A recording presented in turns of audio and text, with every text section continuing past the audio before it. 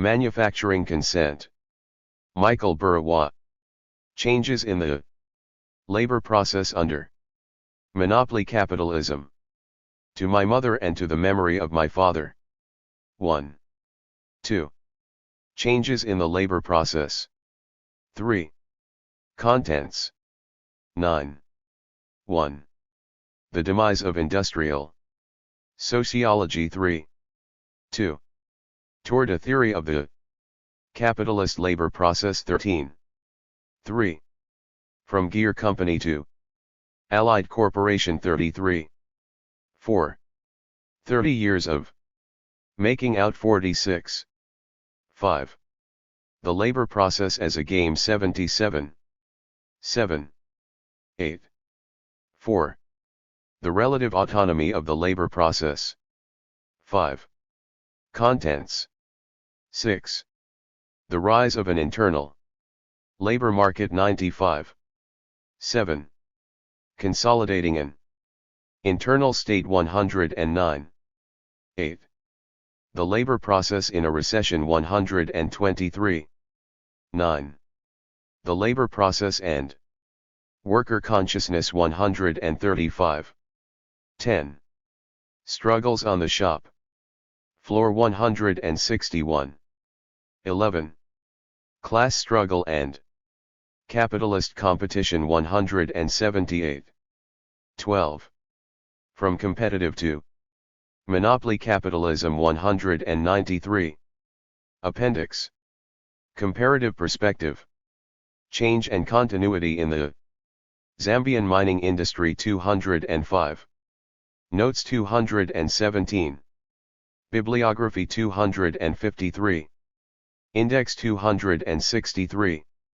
On July 2, 1974, I began work as a miscellaneous machine operator at the engine division of Allied Corporation, a multinational that produced, among other things, a wide range of agricultural equipment.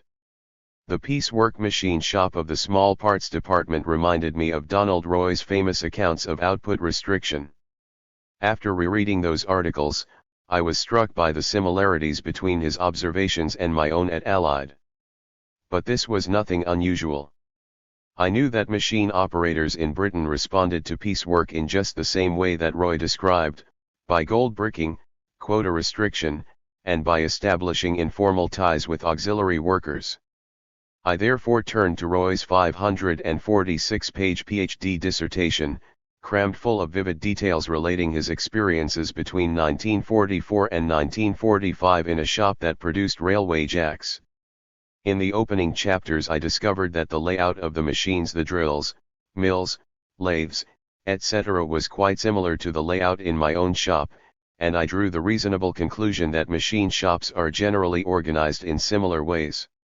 Moving further into his dissertation each day, I eventually came upon a reference to the Illinois Central 9 X Railroad, which Roy, like myself, rode from the University of Chicago to where he worked. And then I encountered a reference to the town where his company, which he called Gear, was situated. It happened to be the same place where I was working and living. But this was not surprising, after all, there were many machine shops in the area. Then I caught a reference to a 4-story building. Lo and behold, according to my fellow workers, Allied had once been located in a 4-story building. Indeed, the building stood abandoned next to the Illinois Central Railroad tracks about a mile away from the present site. Yes, a few of the old-timers could remember a jack shop. The clincher came toward the end of the dissertation, where Roy let drop the number of his union local. It was the same as my own. I had indeed fortuitously stumbled on the very factory that Roy had studied 30 years before. Even though Gear had been taken over by Allied, Roy's jack shop and the small parts department in which I worked bore a remarkably close resemblance to each other. To discover what had remained the same on the shop floor and what had changed in the 30 years separating Roy's experience and mine inevitably became one of the central tasks of my study. Donald Roy's dissertation provided the empirical context. But the analysis off shop floor required a framework as well as a focus for assessing changes over time. Roy's theoretical concerns were deeply embedded in the tradition of industrial sociology and revolved around restriction of output. In attributing the source of this problem to the rational response of workers to managerial irrationality, Roy successfully upended the gospel according to Elton Mayo, which accounted for restriction of output in terms of workers' non-logical system of beliefs and their failure to comprehend managerial logic. The debate that threads through the industrial sociology literature is caught up in the same problematic: why workers don't work harder. The difference between radical and conservative accounts lies in the assumptions they make. Radicals point to restriction of output as an expression of class consciousness, of the structural and inevitable conflict between capital and labor, or of the alienating nature of work.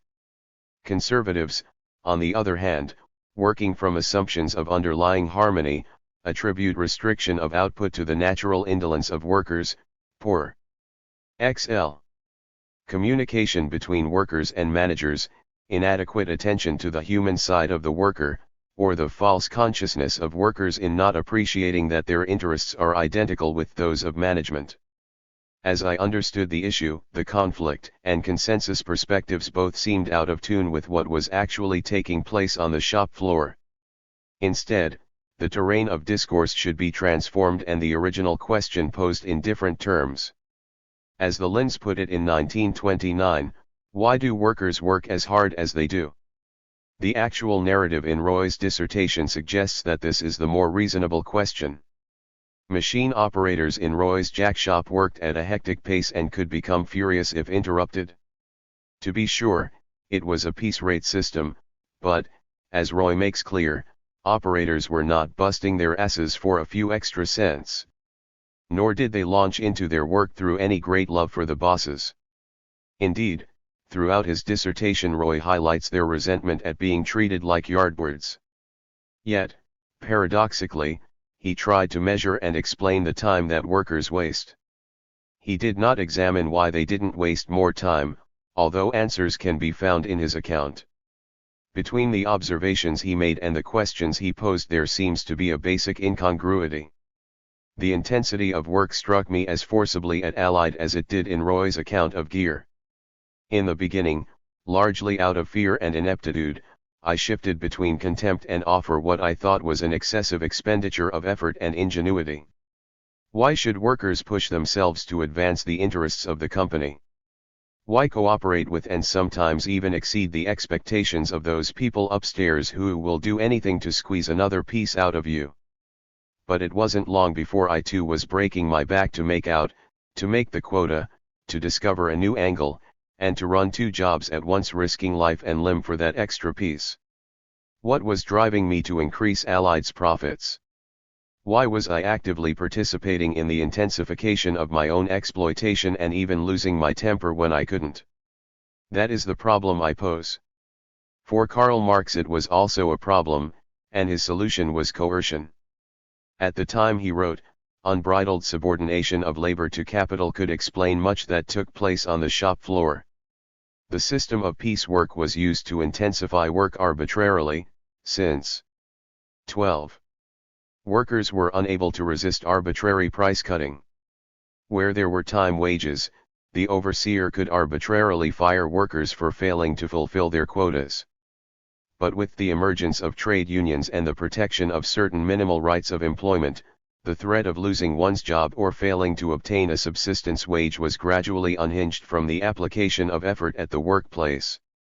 Coercion alone could no longer explain what workers did once they arrived on the shop floor. As my day man, Bill, assured me, no one pushes you around here, you've got to get on with the work yourself. An element of spontaneous consent combines with coercion to shape productive activities. Within the Marxist tradition, the most sophisticated and enlightening analysis of consent is to be found in the prison writings of Antonio Gramsci. However, he is more concerned with the organization of consent in the political arena than he is with the labor process. In developing theories of the state, the party, and the intellectuals, he incorporates and combines force and persuasion, coercion and consent, domination and hegemony. Only in one essay, Americanism and Fordism, does he examine the labor process itself. There he considers the revolutionary changes in the labor process taking place in the United States before, during, and after World War I, unhampered by the parasitic residues of previous systems of domination. In the United States, the entire life of the nation revolves around production. Hegemony here is born in the factory. In this study I try to develop and elaborate this suggestive but elusive comment. In contrast to the conventional wisdom among both Marxists and non-Marxists, I propose to demonstrate how consent is produced at the point of production independent of schooling, family life, mass media, the state, and so forth. In short, the book takes off with a critique of Marx only to return, with the instruments of Marxism, to his focal interest in the labor process. Let me hasten to add that this is not an exercise in neo-Marxism, Marxist revisionism, or any other label social scientists may apply to the Marxism they may wish to take seriously. Rather, it is a Marxist study. That means at least three things. First, I am concerned with change and continuity in capitalism conceived of as a particular way of appropriating unpaid labor from direct producers. Second, I assume that capitalism is not the last type of society in history. 13. There is no reason that history should somehow stop with capitalism. Third, I take as a point of departure the possibility and desirability of a fundamentally different form of society, call it communism, if you will, in which men and women, freed from the pressures of scarcity and from the insecurity of everyday existence under capitalism, shape their own lives. Collectively they decide who, how, when, and what shall be produced. It is in terms of this possibility, although not necessarily its inevitability, that Marxists interpret the present and the past. Sociology, on the other hand, treats this possibility as either utopian or with us already. It therefore looks upon the future as ironing out the imperfections of the present, and upon the present as the natural and inevitable culmination of the past. Just as sociology has borrowed much from Marx and emerged in part through a debate with him, so Marxism cannot afford to dismiss sociology. Instead, it must selectively incorporate sociology's partial truths. Indeed, the most outstanding Marxist theoreticians of the 20th century, George Lukács, Antonio Gramsci, Theodor Adorno, Herbert Marcuse, Louis Althusser, and Galvano della Volpe, have all freely borrowed from liberal and conservative social theory and philosophy. Marx himself established the pattern by taking Hegel, Smith, and Ricardo, among others, as points of departure and transforming their insights into the basic elements of his own theories. In my endeavors to build a theory of the capitalist labor process, I shall take the dominant perspectives of industrial sociology as my point of departure and reintegrate its many insights into a Marxist framework. Accordingly, the main dialogue that flows through these pages is with sociology. For reasons of space and ease of reading, I have avoided entering into debates with alternative Marxisms. But it should not be inferred that there are no other Marxist approaches to the labor process. The most prominent and comprehensive of these is Harry Braverman's Labor and Monopoly Capital, which appeared while I was struggling to make out at Allied. No one writing on the labor process in 1978, particularly those writing in a Marxist tradition, can be uninfluenced by this creative rehabilitation of Marx's own theory of the labor process. As I have elaborated at length elsewhere, the approach I adopt here has been largely shaped in XLV. Opposition to many of the dominant themes of labor and monopoly capital. Limitations of space have imposed other constraints on the contents of this book. Although it would have brought more life to the account, for the sake of excursions into theorizing, I decided to sacrifice some of the rich ethnographic data I had collected.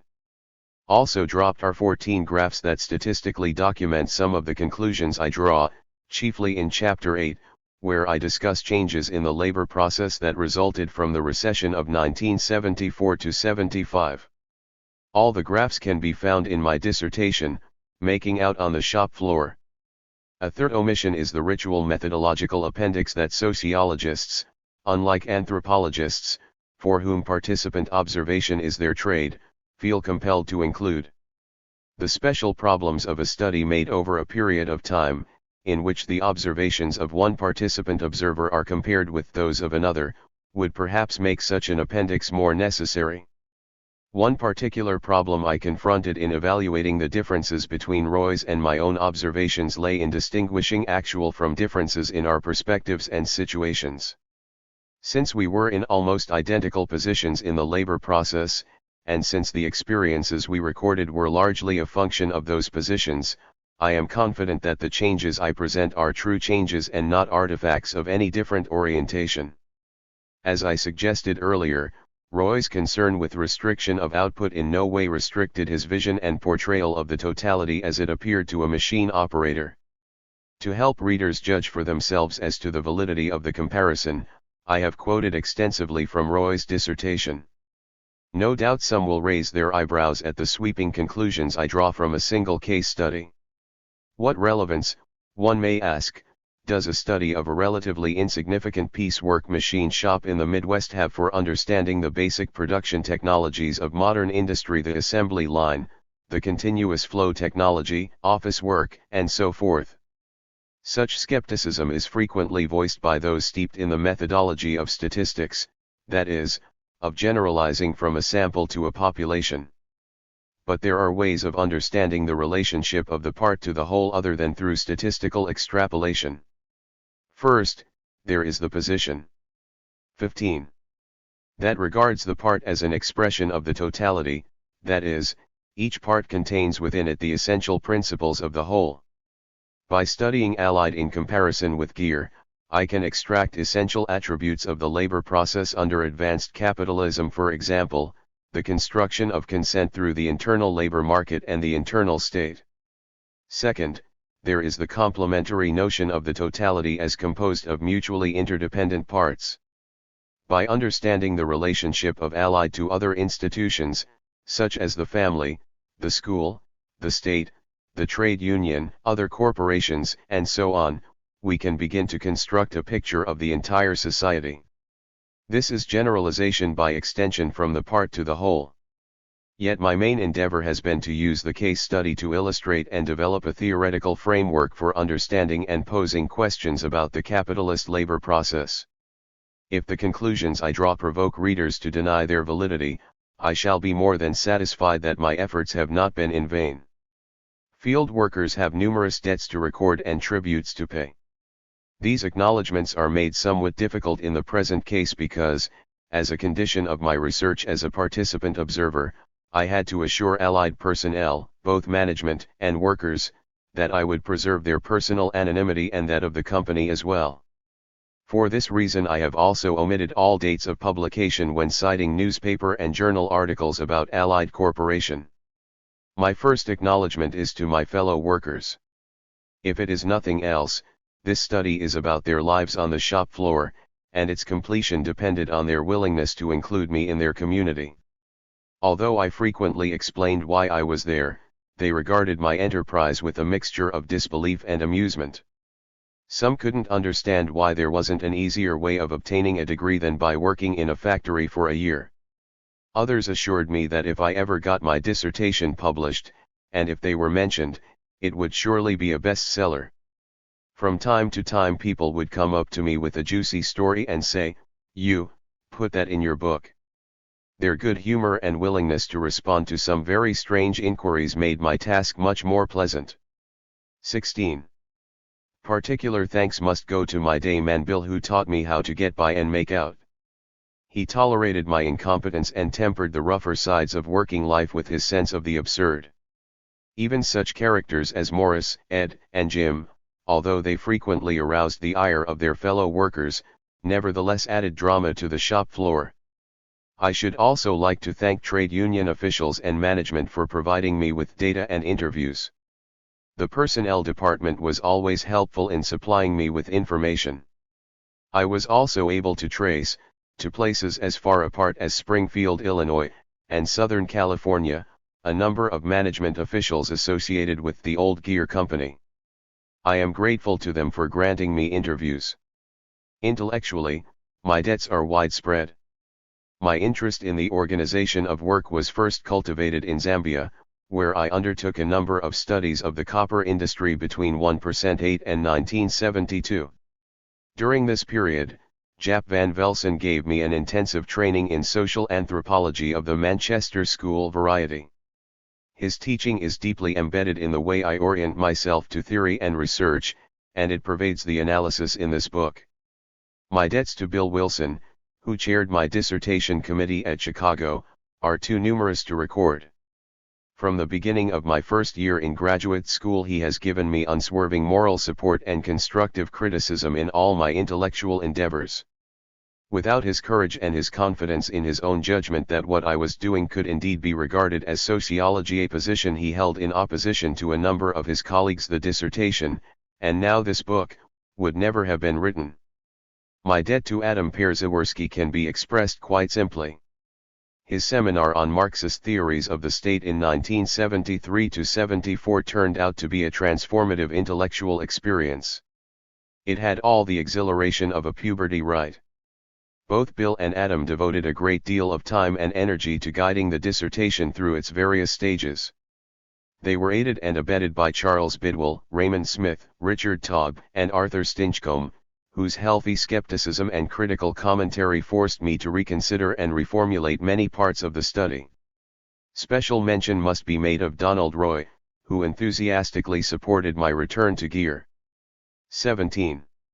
His comments on an early paper were particularly important in confirming my interpretation of changes that had occurred over the past 30 years. Had I deliberately planned to undertake a revisit, I doubt that I could have chosen a more astute and perceptive field worker or a richer account of shop floor life. Since arriving in Berkeley, I have been forced to shift my intellectual orientation somewhat. Both Margaret Cerullo and Tom Long have persuaded me of the dangers of competing with sociology on its own terrain in the production of a Marxist science. They have convinced me that Marxism without critique is as dangerous as the history of Marxist science is ignominious. Their influence can be found in a number of places in the book. As friends who share my interests and with whom I share my work, both Eric Wright and Bill Friedland have been important in their encouragement and criticism of the completed dissertation. As a referee, Maurice Zeitlin went far beyond the call of duty in providing 25 pages of relentless criticism. The very substantial rewriting of the original manuscript is largely a response to the many weaknesses he drew to my attention.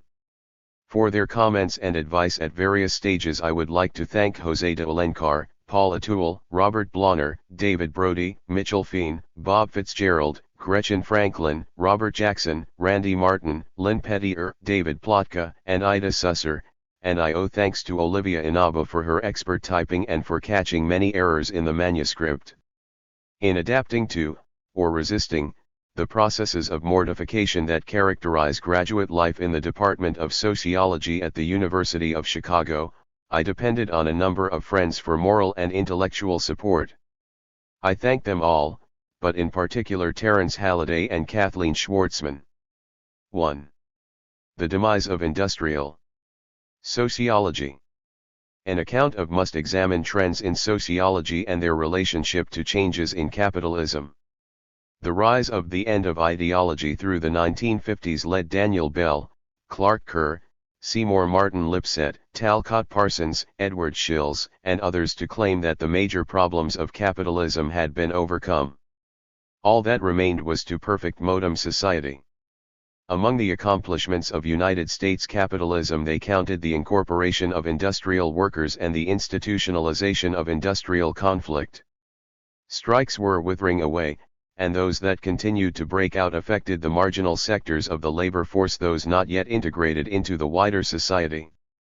The industrial worker was no more an agent of revolution than the burgeoning middle classes. Rather, workers were portrayed as authoritarian rather than radical, capitalist rather than socialist too. A kind of euphoria had descended on the Cold War sociologists. In particular, blue-collar workers were no longer perceived as a potential problem, and so they receded from the sociological focus.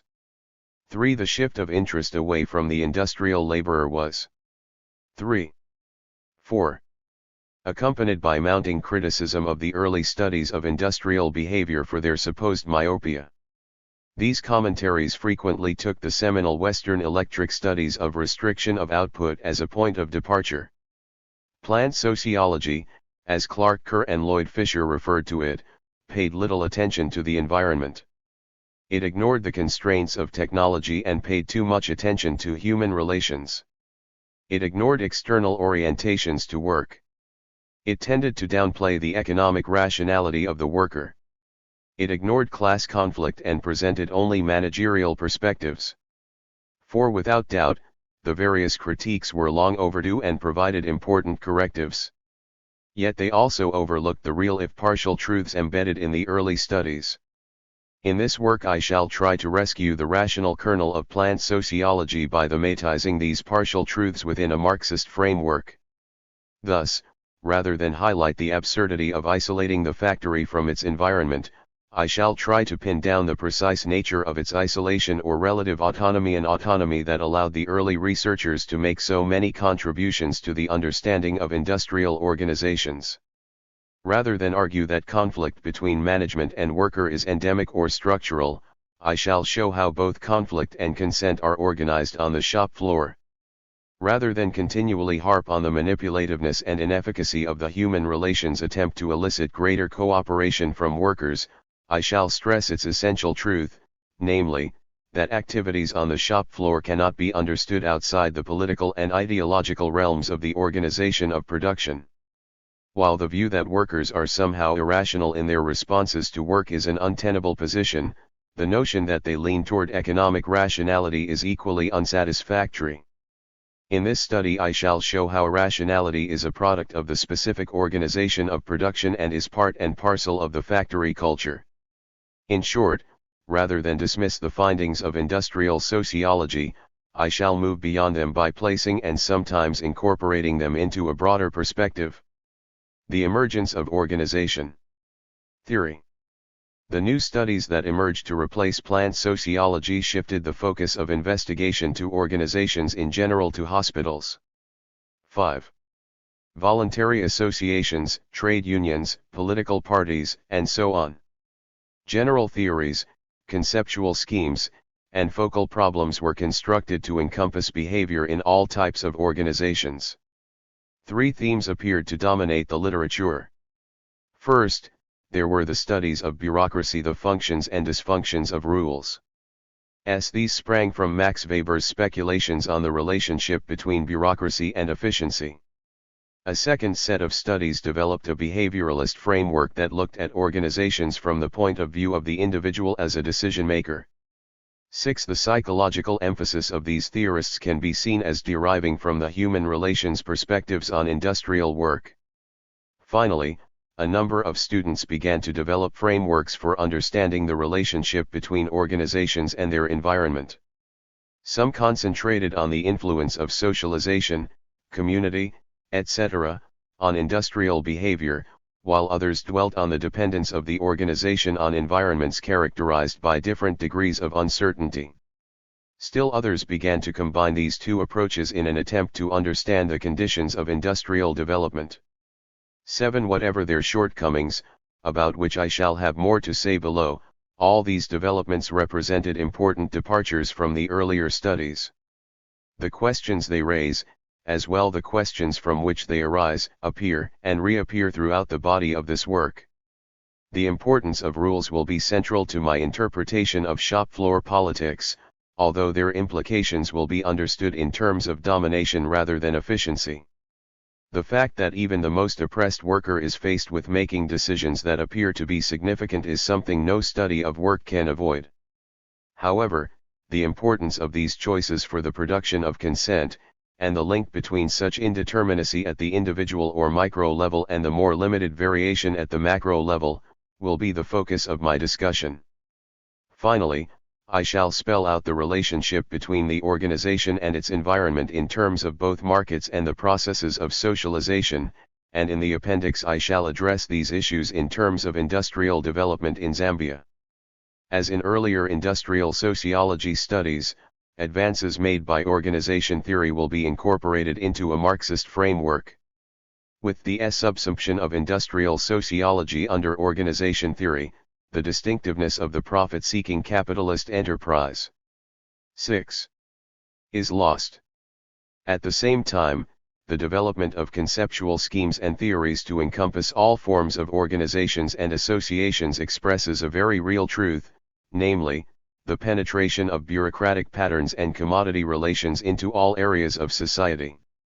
However, being unreflective about its roots in capitalist society, organization analysis loses this truth by projecting it into general theories that conceal the historically specific features of capitalist and, in particular, advanced capitalist society. Thompson's concern with an organization's ability to control or contain uncertainty in its environment reflects the emergence of large corporations or government agencies that possess resources to engage in buffering, leveling, forecasting, rationing, and so forth. As I hope to suggest, later in this study, restoring Thompson's insights to their political and economic context sheds much light on changes occurring in contemporary society. In the same vein, criticisms of studies like the Western electric experiments are often based on observations made in organizations in a different period, without due regard to changes in the historical context, a context that the studies themselves deem phasized. Would the bank wiring room look the same today as it did in 1932? What differences might one observe, and how might we explain them? These are the sorts of questions a theory sensitive to historical change might pose. There have, of course, been attempts to explain change in organizations. The point is that these attempts have been of an ahistorical nature. Descriptions of changes are elevated into spurious explanations of change through the constitution of natural laws of development, the ineluctable processes of rationalization, bureaucratization, the pursuit of efficiency, and so on.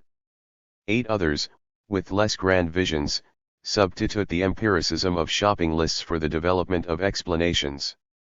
9. Where explanations are attempted, they tend to preserve the isolation of the organization from its environment, except in moments of transition. These are the theories of organizational persistence, which highlight efficiency, traditionalizing forces, vested interests, absence of competition, and so on. But organizations do not simply persist. Like any other enduring patterns of social relations, they have to be continually produced, that is, reproduced. While one oft unique features of the capitalist enterprise is its apparent ability to reproduce its own 7. relations, it must be stressed that this autonomy is only apparent. Theories of organizational persistence take for granted the conditions of persistence and ignore the tendencies toward the erosion of these conditions by the very reproduction of relations. Once the question of reproduction is posed, one must go beyond the organization and examine the interrelationship of the different parts of society that guarantee its reproduction.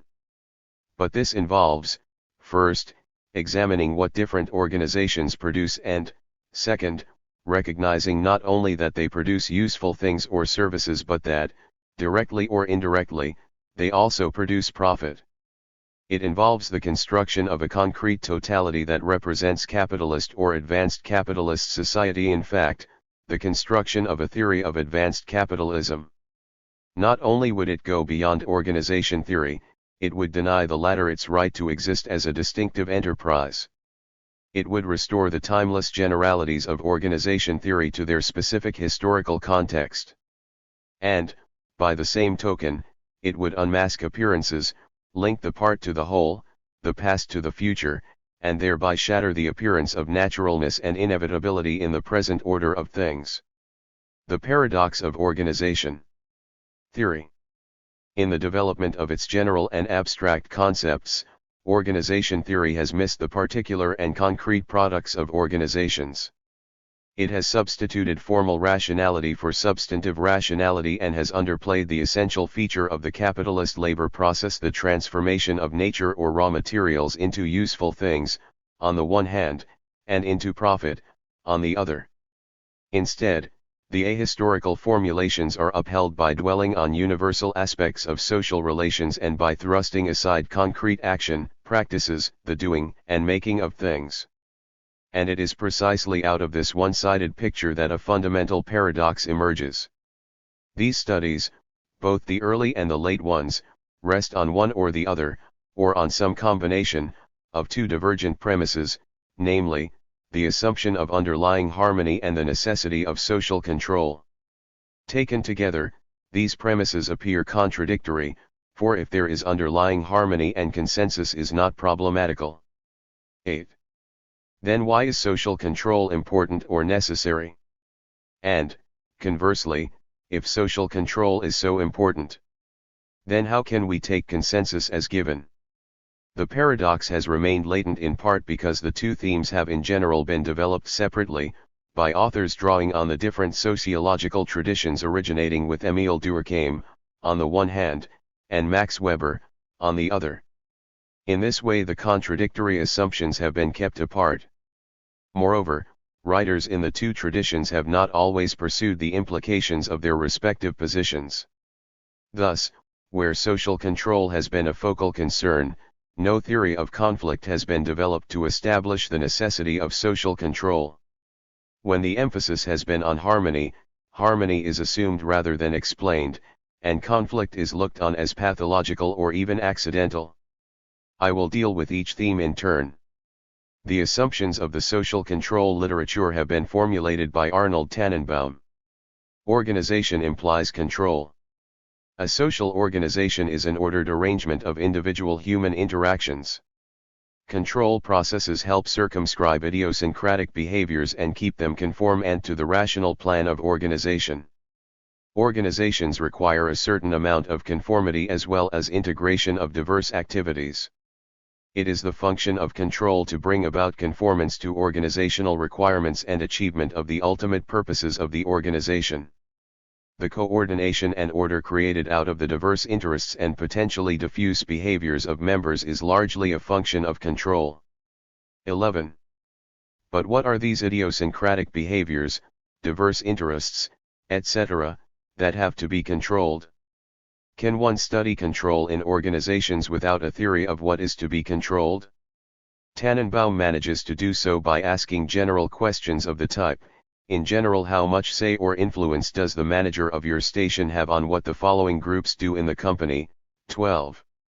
So, without reference to the activities being controlled or to the resources wielded to exercise that control, let alone to the deviant tendencies against which control is directed, Tannenbaum /TM is able to characterize organizations by their total amount of control and its 9.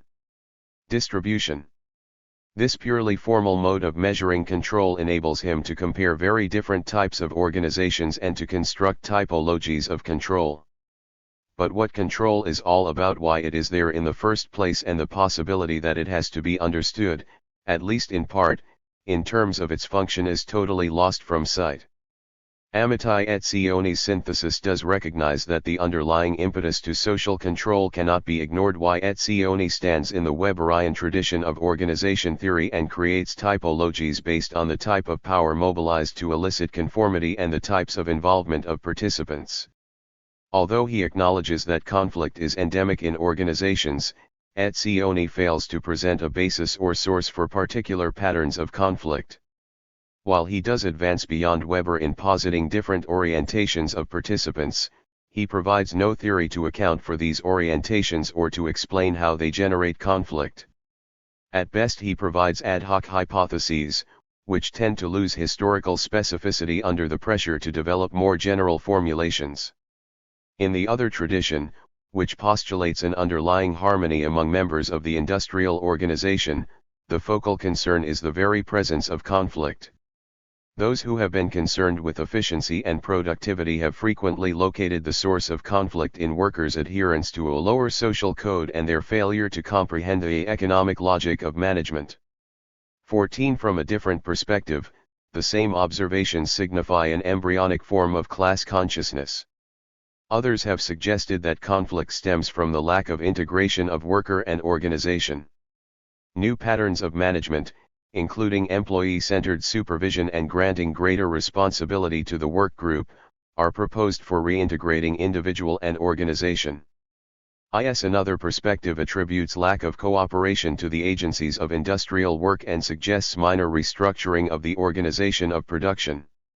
Job enlargement, job enrichment, job rotation, and so on, are part of the everyday vernacular of management consultants.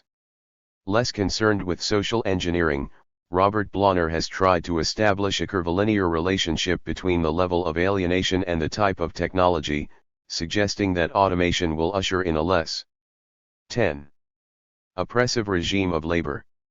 16. The approach of the socio-technical systems associated with the Tavistock Institute emphasize a lack of congruence between the technical and social systems as the source of inefficiency and conflict. 17. In combating the literature on restriction of output, which portrays workers as compulsive soldierers, a number of studies document the ways in which management is responsible for lapses in the translation of effort into output.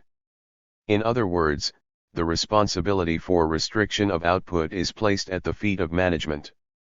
18. A related analysis attributes conflict to uncertainty in the process of production or in the environment. 19. Here, as in all the above cases, it is implied that, in principle, the source of conflict can be removed. That is, conflict is not inherent or inevitable but reflects some irrationality human, technical, or environmental that is not a necessary feature of capitalism. Finally, mention must be made of those who, while retaining the assumption of an underlying harmony of interests, nevertheless regard conflict as endemic to the industrial organization. The unitary framework of industrial relations is replaced by a pluralist framework, which conceives of the workplace as an arena for a number of competing groups. 20. The pluralism of the factory is a sibling of the pluralism of the political realm, in which groups compete for values through a shared framework of norms and rules. Undoubtedly, I am doing some injustice to these studies by forcing them into the mold of the harmony or social control perspectives. Undoubtedly, many of them combine features of both perspectives.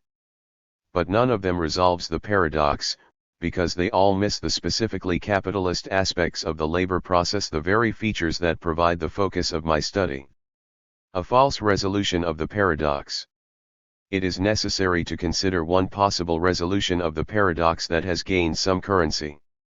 It emerges from what is sometimes referred to as the conflict perspective. An underlying, ever-present, and structured conflict is postulated, so that, to the extent that harmony prevails, social control must also be ubiquitous and 11. Systematic. Moreover, the outbreak of conflict signifies not some irrationality but rather a lapse of, or inadequate, social control. I shall take as representative of this rather diffuse school of thought the important work of William Baldamus, who views the entire system of industrial production as a system of administrative controls which regulate quantity, quality, and distribution of human effort. We shall assume from the start that employer-employee relations present a structure of differentiated power that reflects unequally distributed advantages and disadvantages. Consequently, the emphasis WIIB on the causes of conflict and disorganization. This WIII have the advantage of obtaining a more consistent explanation of the relevant observations than has so far been possible. But some unexpected difficulties will also arise. Once the assumption of a harmonious and self-regulating system is removed, we are faced with the vastly complicated jungle of industrial administration that would seem to be without any system at all.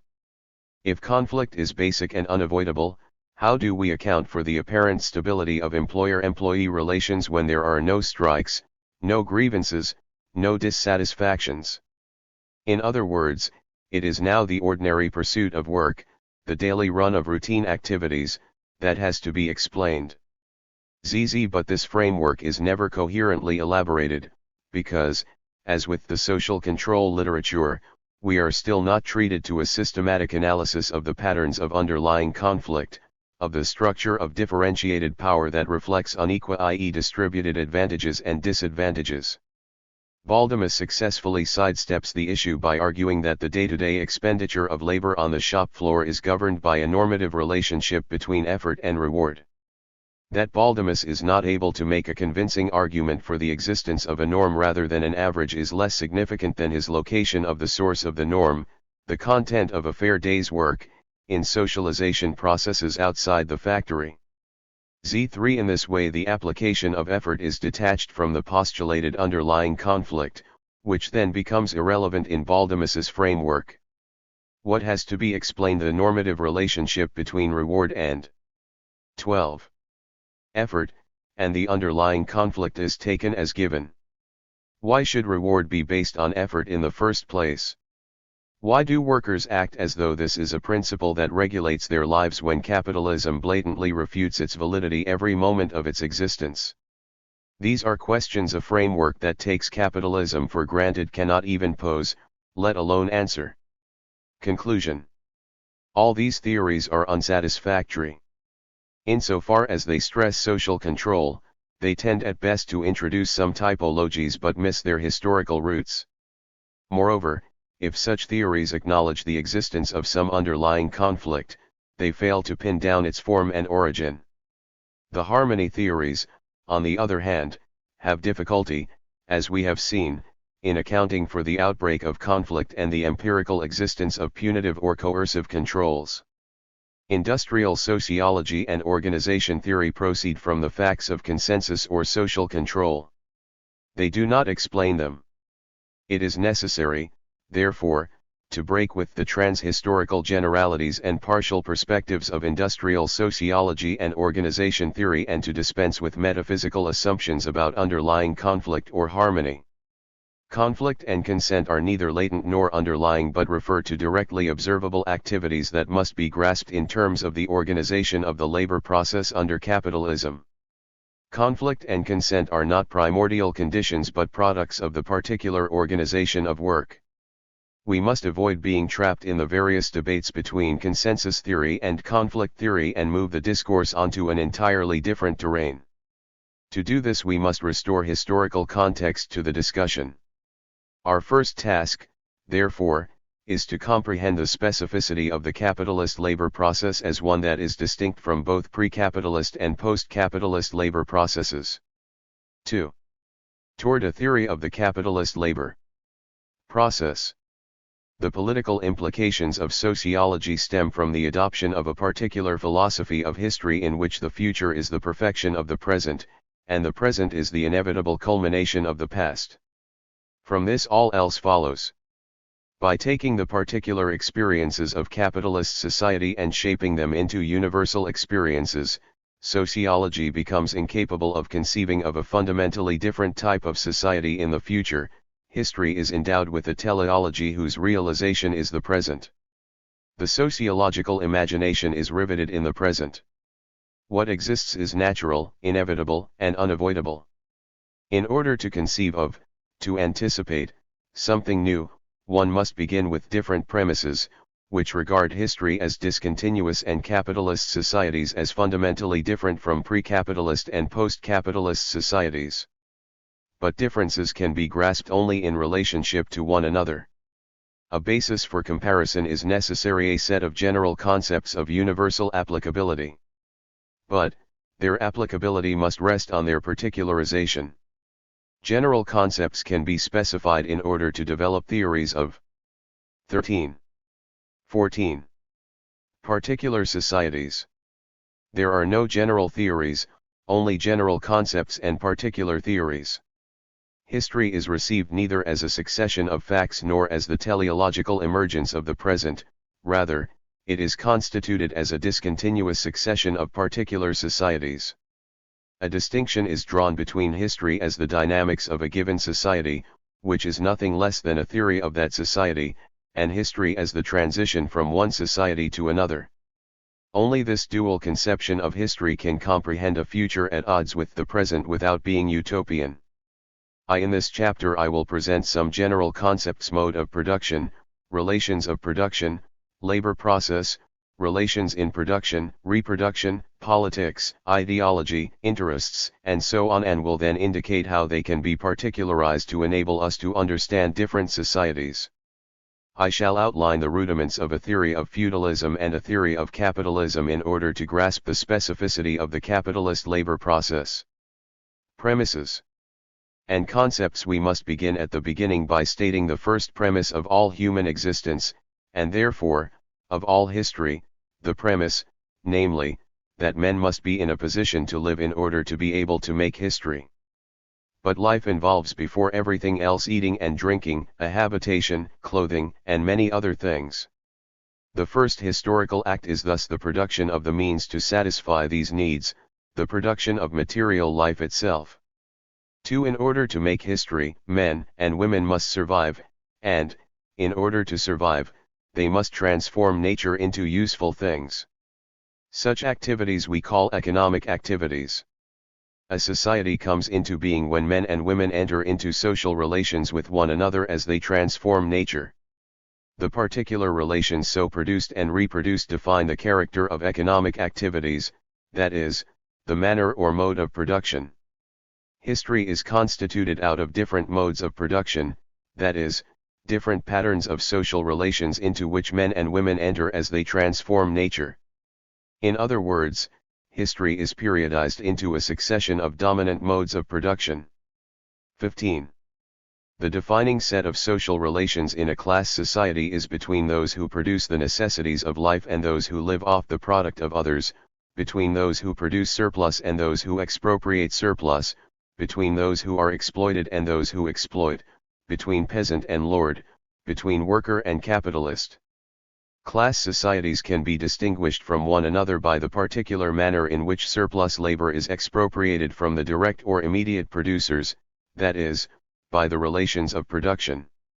A mode of production is not simply a set of relations that define a particular way of distributing and appropriating labor time and its product. It is also a particular manner of appropriating nature, or producing useful things. 3. Thus, the relations of production are always combined with a corresponding set of relations into which men and women enter as they confront nature, as they transform raw materials into objects of their imagination. This is the labor process. It has two analytically distinct but concretely inseparable components, a relational and a practical aspect. Point 4. I refer to the relational aspect of the labor process as the relations in production or production relations. They are, for example, the relations of the shop floor into which workers enter, both with one another and with management. In its practical aspect, the labor process is a set of activities that transform raw materials into useful objects or fractions of useful objects with the assistance of instruments of production. This involves labor, the expenditure of effort, the translation of the capacity to work into actual work, of labor power into labor. It is in this practical activity that the human species exhibits its potential for creativity, while the relational aspect expresses the potential for an ethical community of freely associated producers. The relations of production shape the form and development of the labor process, and the labor process in turn sets limits on the transformation of the mode of production. The particular mode of expropriation of surplus labor defines a set of conditions that must be met if the mode of production is to persist, that is, if its characteristic social relations of production are to be reproduced. In other words, as a condition for the existence of a given mode of production, there must be a set of mechanisms that guarantee the reproduction of the relations of production. By 16. Definition, these mechanisms are political structures. Political activities concern the reproduction of social relations. 5. A particular mode of production, therefore, defines a corresponding mode of politics, the specific economic form, in which unpaid surplus labor is pumped out of direct producers, determines the relationship of rulers to ruled, as it grows directly out of production itself and, in turn, reacts upon it as a determining element. Upon this, however, is founded the entire formation of the economic community which grows up out of the production relations themselves, thereby simultaneously its specific political form. It is always the direct relationship of the owners of the means of production to the direct producers, a relation always naturally corresponding to a definite stage in the development of the methods of labor and thereby its social productivity, which reveals the innermost secret, the hidden basis of the entire social structure, and with it the political form of the relation of sovereignty and dependence, in short, the corresponding specific form of state. 6. It is in this sense that we can speak of determination in the last instance by the economic, that is, we can say that the social structure as a whole is to be understood in terms of the conditions of existence of the economic, of the reproduction of the relations of production. When we turn to specific modes of production, we shall see how this works itself out concretely. The production of things is simultaneously not only the production and reproduction of social relations but also the production of an experience of those relations. As men and women engage in production, they generate a world of appearances, not the relation between them and their conditions of existence, but the way they live the relation between them and their conditions of existence. This presupposes both a real relation and an imaginary lived relation. 7. Thus, in his discussion of the fetishism of commodities, Marx writes, it is a definite social relation between men, that assumes, in their eyes, the fantastic form of a relation between things. That is, in a commodity-producing society, the social nature of production is expressed only through the market, in which isolated producers or groups of producers exchange their goods. 17. It is there that they discover that the value of their goods is determined by the embodied labor. What they can exchange for their own goods is determined by the labor embodied in the produce of others, something beyond their control. That is, relations among producers appear as a relationship among things. In this way the social nature of labor is stamped on things, which turn on their producers like an alien power over them. As a lived experience, the commodification of social relations detaches itself from the conditions that produced it, it thus assumes an autonomy of its own and appears to be natural and inevitable. No amount of knowledge of the inseparable connection between the structure of the relations of production and the lived experience of those relations can alter that experience, just as no amount of science can affect the fact that the sun appears to move around the earth or that a stick appears to bend when it is placed in water. The recent discovery, that the products of labor, so far as they are values, are but material expressions of the human labor spent in their production, by no means dissipates the mist through which the social character of labor appears to us to be an objective character of the products themselves. 9. Lived experience presents what is socially produced as natural and beyond human control. It is unaffected by knowledge and the consciousness individuals carry. It makes no difference whether the occupant of a place in production be Karl Marx, John Rockefeller, or Joe Hill, the fetishism of commodities will be equally real to all. What is the relationship between this world of appearances and ideology? Within Marxist literature there is tension over the autonomy of ideology with respect to lived experience, a tension to be found in Marx's own writings. 10. Clearly, this relationship is historically determined, but here I will lean toward emphasizing lived experience and the constraints it imposes on ideology. Ideology is, therefore, not something manipulated at will by agencies of socialization, schools, family, church, and so on in the interests of a dominant class. On the contrary, these institutions elaborate and systematize lived experience and only in this way become centers of ideological dissemination. 2. Moreover, dominant classes are shaped by ideology more than they shape it. To the extent that they engage 18. In active deception, they disseminate propaganda, not ideology. As a first approximation, it is lived experience that produces ideology, not the other way around. Ideology is rooted in and expresses the activities out of which it emerges. As Althusser writes, citing Pascal, kneel down, move your lips in prayer, and you will believe. 12. People do not carry ideologies around in their heads. They carry theories, knowledge, attitudes in the form of consciousness. These become an ideology, a material force once it has gripped the masses. Ideology is neither a cold utopia nor learned theorizing but a creation of concrete fantasy which acts on the dispersed and shattered people to arouse and organize its collective will. 14. Ideology acts as a cement for social relations, it binds individuals to one another, it connects immediate experiences to each other, to the past, and to the future. Thus, Marxism as a theory of how capitalism works can become an ideology, a political force during certain periods or among certain sectors of the working class.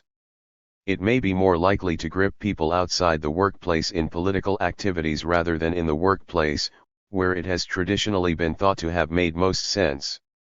During periods of crisis or struggle, when the naturalness of lived experience is shaken, a wider range of theories can become a political force. At such times competition between ideologies may be more important. But it is clear that teaching theories in school is not the same as producing an ideology. Making Marxism the official thought of a country does not necessarily affect the way people behave at work. What is the significance of ideology?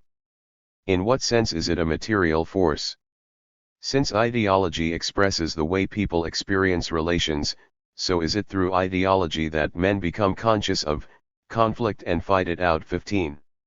Eugene Genovese shows how struggles between slaves and slave owners were shaped by paternalism, an ideology that expressed the humanity of slaves in the context of a mode of production that did not recognize slaves as other than objects. 16. When slaves rejected slavery, they embraced or rejected paternalism according to the form of religious ideology.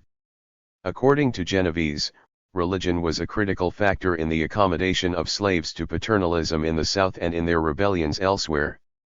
When struggle takes place on the terrain of ideology, the consequences of struggle must be understood through an examination of the actual. 19. Relations behind ideology. To take a relatively clear example, in South Africa struggles among classes take place on the terrain of racism, but the consequences can be grasped only by analyzing the reproduction of the relations that both shape racism and are obscured by racism. But what are these struggles if they are not struggles over the realization of interests? And where do interests come from? From what has been said so far, they clearly emerge out of ideology. However, this is not the most generally accepted view. As we saw in Chapter 1, much of sociology takes interests as given. It is here that we encounter the problem of rationality and irrationality, logical and non-logical behavior, and interests real and false, short and long-term, immediate and fundamental, arising out of some discrepancy between actual and postulated behavior. Where interests are taken as given, ideology becomes a resource that people manipulate to advance their interests or a cement that contains conflict or minimizes strain. 17. On the other hand, where interests are not imputed, they are empirically discovered or constructed in a tautological fashion after the event. A particular group voted thus because its interests are so and so. Why are its interests so and so? Because it voted thus. But why, for example, do workers sometimes fight for their racial interests and sometimes for their class interests? The problem is to explain interests in any given situation, not to describe them empirically. Rather than postulate interests either metaphysically or empirically, we must develop a theory of interests, a theory of how they are constituted out of ideology. It is clear that, as we have defined them, interests cannot be understood outside the particular spontaneous consciousness of social relations, that is, outside a theory of those relations themselves. The interests in material gain, in quantity rather than quality, in competition in a commodity-producing society, are inscribed in the fetishism of commodities analyzed by Marx as the consequence of a particular form of production. This is the same as the problem of rationality. We can see the rationality of the economic behavior of individuals as one aspect of a wider, social rationality, based upon the internal relationship between economic and non-economic structures in the different types of society. It can then be 20. Understood that, without a scientific knowledge of the internal relations of the social structures, the economist cannot acquire more than a statistical knowledge of individual preferences, which necessarily appear to him as matters of taste, in relation to which the question of rationality does not arise. 18. But if interests are wholly of, and born in, a given society, how do we talk about struggles leading beyond that society? How do we conceive of a society with an alternative rationality, a society in which history is made consciously and collectively, not unwittingly, a society in which there is no discrepancy between appearances and reality, between experience and the object of appearance, in short, a society in which there is no ideology and in which there are therefore no interests? Indeed, as Agnes Heller has persuasively argued, the very concept of interest reflects the standpoint of capitalist society, in which individuals become slaves to motives beyond their control. The concept of interest expresses the reduction of needs to greed. Instead of fundamental interests or class interests, she speaks of radical needs. Class interest cannot be the motive of a class struggle that goes beyond capitalist society. The true motive, free from fetishism, is represented by the radical needs of the working class. 19. But does capitalism tolerate such radical needs?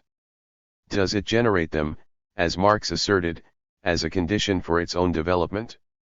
If so, then how, where, and why? And under what conditions might such radical needs be realized in a new society? What circumstances might become the basis for turning a potentiality into an actuality? From feudalism to capitalism, having developed some general concepts, we can now particularize them to illuminate the capitalist labor process.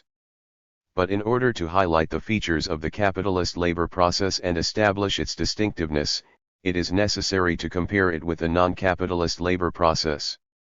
What comparison should we adopt? It is tempting to use socialism, in order simultaneously to engage in a critique of capitalism. However, there is little indication that the labor process in so-called socialist countries is all that different, and the comparison would therefore shed little light on the capitalist labor process. Alternatively, we could construct an ideal type of socialist. 21. Labor process, but such idealizations are normally constructed through an inversion of selected features of capitalism and therefore presuppose an understanding of the capitalist labor process. A contrast with pre-capitalist modes of production is more appropriate. It is possible to draw a contrast between capitalism and all pre-capitalist modes of production based on the extra economic elements necessary for the appropriation of surplus labor in the latter and absent in the former. But the variation among pre-capitalist modes of production is so great and what they share is so minimal that a comparison of this kind promises limited dividends.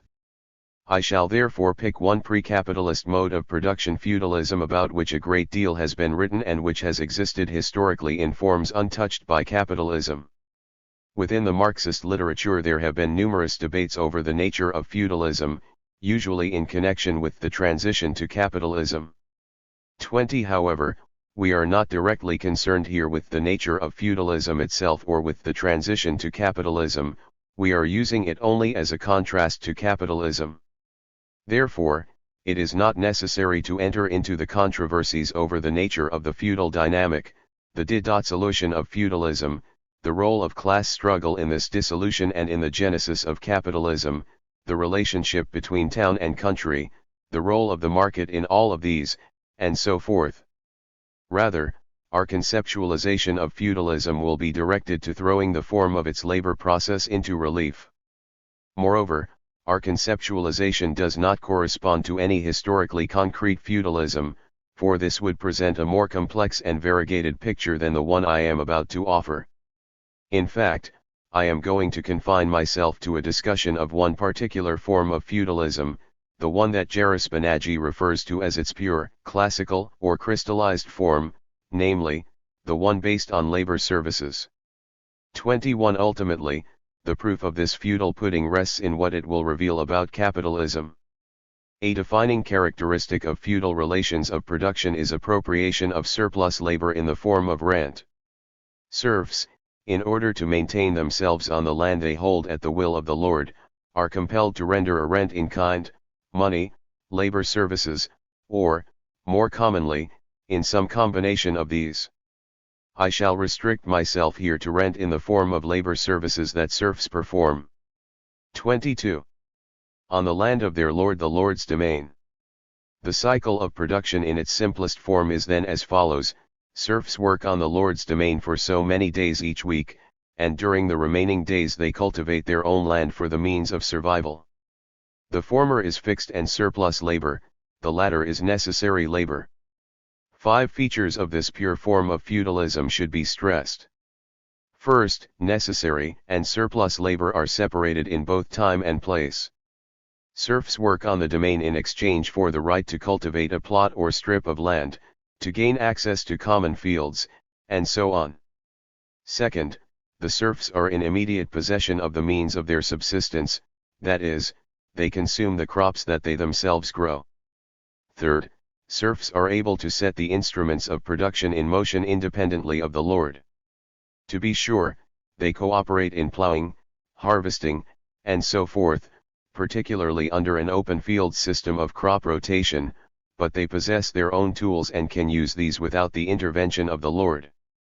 22 Fourth, although serfs organize the labor process on their own land largely independently of the lord, production on the domain is supervised and coordinated by his agents the reeve or bailiff. Actual work obligations are laid down in minute detail in the manorial customals and enforced in the manorial courts by representatives of the lord. 23 That is, the productive activities that constitute surplus labor are specified and secured through political legal institutions. Finally, the lord's right to exclude serfs from the land they cultivate for their own use, a right protected by regional apparatuses of the state, renders labor services inescapable. At the same time, ideologies of fair exchange and military protection present the system of exploitation as natural and inevitable. Under the feudal mode of production, surplus labor is transparent. It is produced neither automatically nor simultaneously with subsistence production. Rather, serfs can produce the means of existence independently of working for the lord, and surplus labor therefore has to be extracted through extra economic means. In short, because surplus labor is separated from necessary labor, the appropriation of surplus is directly intertwined with the political, legal, and ideological realms. Is this true for capitalism? Do direct producers spend a certain amount of time working for capitalists and a certain amount for themselves? Are workers in possession of the means of subsistence as a product of their own activities? Are 23. Workers able to set the instruments of production into motion themselves, independently of the capitalist? Does the appropriation of surplus labor depend on the intervention of extra economic means in the cycle of production? The answer to all these questions is no. Under capitalism, workers cannot by themselves transform nature and autonomously provide their own livelihood. They are dispossessed of access to their own means of production, raw materials as well as instruments of production. In order to survive, direct producers have no alternative but to sell their capacity to labor, their labor power, to the capitalist in return for a wage, which they then turn into the means of existence. In working for a capitalist, they turn their labor power into labor, their wage appears as compensation for the entire period they are at work.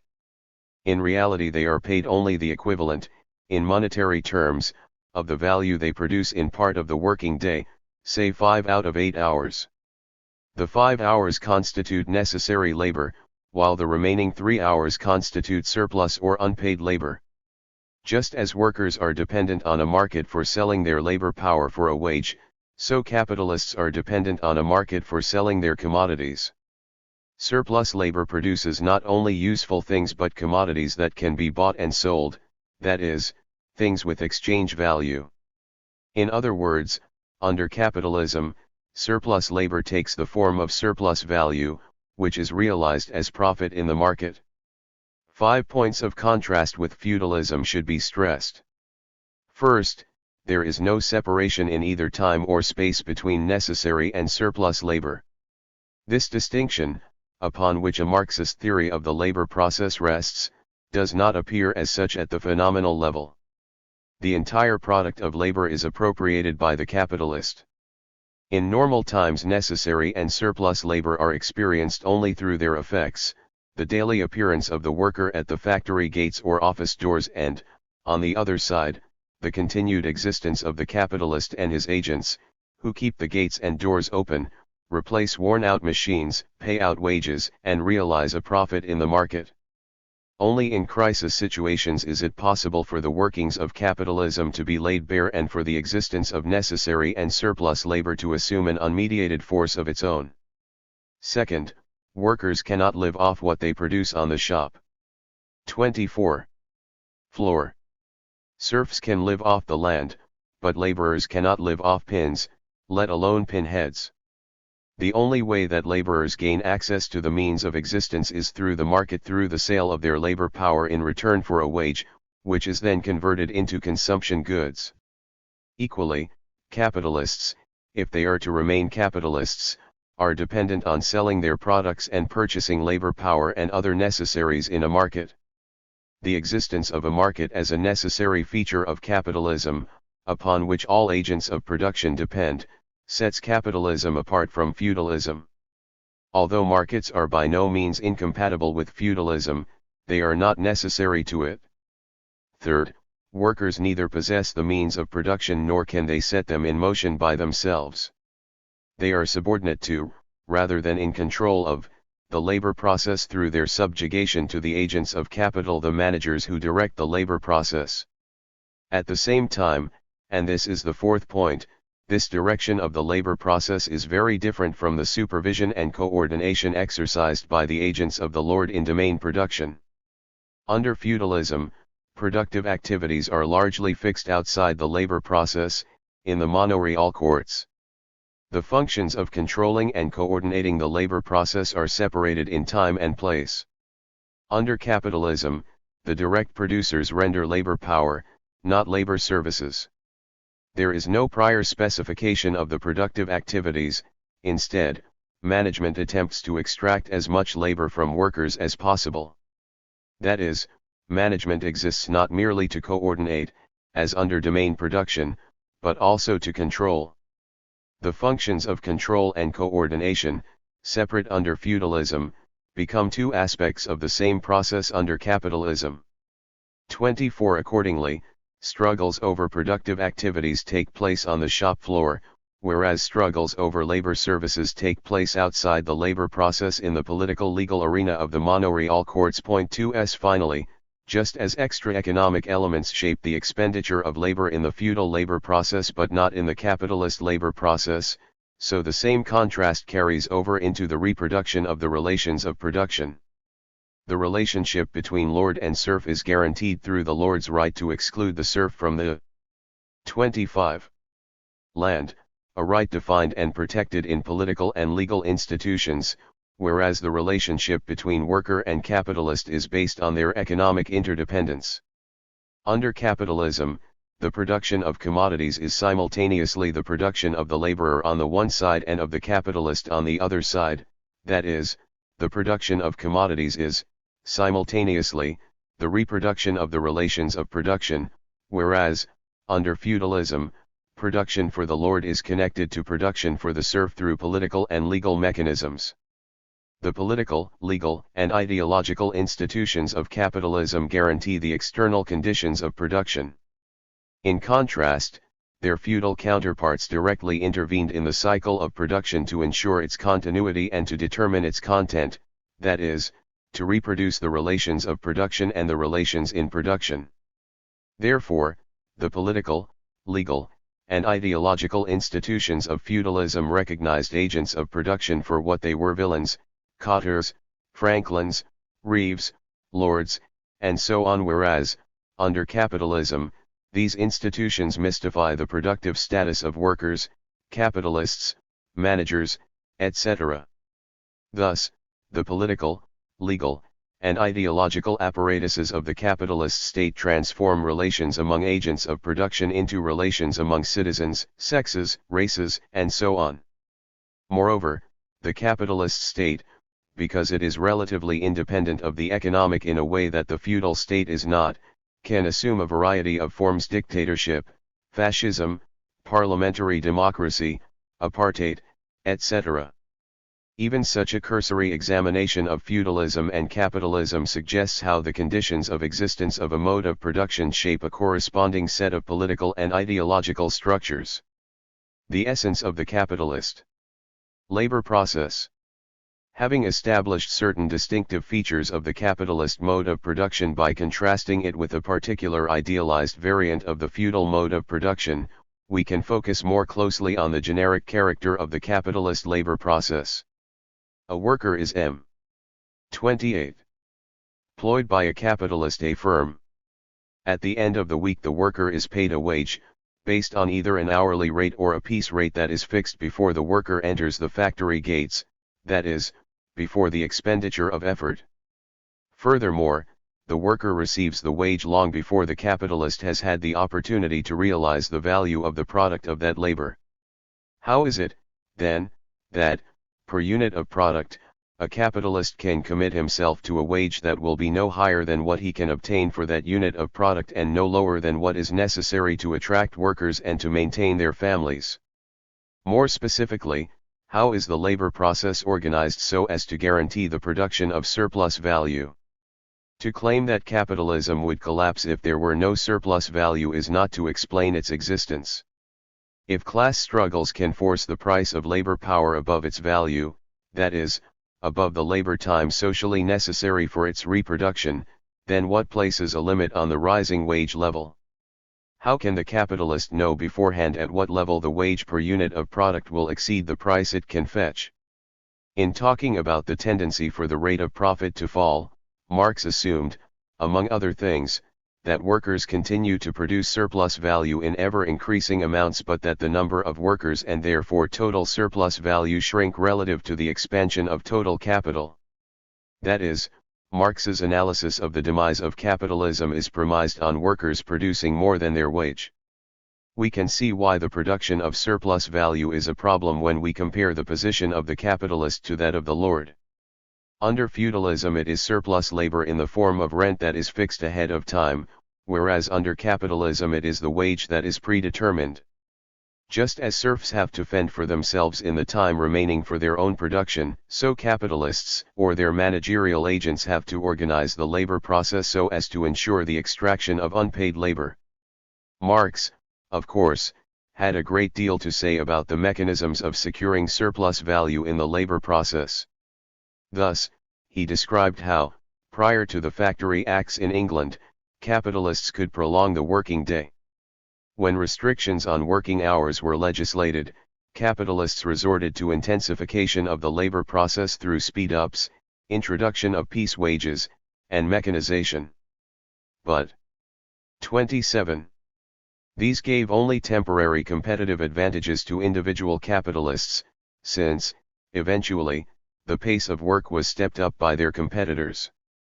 Reducing the amount of necessary labor in the reproduction of labor power by increasing productivity in the subsistence goods sector was the only lasting way to increase the rate of surplus value.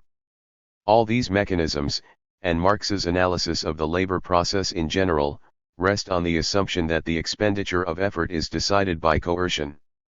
For their economic survival, workers are presumed to be totally at the mercy of the capitalist or his agent, the overseer, who can arbitrarily intensify the work, provided that his demands are compatible with the reappearance of the worker the next day and that they remain within certain broad and often unenforced legal limits. In other words, Marx had no place in his theory of the labor process for the organization of consent, for the necessity to elicit a willingness to cooperate in the translation of labor power into labor.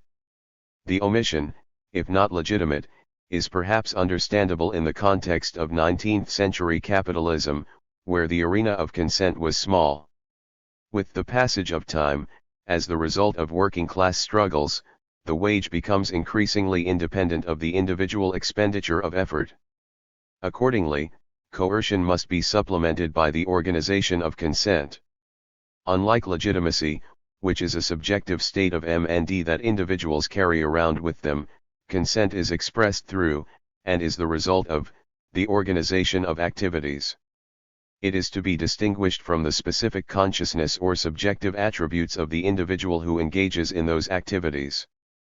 Within the labor process, the basis of consent lies in the organization of activities as though they presented the worker with real choices, however narrowly confined those choices might be. It is participation in choosing that generates consent. As long as the application of force is restricted to transgressions of the narrow but specific and recognized limits of choice, it too can become the object of consent. 26. The securing of surplus value must therefore be understood as the result of different combinations of force and consent. But securing unpaid labor is not the same as realizing surplus value, and it is their separation that presents further problems for the capitalist. Under feudalism, not only is surplus labor fixed but it 28. Also assumes a directly visible and usually directly consumable form. Under capitalism, surplus labor is neither visible nor consumable. The origins of profit in unpaid labor are therefore concealed in a number of ways. First, capitalists commonly increase profits most by introducing new techniques and, in particular, new machinery, that is, through capital investment. Thus, capital appears as a power unto itself, the power to generate profit. From the point of view of the capitalist, varying the intensity of labor contributes only to variations in the rate of profit around some average profit. That is, from the standpoint of those who direct the process of production, the source of profit is capital, not labor. Second, surplus value is realized in the form of profit only through the sale of commodities in the market. The price fetched by a particular commodity is usually beyond the control of the individual capitalist. The size of the profit therefore appears to be determined by the market forces of supply and demand, not by the amount of embodied unpaid labor time. Although there is a relationship between price and the labor time embodied in a commodity, it is complicated and obscure to the individual capitalist. Therefore, profit is not only realized in the market, it also appears to originate there. In short, the defining dilemma of the capitalist lies in securing surplus value that is also invisible. 27. The obscuring of surplus value presents itself as a problem of securing and realizing surplus value for the capitalist, but it is at the same time a necessary feature of capitalism as far as subordination of the workers is concerned. If the existence of unpaid labor becomes transparent, we find ourselves in the realm of a pre-capitalist mode of production, requiring the intervention of extra economic elements for the renewal of the production cycle. How, then, is unpaid labor mystified to the worker under capitalism? We have already seen that necessary and surplus labor time are not distinguished within the labor process, and also how the wage conceals such a distinction. Workers have no sense of producing the wage equivalent or the means of subsistence, since what they produce is but a fraction of a useful object that they may never even see. Nevertheless, the process of production appears to workers as a labor process, that is, as the production of things use value rather than the production of exchange value. This is enhanced by 29. The institutional separation of ownership and control, that is, by the separation of the relations of production from the relations in production. In the labor process, workers experience managers as agents of domination, to be sure, but also as sellers of labor power who, by virtue of their training and expertise, receive greater compensation than the workers themselves. That managers also receive part of the surplus value is not apparent in the labor process. Although surplus value is mystified to both worker and capitalist, Marx claimed that there were tendencies immanent in capitalism that would reveal to workers the movement behind appearances. Through the emergence of the collective worker, through the development of interdependence and the homogenization of work, and, above all, through class struggle, the proletariat would come to recognize the antagonism between its interests and those of capital, which are rooted in the appropriation of unpaid labor. History has shown that Marx's prognosis was inadequate. In general, workers do not attribute to their own labor the difference between what they produce and what they receive. 28. The notions of exploitation and unpaid labor are even more removed from everyday life on the shop floor today than they were in Marx's time. If workers do not regard their own labor as the source of profit, to what theories of profit do they subscribe? The most frequently held view that I encountered on the shop floor was that profit is some form of earned reward for past sacrifices or for the risk of capital investment. Others argued that profit is generated in the market, particularly as a result of the manipulation of prices. This convergence of worker and capitalist theories of profit reflects a convergence rather than divergence of interests, as these are organized under advanced capitalism. To the degree that workers come to regard their future livelihood as contingent on the survival and expansion of their capitalist employer, they will also come to accept theories of profit that reflect the experiences of the capitalists seeking profit through the sale of commodities. 29. How is it that surplus value continues to be obscure to workers? How is it that the evolution of the labor process and class struggle has not demystified the source of profit? How is it that workers do not constitute themselves as a class whose interests are irreconcilable with those of capital? 20th century Marxism offers many 30 answers to these questions, answers that take us beyond the labor process into the state, the school, the family, and the culture industry, or that rely on the construction of a Marxist psychology. In this study I will selectively appropriate the insights of these developments but will relocate them within the labor process. I will return to Marx's focal concern, but with the ammunition of Marxism. Conclusion. The defining essence of the capitalist labor process is the simultaneous obscuring and securing of surplus value. How does the capitalist assure himself of surplus value when its production is invisible? Marxist theories of the labor process have frequently referred to fragmentation and atomization of the working class at the point of production, essential features of the obscuring of surplus value, but these theories do not explain how surplus value is secured. 30 Obscuring surplus value is a necessary but not sufficient condition for securing surplus value. In other words, it is necessary to explain not only why workers do not act according to an imputed set of interests but also why they attempt to realize a different set of interests. The labor process, therefore, must be understood in terms of the specific combinations of force and consent that elicit cooperation in the pursuit of profit. By examining at one particular factory over a period of 30 years, I hope to illuminate the mechanisms of organizing consent on the shop floor, of constituting workers as individuals rather than members of a class, of coordinating the interests of labor and capital as well as those of workers and managers, and of redistributing conflict and competition. In short, I shall discuss the mechanisms through which surplus value is simultaneously obscured and secured.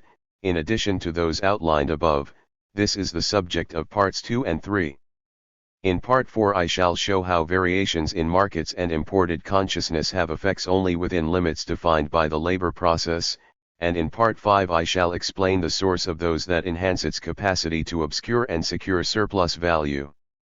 3. From Gear Company to Allied Corporation. The particular plant in which I worked for 10 months as a miscellaneous machine operator between July 1974 and May 1975, and which constitutes the empirical context of my inquiry, is the engine division of a multinational corporation, referred to here as Allied Corporation. For 11 months, between October 1944 and August 1945, Donald Roy worked in the same plant as a radial drill operator. It was then part of what he called Gear Company. On the basis of his observations, Roy wrote a series of seminal studies on restriction of output. One I shall liberally refer to his voluminous doctoral dissertation, which vividly portrays life on the shop floor at the end of World War II.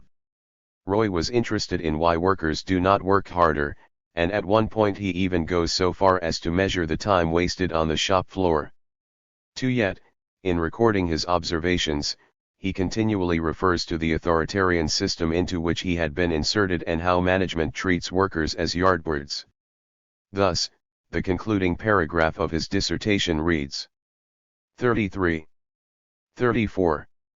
The hunch here is that somewhere in the continual reciprocal interplay between the hostile communication of mutually threatening bosses and yardbirds and the divergence of the norms of their respective groups lies an explanation for restriction that can point to procedures for its substantial reduction.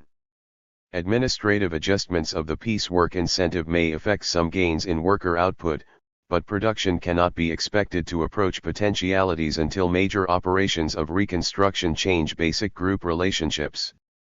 The institution of a participative social structure, in which yardbird man assumes first-class citizenship, may solve the problem. 3. Beginning where Roy ends, that is, beginning with the authoritarian system, the logical question becomes, why do workers work as hard as they do? In the period when Roy undertook his research, the most natural and important work to respond to was Roethlisberger and Dixon's Management and the Worker and the writings of Elton Mayo. Roy's major contribution has been to cast doubt on the universal validity of the conclusions then being drawn from the Western electric studies. For nevertheless, his dissertation does provide many insights into the sources of cooperation as well as non-cooperation. Unfortunately, the restricted framework in which he posed his questions went along with the closed system analysis that was then dominant in studies of industrial relations. 5 The environment was generally ignored, and the study stopped at the factory gates. In addition, Roy's observations are entirely limited to what went on around him while he worked on second shift. What he could not gather from participant observation is not to be found in his work. We therefore learn virtually nothing about Gear Company, the union, other departments, the nature of various markets, and so on. His insistence on being a closed participant observer imposed serious limitations on the material he could collect. My own approach was very different. I took the job with the explicit consent and knowledge of management as to why I was there. They agreed to provide me with access to managerial records and data. In assessing changes since 1945, I have had to reconstruct the social and economic context of 35 from Gear Company to Allied Corporation. Gear Company from interviews with management and workers, from odd comments in Roy's thesis, and from information available in business journals. The task of this chapter will therefore be to place Gear Company and Allied Corporation in their different social and economic contexts. In the following chapters I will compare Roy's observations, supplemented by my reconstructions, with the organization of work as I found it in 1974-75. Gear Company in 1944. Gear Company began operations in 1881 at a railroad junction in southern Illinois. It produced railroad supplies and moved to the Chicago area around the turn of the century.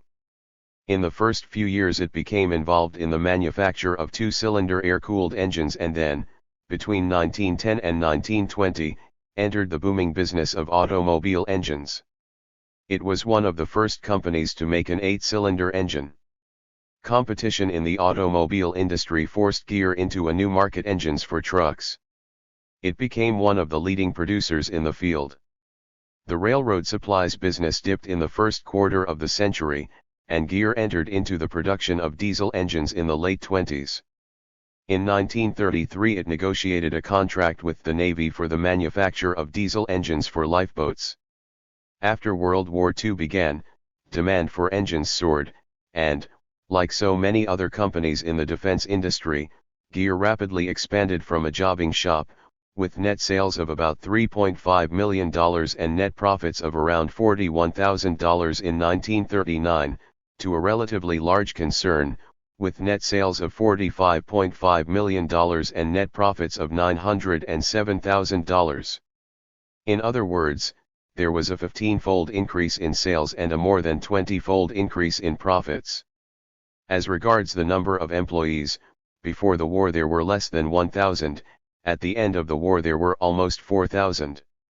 At the beginning of the war Gear also got involved in the lift truck business and in producing engines not only for cars, trucks, and lifeboats but for tanks and even airplanes. Just before he left in September 1945, Roy received the following VJ Day statement from the president of the company. 36. Table: Annual financial position of Gear Company: net sales, net profits, earnings per share, number of year of common stock employees $1,936, $3.70, $199.48 and 86 cents, 880, 19375.4, 354.91.93535, 19383.5, 156.30.84 N.A * 1939 3.5 41.30.22739 1940.43 113.60.62 1278 1941 12.36 115.43.34 NA 1942 24.8 788.44.21 2675 1943 36.7 900.14.81 3780 1944 45.6 3942.65.04 3922 1945 45.4 906.94.85 2694 1946 22.8 977.74.72 2429 1947 30.5 1832.94.43 2500 1948 26.0 1101.42.66 2500.1949 22.4 707.61.71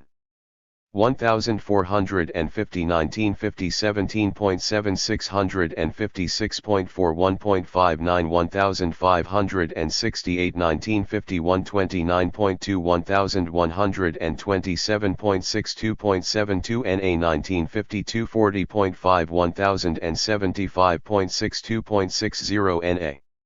Source: Moody's Industrials. * not available. The Gear Company is now 64 years old and has built up a worldwide commercial trade in several important industrial fields where it expects to expand with the cessation of wartime demands. Nearly all Gear products are readily adjustable to peacetime use, such as all types of gasoline and diesel engines, railway maintenance products, earth drills, multiple gauge railway cars, industrial choreboys, and other leading lines. In consequence, although Gear will be affected similarly to other companies, having gone all out for 4 years building products for the armed services and Lend-Lease, by cancellations and adjustments of present governmental products, we feel that this company has a vast future of peacetime activity immediately ahead, and we are planning to successfully compete for this actual and prospective increased commercial business. During 1945 Gear employment mounted to near the so mark, and to date there have been virtually no layoffs. Gear now has effected reduction of the 48-hour week to 40 hours, working on a 5-day basis, and this will, of course, spread the work to 37 from Gear Company to Allied Corporation. Take care of many employees. Gear has enjoyed excellent management-labor relations during the entire war. During the adjustment period there is bound to be some cutback in employment, but Gear hopes to keep this as low as possible and to continue to increase its commercial production, including export trade. The fact that Gear products are so readily adaptable to commercial use and that Gear has a reputation all over the world makes us confident that Gear can soon show a peacetime advance that will compare favorably with any other company. 6. Gear's wartime success is an example of the economic boom that lifted the entire economy.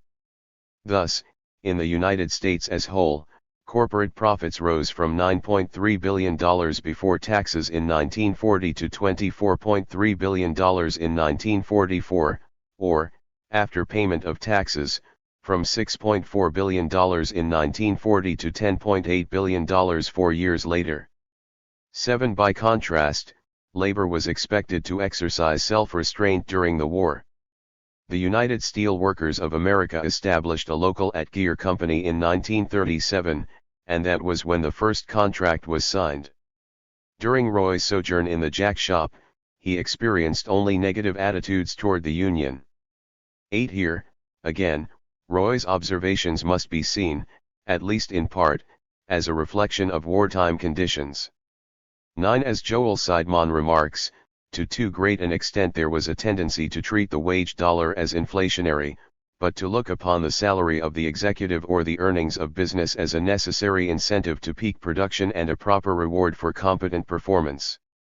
The outcry by supporters of the Little Steel formula against Roosevelt's proposal to limit income after taxes to $25,000 a year suggests that many who examined the problems of consumer purchasing power suffered from a pronounced class astigmatism. 10. After 1942, the Little Steel formula stabilized and in effect froze wages at their January 1941 level. 11. At Gear Company the minimum wage rose from 62.5 cents an hour in 1937 to 75 cents an hour in 1942 and to 80 cents in 1945. In addition, following Pearl Harbor there was a general freeze on labor mobility, and this reduced the bargaining power of management, since firing a worker was difficult. 12. 38 Change in the labor pros. Owing to the general shortage of labor that existed at the time of the writer's employment in the jack shop, transferal, instead of firing, was used as an extreme disciplinary measure. Many workers would have welcomed being fired. No, they won't, can you? A while back one of the tool grinders got sore, and tried to quit, but they wouldn't release him. He tried to get canned by laying off 3 days at a time, coming in late, and sitting down on the job and refusing to grind a tool except when he felt like it. He did a couple of hours work a day. Finally he refused to grind a tool for the superintendent, but still he didn't get canned. They finally transferred him to day shift 13. At the same time, the labor freeze reduced the bargaining strength of workers, since they could not voluntarily quit. If I could get another job without waiting 60 days for a WMC referral, I would have walked out of this place long ago. That 60-day wait gives a man plenty of food for thought, especially if he is supporting a family. 14. As one of their contributions to the war commitment, union leaders in the AFL and CIO entered into a no-strike pledge with the government. In return, union leadership was granted security of membership, which allowed unions to maintain, and in some instances to increase, membership. Management was encouraged to assist unions by implementing check-off systems. One of the very few occasions on which Roy ever set eyes on a shop steward was soon after he had begun work, when the steward came round to ask him to sign a check-off form. Overall union membership expanded during the war from 10.3 million workers to 14.8 million. By safeguarding union membership and, above all, the union's financial status, the maintenance of membership clause dampened the militancy of union leaders and drove them apart from the rank and file. In many industries union management relations were routinized during the war under enforced industrial peace. Collective bargaining and the institutionalization of the union function as an agent of enforcing worker discipline spread to many sectors of the economy. 16. Fringe benefits also increased in many industries as a substitute for wage increases. 17. The combination of union cooperation with government-imposed restraints on labor, backed up by military force where necessary, and 39. From Gear Company to Allied Corporation. The processing of unresolved grievances through the overworked War Labor Board left workers defenseless against managerial abuses. Bad working conditions, long hours, and the accumulation of unresolved grievances created widespread discontent. In pre-war years the strike weapon often backstopped local grievance procedures and provided an incentive for management to resolve grievances at the lowest possible level. But with the adoption of the no-strike pledge this incentive evaporated and grievances left unresolved were dumped into the lap of a distant and cumbersome War Labor Board. Local unions found themselves plagued by a malady of unsettled grievances which undermined the solidarity and effectiveness of the union. 18. The response from the rank and file was frequently militant action in the form of wildcat strikes, walkouts, or sit-downs. While 1942 was a quiet year for strikes, discontent mounted in succeeding years, and in 1944 the number of strikes reached an all-time high. Most of these were relatively short wildcat strikes, always staged in opposition to the union, except, of course, in the case of the United Mine Workers. 19. In Gear Company, Roy reported one walkout, prompted by the company's failure to fire an employee who refused to join the union, and one sit-down strike, which concerned the prices of piece-rate jobs and the lack of warm water for washing up. 20. With the collapse of much of the government business after the war, Gear Company had to reorganize and reduce its volume of production, but it continued to operate most of its lines, consolidating the materials handling department, where lift trucks were built, while allowing some of the railroad supplies to be phased out. Table 1 indicates the changing fortunes of Gear Company and its employees after the war. The decline of Allied Corporation. After the war, Gear Company began selling diesel engines to a construction equipment company that was subsequently bought out by Allied Corporation.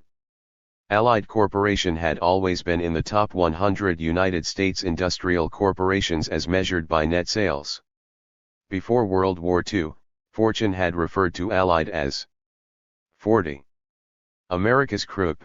Its enterprises were so numerous that it believes only one other company in the world, Krupp of Essen, is capable of producing a greater assortment of those primary tools with which man wrests goods and power from the earth.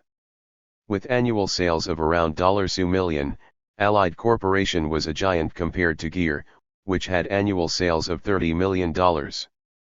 Farm and construction equipment were Allied's biggest money makers, even before the war, while their capital goods accounted for large net sales but made little profit.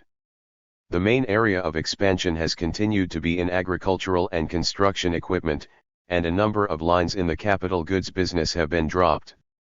Whereas the immediate competitors of Allied's tractor division, as it was called then, built their own engines, Allied was still buying its engines from outside suppliers, such as General Motors.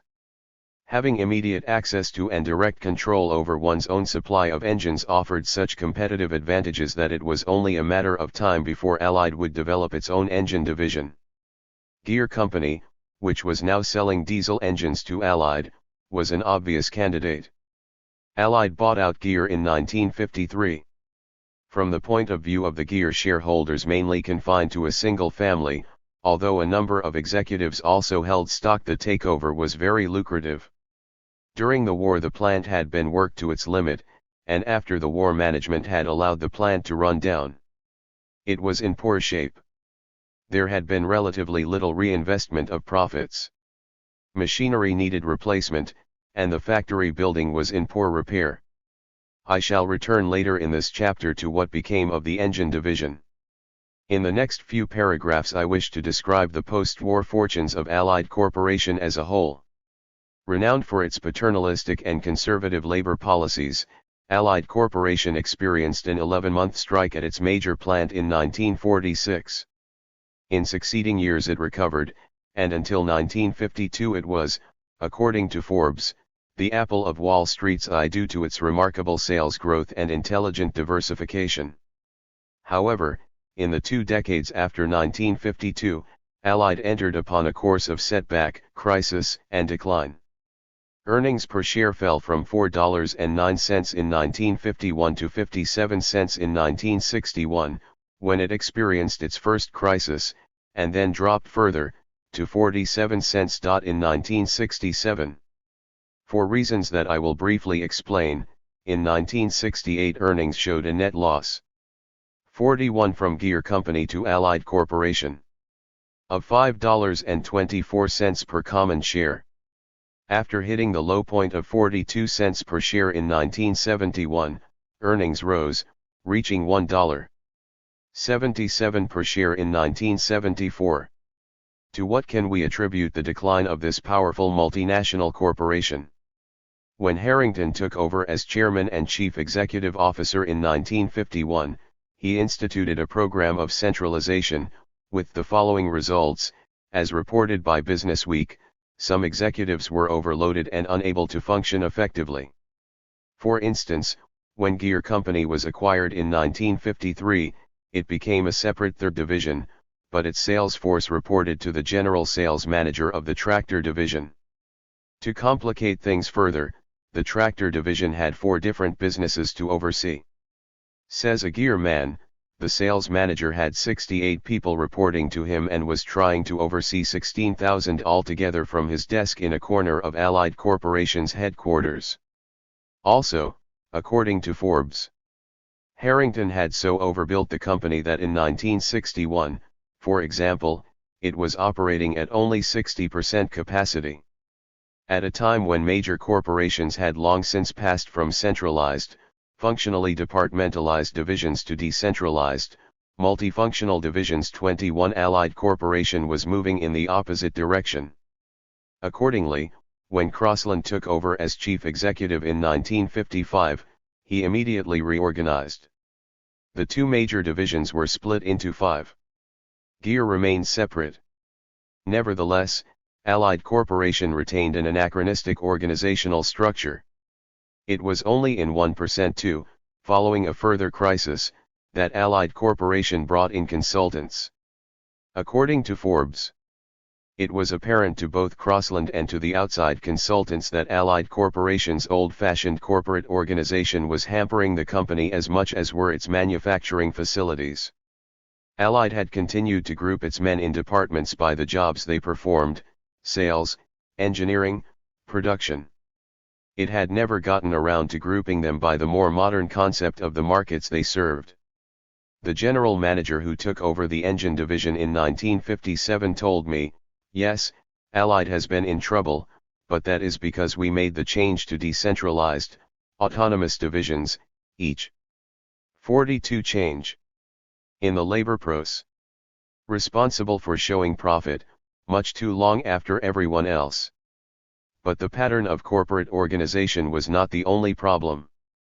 Originally, the principle of industrial diversification was based on the logic that, if one line should suffer a decline in any one year, it was likely that another line would do well and compensate. The overall strength of the company would thus be maintained. Forbes commented in 1961 on Allied's failure compared with its competitors' success in this regard. The very proposition on which Allied Corporation's diversification was based had gone sour. One capital goods cycle was supposed to balance another. Farm equipment with a rhythm of its own was to provide further balance. But all of the cycles went down at once. But the most fatal drawback to the strategy of diversification was that, in each of the product lines in which it specialized, Allied Corporation was far weaker than its rivals, who were both less diversified and had bigger sales than the entire Allied Corporation and therefore operated on significantly higher profit margins. In 1969, Forbes noted, "In nearly every field Allied Corporation is too small, too old. Its competitors benefit from larger volume, newer plants, and widespread integrated manufacturing and marketing facilities." Summarizing Allied's disastrous performance in 1961, Forbes commented, "Allied Corporation with a net profit margin of less than 1 cent on the dollar, barely a quarter of what it was earning a few years ago. Of Allied's major rivals, no one was taking this kind of beating in 1961. Most, in fact, were at least holding their own and many were showing improved results. Its problems were compounded by an expensive antitrust case, which cost the company $127,500 in court-imposed fines and more than $20 million to settle suits filed by customers. Apart from reorganizing the corporate structure, Crossland cut back his labor force in 1962, and salaried employees took a pay cut. Allied Corporation also bowed out of a number of the capital goods markets in which its reputation had originally been established.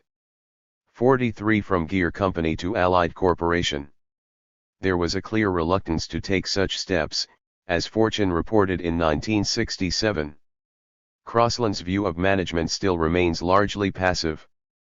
An associate once heard him compare Allied Corporation to a log floating down a stream, which is the economy, and its executives to ants trying to cling to that log. Even when things looked brightest, company statements attributed the bulk of sales and earnings growth to increased demand and gave almost no credit to management's actions.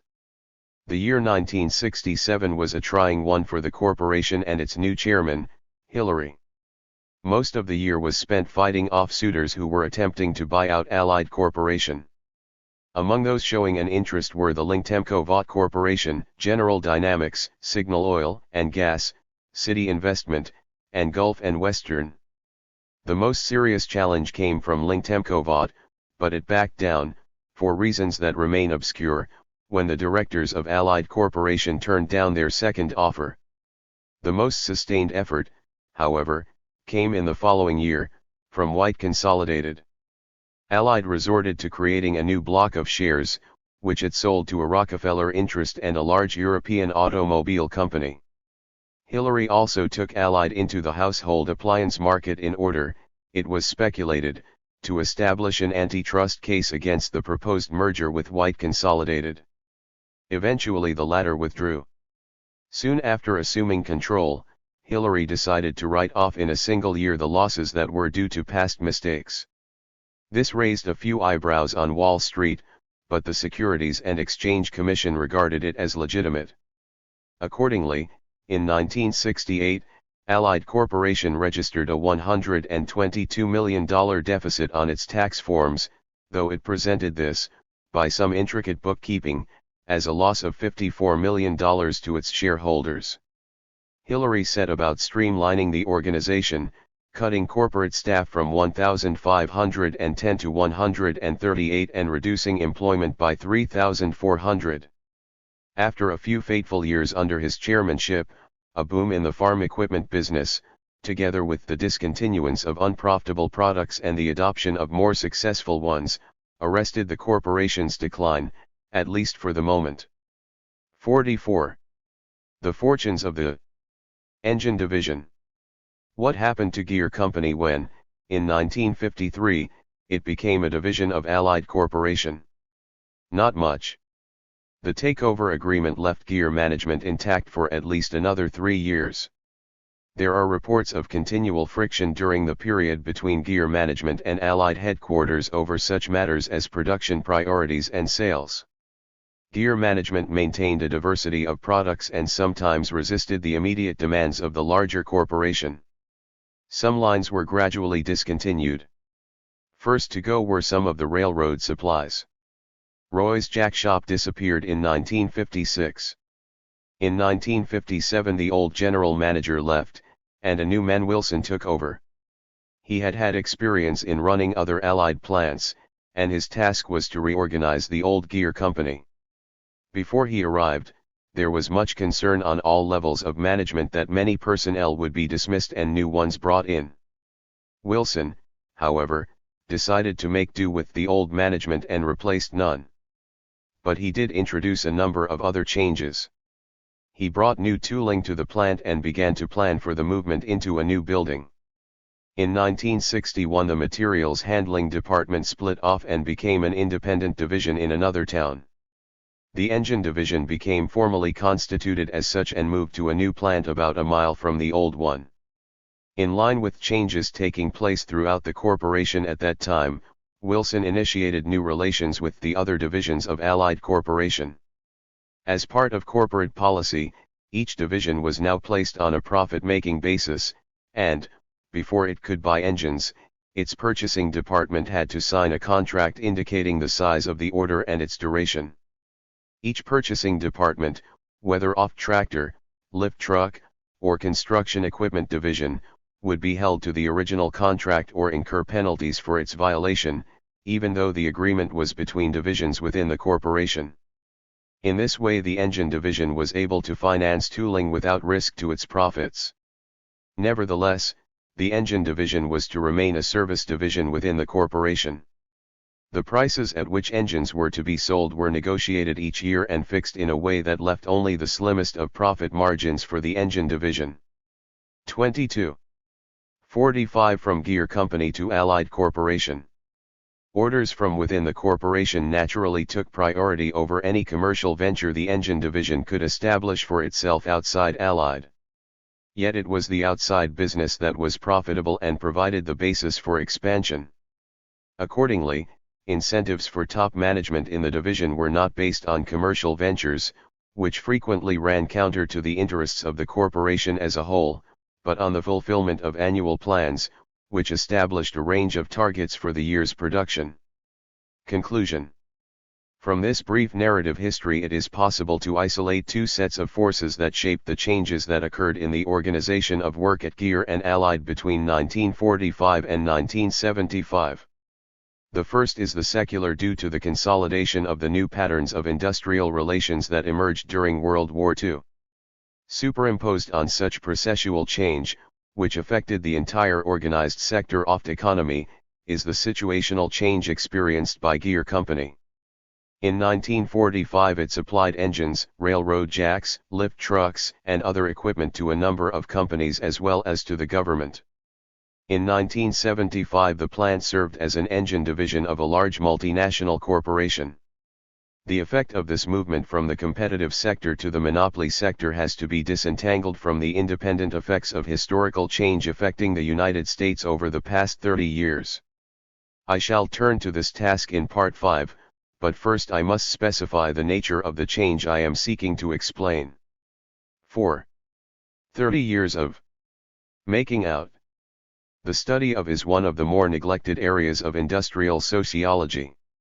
There are global theories, which speak generally of tendencies toward rationalization, bureaucratization, the movement from coercive to normative compliance, and so forth.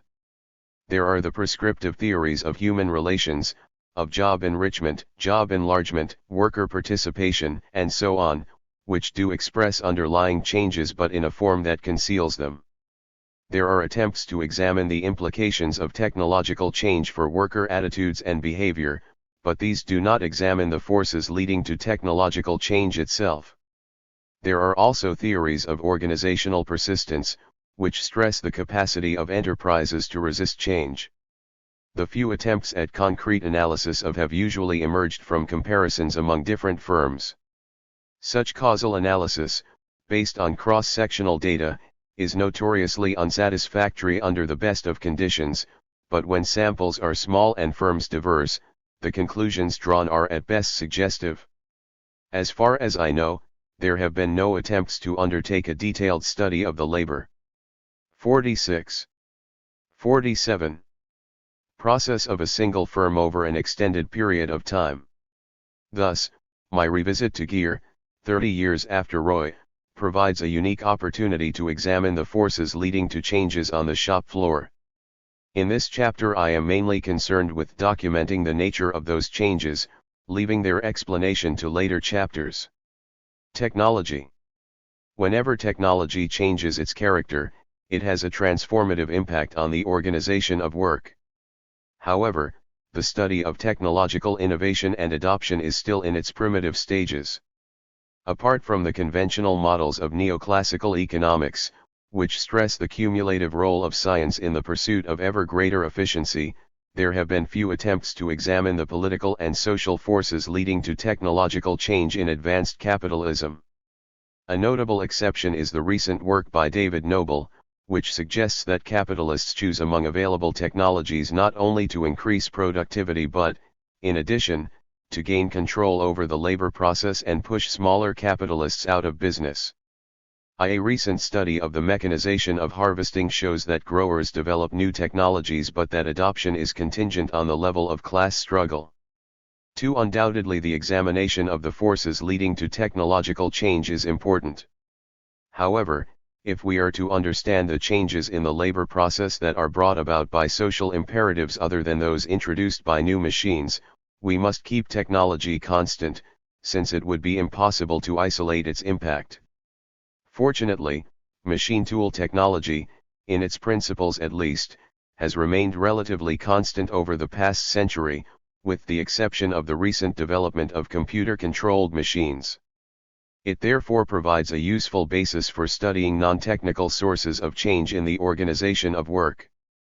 Thus, the machine shops described in the writings of Frederick Winslow Taylor bear a remarkable resemblance to those of Gear and Allied. 3. The agglomeration of speed drills, radial drills, vertical and horizontal mills, chuck and turret lathes, grinders, etc., could be found in essentially the same forms in machine shops at the end of the 19th century as they are today. Even in the layout of its 48 machines, the jack shop, where Roy worked, closely resembled the small parts department where I worked. The organization of work and the incentive schemes, as well as the various forms of output restriction and the informal worker alliances, all described by Roy, are to be found today and can be traced back to the turn of the century. However, outside the small parts department there have been major changes in technology, in the direction of increased automation. The most impressive change at Allied came in the machining of rough cylinder block castings. First introduced at a Ford plant in 1935, these monstrous integrated machine tools are programmed to perform several operations simultaneously at each workstation before the cylinder block is automatically transported to the next workstation. Despite, or perhaps because of, its sophistication, this elaborate technology was out of order much of the time. In some departments 1 or 2 computer-controlled machines had been installed, but they, too, seemed to experience considerable downtime. Generally, the wide variety and relatively small volume of engines produced at Allied made it uneconomic to transform the technology of the entire plant, and, when new automated equipment was introduced, it frequently created more problems than it solved. As I shall suggest toward the end of this chapter, piecemeal technological innovation can easily become the focus of struggles on the shop floor. Even in the small parts department, by no means the most technologically sophisticated of the departments of the engine division. Machines are now more reliable, flexible, precise, and so forth than they were in 1945. A very noticeable change from gear is the absence of the huge belt lines that used to power the machine tools. Now each machine has its own source of power. In the remaining sections of this chapter I shall indicate how these small changes in technology have become part of, have facilitated, and have sometimes stimulated changes in productive activities and production relations. The piece rate system in a machine shop, operators are defined by the machine they run and are remunerated according to an individual piece rate INSAN. 4930 yet. Of making out. TIF scheme. While machine operators comprise the majority of workers on the shop floor, there are also auxiliary workers, whose function it is to provide facilities and equipment as well as assistance for the production workers. For each production operation the methods department establishes a level of effort, expressed in so many pieces per hour, which represents the 100% benchmark.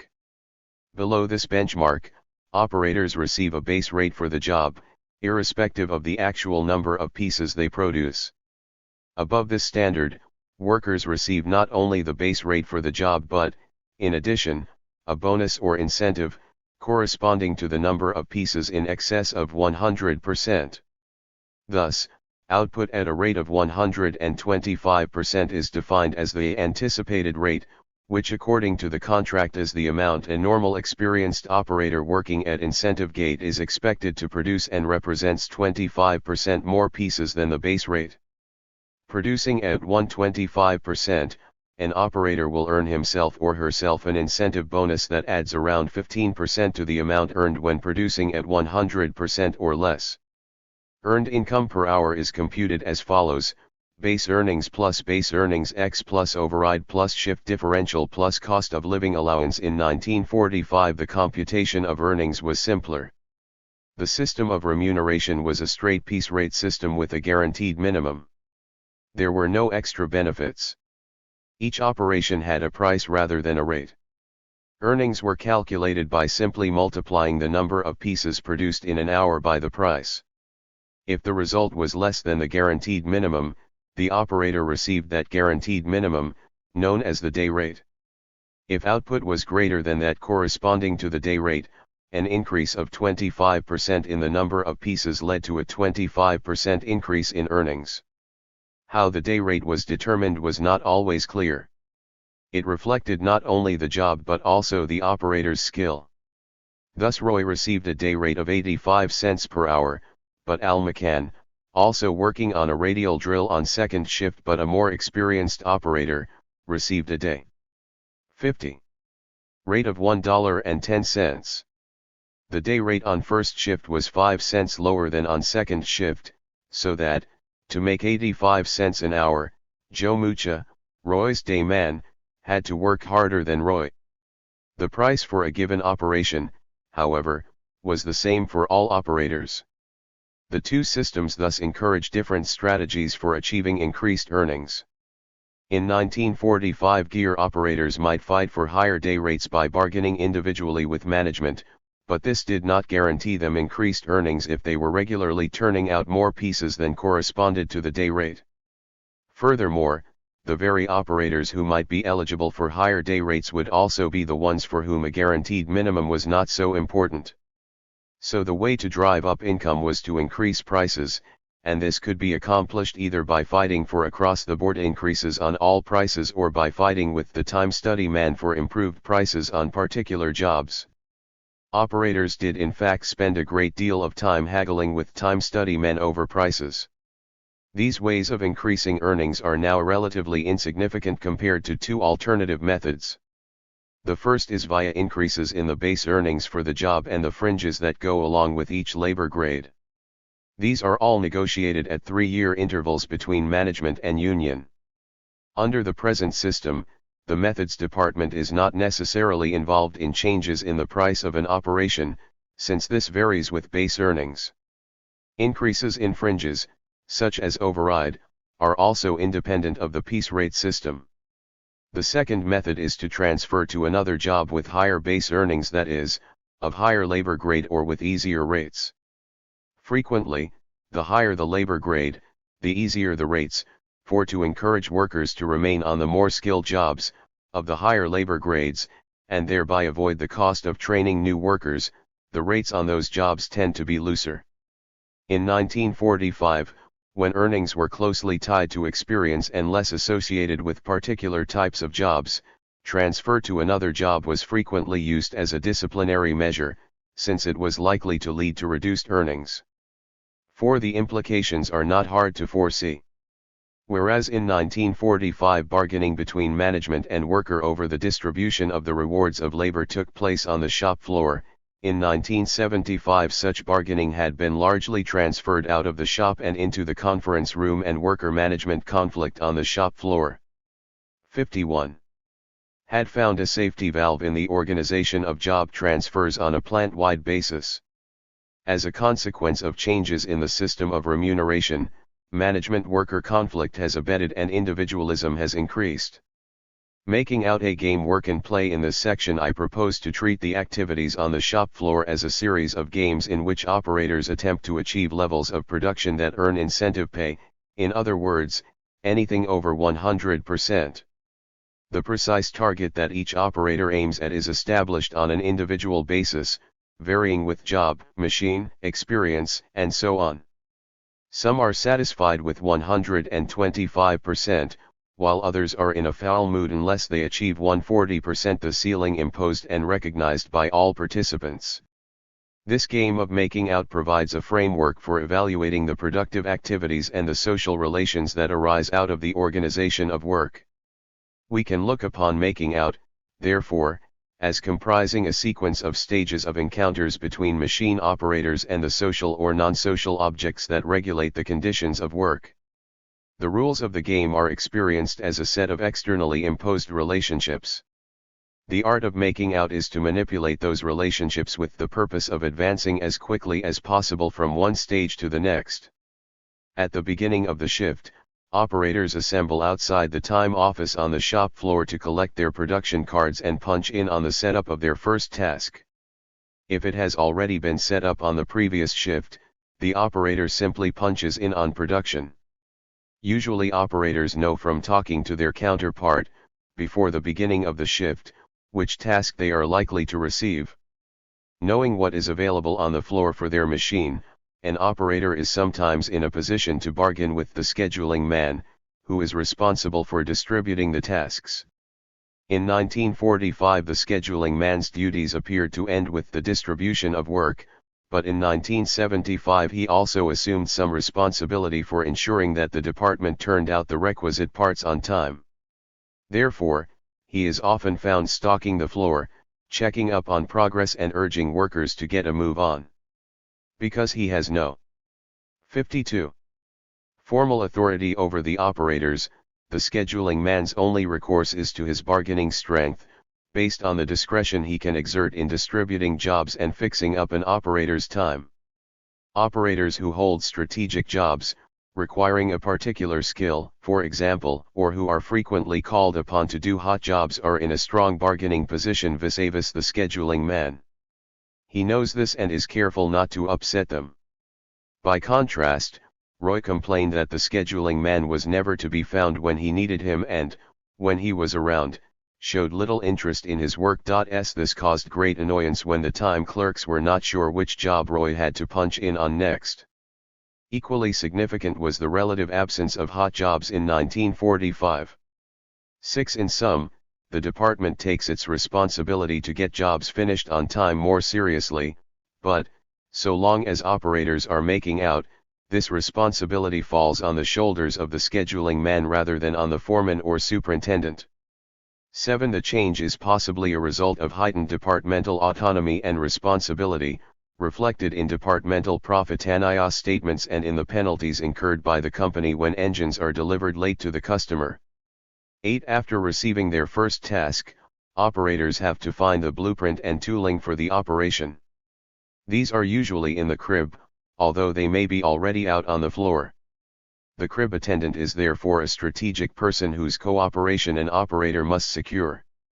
If the crib attendant chooses to be uncooperative in dispensing towels, blueprints, fixtures, etc., and, particularly, in the grinding of tools, operators can be held up for considerable lengths of time.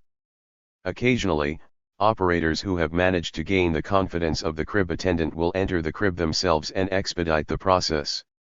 Since, unlike the scheduling man, the crib attendant has no real interest in whether the operator makes out, his cooperation has to be elicited by other means.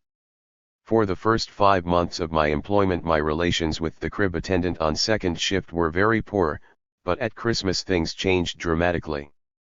Every year the local union distributes a Christmas ham to all its members. I told Harry that I couldn't be bothered picking mine up from the union hall and that he could have it for himself. He was delighted, and after that I received good service in the crib. 53. Many of Roy's troubles also originated in the crib. As in 1975, so in 1945, there were not enough crib attendants. Roy dramatically shows how the attendant who tries to serve operators conscientiously becomes a nervous wreck and soon transfers off the job. Problems may have been more acute under gear, in Roy's time, since tools and fixtures were then located in the crib according to size and type rather than assembled in pans according to job, as in 1975. On the other hand, there were always at least 2 crib attendants when Roy was working at gear, whereas in 1975 there was never more than 1 on second shift. While I was able to secure the cooperation of the crib attendant, I was not so fortunate with the truck drivers.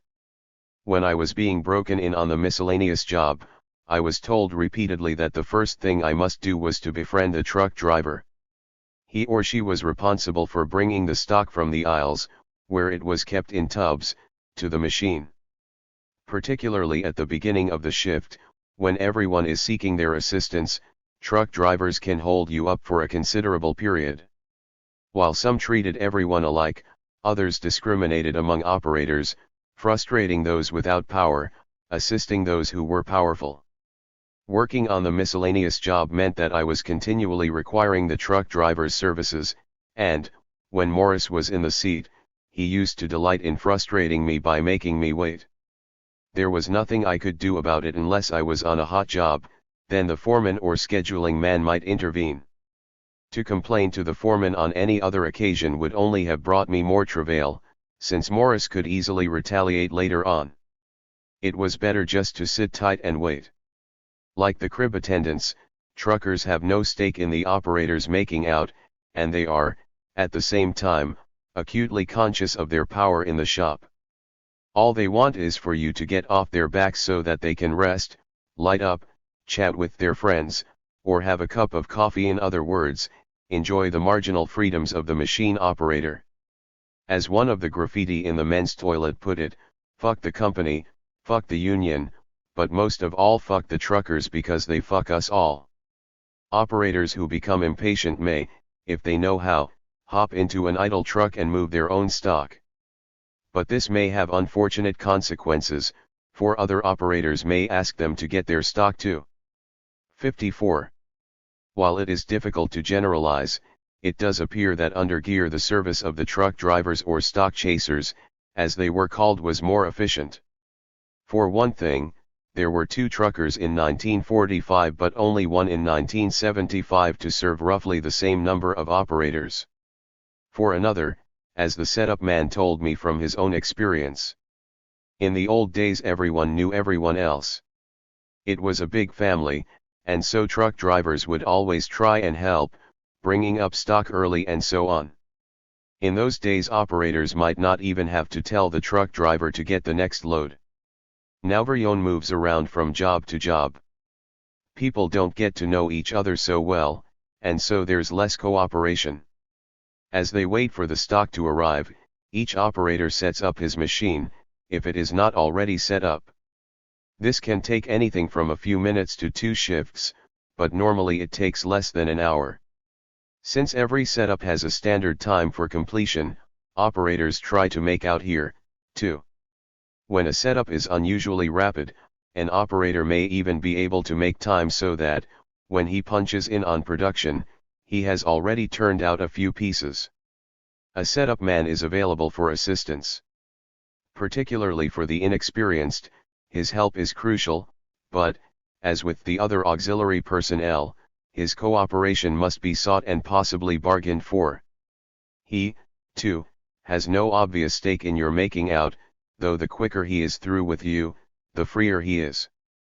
Once the machine is set up and the stock has arrived, the operator can begin the first piece, and the setup man is no longer required unless the setup turns out to be unsatisfactory. The quality and concern of setup men vary enormously. For example, on day shift the setup man was not known for his cooperative spirit. When I asked Bill, my day man, who the setup man was on day shift, he replied, "Oh, he died some years ago." This was a reference to the fact that the present one was useless as far as he was concerned. On second shift, by contrast, the setup man went about his job with enthusiasm and friendliness. When he was in a position to help, he most certainly did his best, and everyone liked and respected him. Yet even he did not know all the jobs in the shop. Indeed, he knew hardly any of my machines and so was of little use to me. Roy experienced similar differences among setup men. 55. Johnny, for example, was not a great deal of help, but when Al McCann came along, Roy's life on the shop floor was transformed. Al McCann had been a radial drill operator of long experience and showed Roy all the angles on making out. In 1945 there were more setup men than in 1975, this was due in part to wartime manpower policies but also to a greater need for setup men. Fixtures and machines have improved and become more standardized over the past 30 years, and the skill required in setting up has therefore declined. Moreover, under gear, there was greater diversity in the operations that any one machine could perform, and it therefore took operators much longer to master all the jobs that they would have to run. On the other hand, it appears that mobility between different machines is now greater and average experience therefore less than at the end of the war. Roy also reports that, according to his fellow workers, the setup function was itself relatively new. This suggests again how recent was the specialization of the functions that earlier were performed by a single person, the foreman. The assigned task may be to drill a set of holes in a plate, pipe, casting, or whatever, to mill the surface of some elbow, to turn an internal diameter on a lathe, to shave the teeth on a gear, and so on. The first piece completed has to be checked by the inspector against the blueprint. Between inspector and operator there is an irrevocable conflict of interest because the former is concerned with quality while the operator is concerned with quantity. Time spent when an operation just won't come right when piece after piece fails, according to the inspector, to meet the specifications of the blueprint represents lost time to the operator. Yet the inspector wants to okay the piece as quickly as possible and doesn't want to be bothered with checking further pieces until the required tolerances are met. When a piece is on the margin, some inspectors will let it go, but others will enforce the specifications of the blueprint to the nth degree. In any event, inspectors are in practice, if not in theory, held partly responsible if an operator runs scrap. Though formally accountable only for the first piece that is tagged as OK, an inspector will be balled out if subsequent pieces fall outside the tolerance limits. Thus, inspectors are to some extent at the mercy of the 56 operators, who, after successfully getting the first piece okayed, may turn up the speed of their machine and turn out scrap. An operator who does this can always blame the inspector by shifting the tag from the first piece to one that is scrap. Of course, an inspector has ample opportunity to take revenge on an operator who tries to shaft him. Moreover, operators also bear the responsibility for quality. During my term of employment, charts were distributed and hung up on each machine, defining the frequency with which operators were expected to check their pieces for any given machine at any particular tolerance level. Moreover, in the period immediately prior to the investigation of the plant's quality assurance organization by an outside certifying body, operators were expected to indicate on the back of the inspection card the number of times they checked their pieces. The shift since the war is clear. Under gear, as Roy describes it, the inspector was expected to check not only the first piece but also, from time to time, some of the subsequent pieces. When the operation was completed on all the pieces, operators had to get the inspector to sign them off the old job before they could punch in on a new one. The responsibility has now shifted toward the operators, who are expected to inspect their own pieces at regular intervals. 10. Furthermore, improved machining, tooling, fixtures, etc., permit greater worker control over quality. It is now also argued that problems with quality result, not from poor workmanship, but from poor design of the product. For all these reasons, we now find fewer inspectors, and the trend is toward decreasing their numbers even further. 2. When an inspector holds up an operator who is working on an important job but is unable to satisfy the specifications on the blueprint, a foreman may intervene to persuade the inspector to okay the piece. When this conflict cannot be resolved at the lowest level, it is taken to the next rung in the management hierarchy, and the superintendent fights it out with the chief inspector. According to Roy's observations, production management generally defeated quality control in such bargaining. I found the same pattern in 1975, which reflects an organizational structure in which quality control is directly subordinated to production. Not surprisingly, the function of quality control has become a sensitive issue and the 57. Focus of much conflict among the higher levels of Allied's engine division.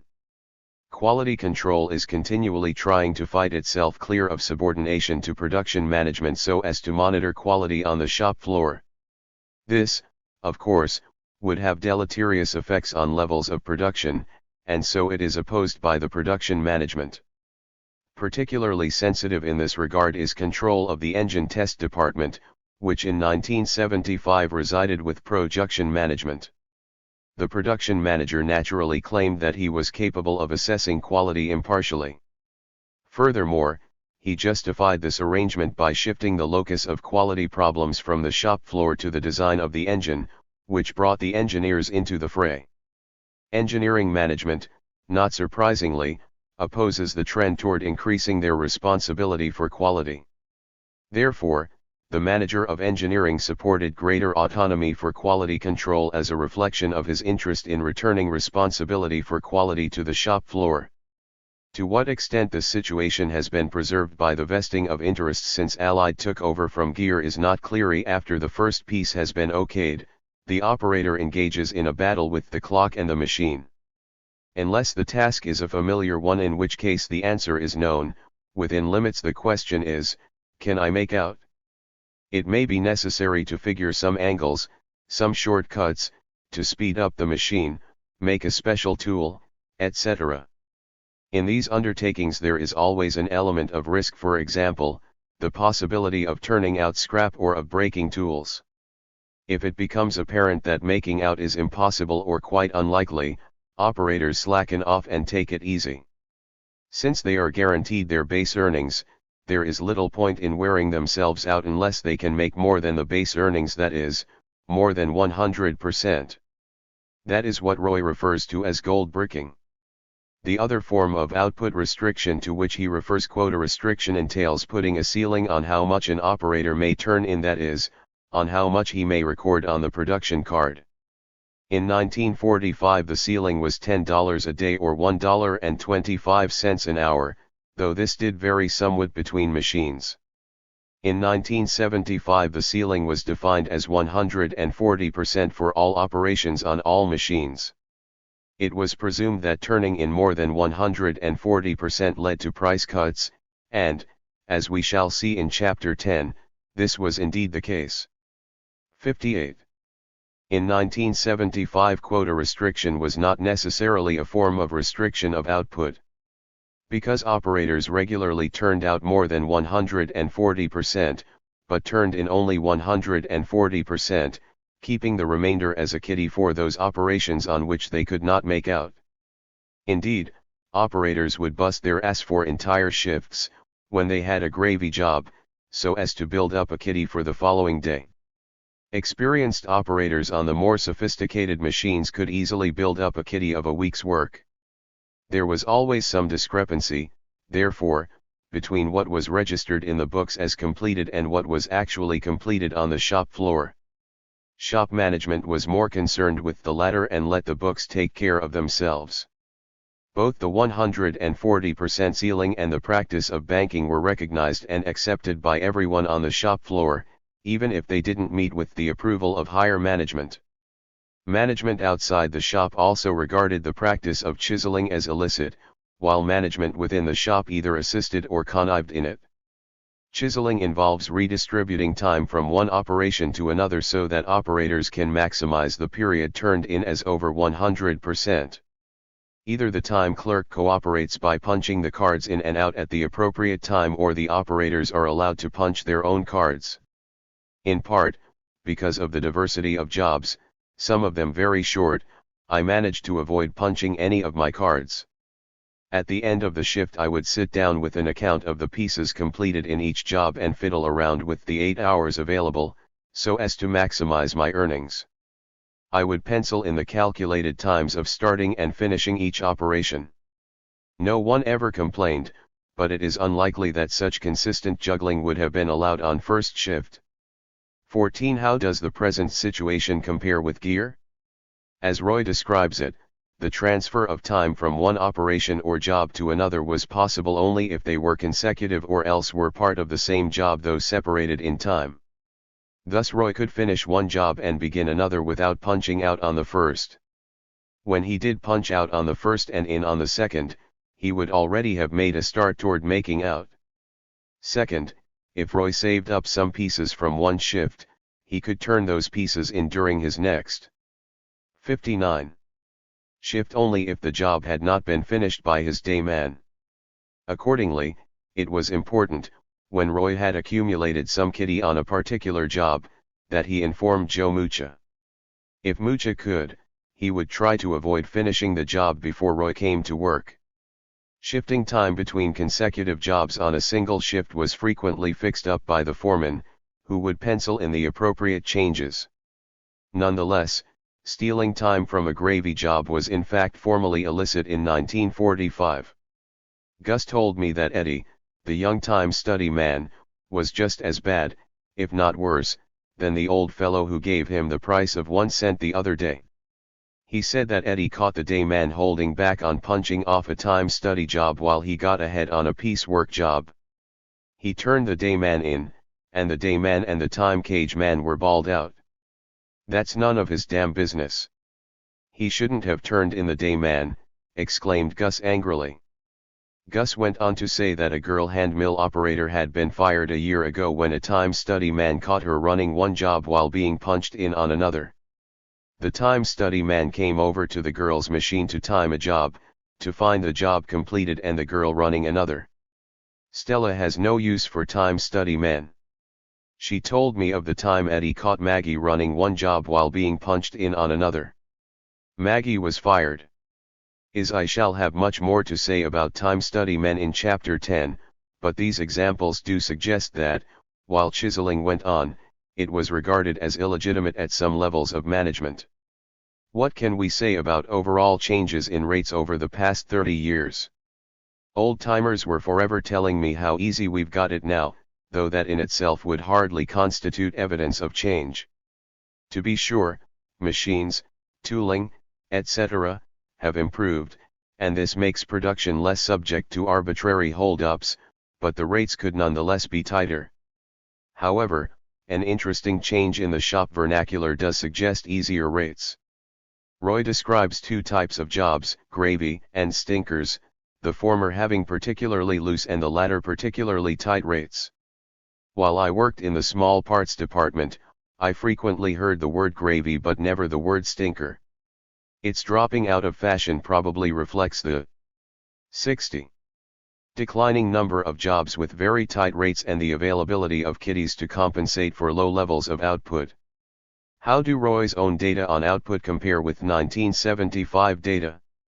Recomputing Roy's output on piecework in terms of rates rather than dollars and cents, I find that during the initial period, from November to February, his average was 85% and that during the second period, from March to August, it was 120%. 16 During the first 6 months of 1975, the average for the entire plant was around 133.5%. For the different departments this average varied from 142% among the automatic screw machines and automatic lathes to 121% in the small parts department, where I worked. The small parts department functions as a labor reservoir for the rest of the plant because turnover there is high, rates are notoriously tight, and it is the place where newcomers normally begin. Nonetheless, of all the departments, this one probably most closely resembles Roy's jack shop in terms of machines and type of work. Thus, overall rates are indeed easier to make now, but my experiences in my own department, where most of my observations were made, bore a close resemblance to Roy's experiences. 17 What is the foreman's role in all these operations? He is seen by everyone but senior plant management as expediting and refereeing the game of making out. As long as operators are making out and auxiliary workers are not obstructing their progress, neither group is likely to invite authoritarian interventions from the foreman. For their part, foremen defend themselves from their own bosses' complaints that certain tasks have not been completed by pointing out that the operators concerned have been working hard and have successfully made out. We therefore find foremen actively assisting operators to make out by showing them tricks they had learned when they were operators, pointing out more efficient setups, helping them make special tools, persuading the inspector to okay a piece that did not exactly meet the requirements of the blueprint, and so on. Foremen, like everyone else on the shop floor, recognize the two forms of output restriction as integral parts of making out. When operators have made out for the night and decide to take it easy for the last 2 or 3 hours, a foreman may urge more work by saying, "Don't you want to build up a kitty?" However, foremen do not act in collusion with the methods department and use the 61. Information they have about the various jobs and their rates against the operators, because rate increases would excite animosity, encourage gold bricking, increase turnover, and generally make the foreman's job more difficult. However, the operator's defense, "What more do you want? I'm making out," does have its problems, particularly when there is a hot job on the agenda. Under such circumstances, operators are expected to drop what they are doing and punch in on the new job, throwing everything they've got into it and, above all, ignoring production ceilings, though of course they are not expected to turn in more than 140%. On occasions like this, unless the foreman can bring some sanctions to bear, he is at the mercy of the operator who may decide to take it easy. For this reason, foremen may try to establish an exchange relationship with each individual operator. You look after me, I'll look after you. Operators may agree to cooperate with their foreman, but in return they may expect him to dispense favors, such as the granting of casual days, permission to attend union meetings during working hours, permission to go home early on a special occasion, etc.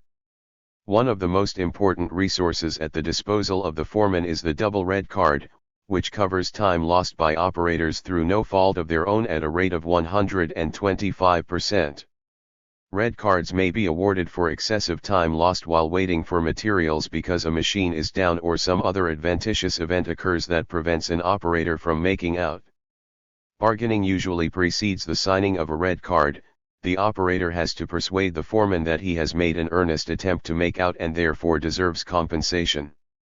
Finally, one may note, as Roy did, that rules promulgated by high levels of plant management are circumvented, ignored, or subverted on the shop floor, with the tacit and sometimes active support of the foreman, in the interests of making out. In 1945, foreman and superintendent played a similar role in facilitating making out, although they seemed to view many of these activities as illicit. The ambivalence of Steve, Roy's superintendent on second shift, is revealed in the following conversation. I told Steve privately that I was made out for the evening with $10. That's all I'm allowed to make, isn't it? I asked. 62 change. In the labor pros. Steve hesitated at answering that one. You can make more, he said, lowering his eyes. But I'd better not, I insisted. Well, you don't want to spoil it for yourself, he answered. Shop management frequently sided with operators in their hostility to the methods department when rates were tight and making out was impossible.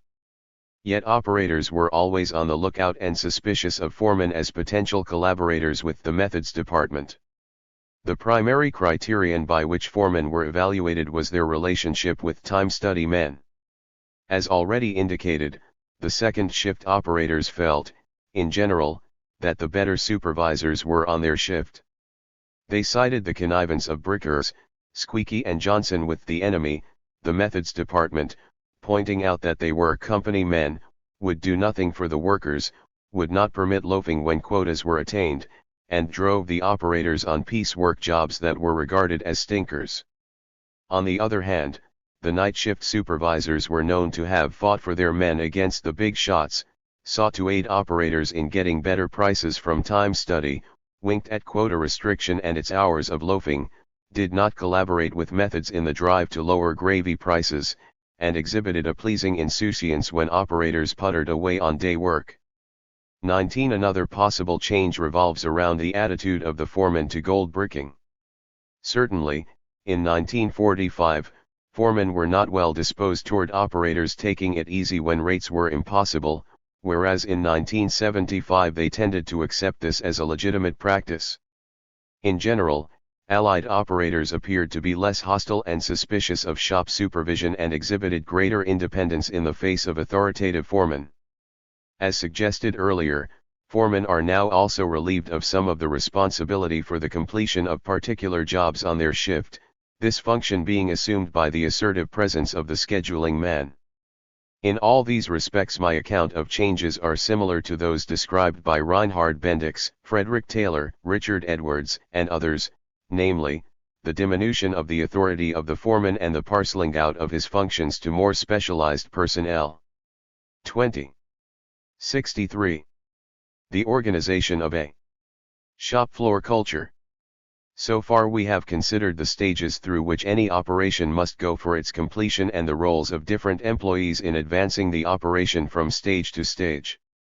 In practice, the stages themselves are subject to considerable manipulation, and there were occasions when I would complete an operation without ever having been given it by the scheduling man, without having a blueprint, or without having it checked by the inspector.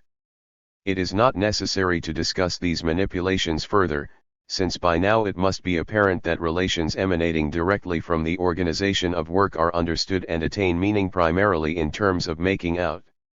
Even social interaction not occasioned by the structure of work is dominated by and couched in the idiom of making out. When someone comes over to talk, his first question is, "Are you making out?" Followed by "What's the rate?"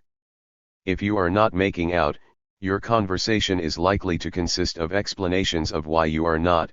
"The rate's impossible, I had to wait an hour for the inspector to check the first piece, these motherfucking drills keep on burning up."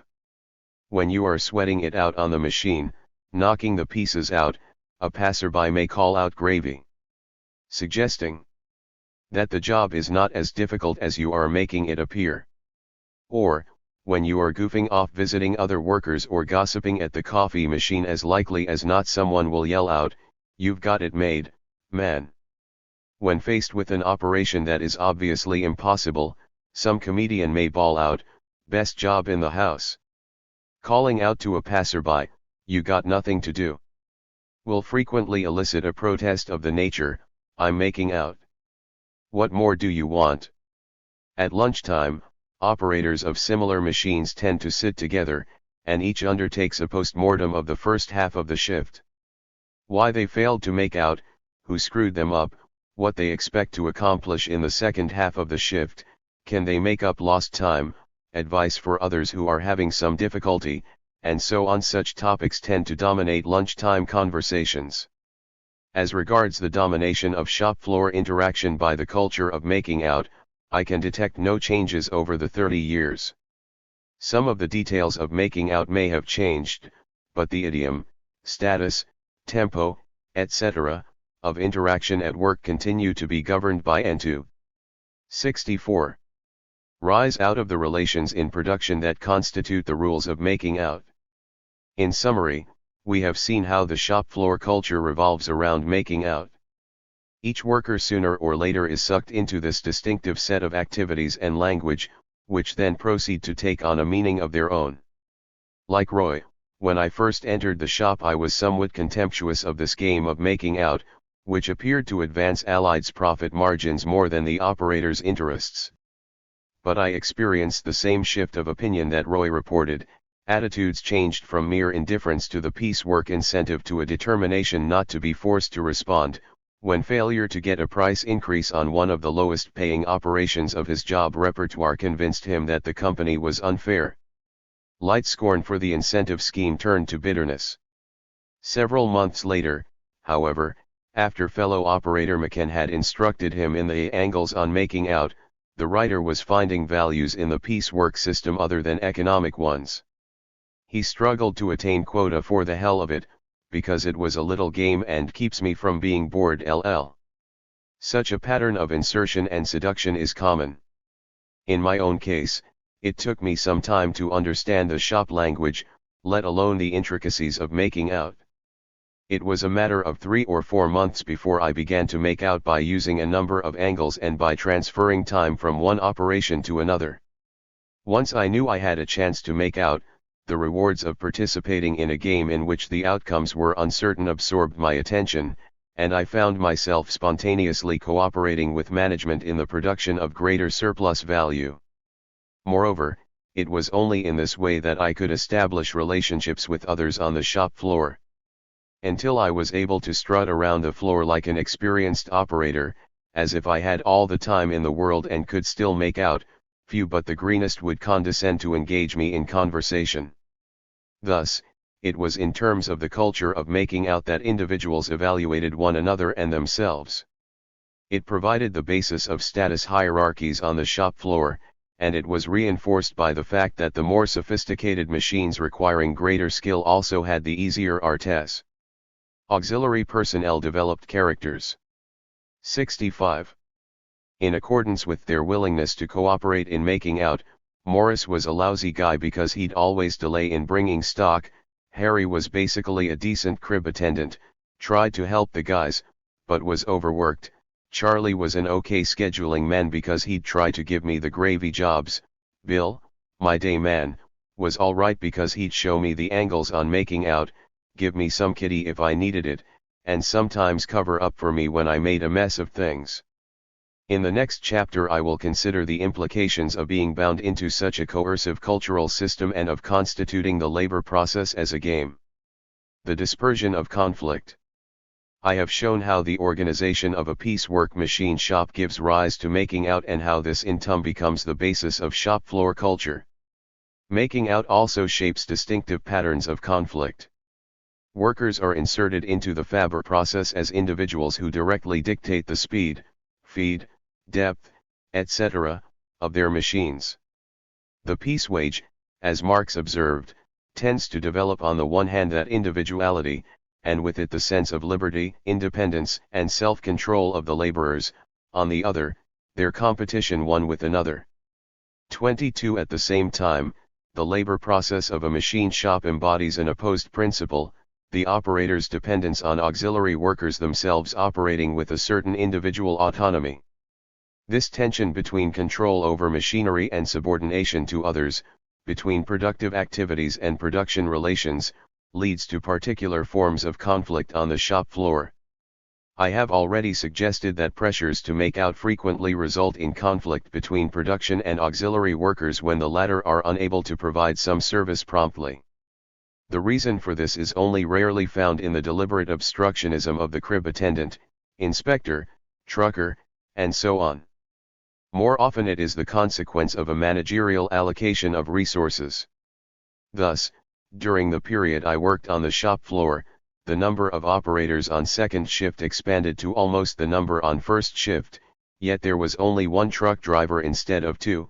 There were, for most of the time, only 2 inspectors instead of 4, there were only 2. 66. Foremen instead of 4, and there was only 1 crib attendant instead of 2 or 3. This merely accentuated a lateral conflict that was endemic to the organization of work. The only way such lateral conflict could be reduced was to allow second shift operators to provide their own services by jumping into an idle truck, by entering the crib to get their own fixtures, by filling out their own cards, by looking through the books for rates or to see whether an order had been finished, and so on. However, these activities were all regarded as illegitimate by management outside the shop. 23 When middle management clamped down on operators by enforcing rules, there was chaos. In the eyes of senior management, auxiliary workers are regarded as overhead, and so there are continual attempts to reduce their numbers.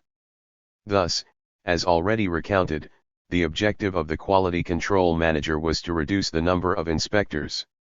Changes in the philosophy of quality control, he argued, place increasing responsibility on the worker, and problems of quality are more effectively combated by systems control, design, and careful check on suppliers, particularly suppliers of castings. But, so long as every operation had to have its first piece checked, the decline in the number of inspectors merely led to greater frustration on the shop floor. A single example will illustrate the type of conflict that is common. Tom, an inspector, was suspended for 3 days for absenteeism. This meant that there was only one inspector for the entire department, and work was piling up outside the window of Larry. I had to wait 2 hours before my piece was inspected and I could get on with the task. It was sufficiently annoying to find only one inspector around, but my fury was compounded by the ostentatious manner in which Larry himself was slowing down. When I mentioned this to him, jokingly, he burst forth with, "Why should I work my ass off? Tom's got his 3 days off, and the company thinks they are punishing him, but it's me who's got to break my back." In this instance, conflict between Tom and the company was transmuted into a resentment between Tom and Larry, which in turn provoked a hostile exchange between Larry and me. Going slow, aimed at the company, redounds to the disadvantage of fellow workers. The redistribution of conflict in 67. Such ways was a constant feature of social relations on the shop floor. It was particularly pronounced on second shift because of the shortage of auxiliary workers and the fact that the more inexperienced operators, and therefore the ones most needing assistance, were also on that shift. Common sense might lead one to believe that conflict between workers and managers would lead to cohesiveness among workers, but such an inference misses the fact that all conflict is mediated on an ideological terrain, in this case the terrain of making out. Thus, management-worker conflict is turned into competitiveness and intragroup struggles as a result of the organization of work.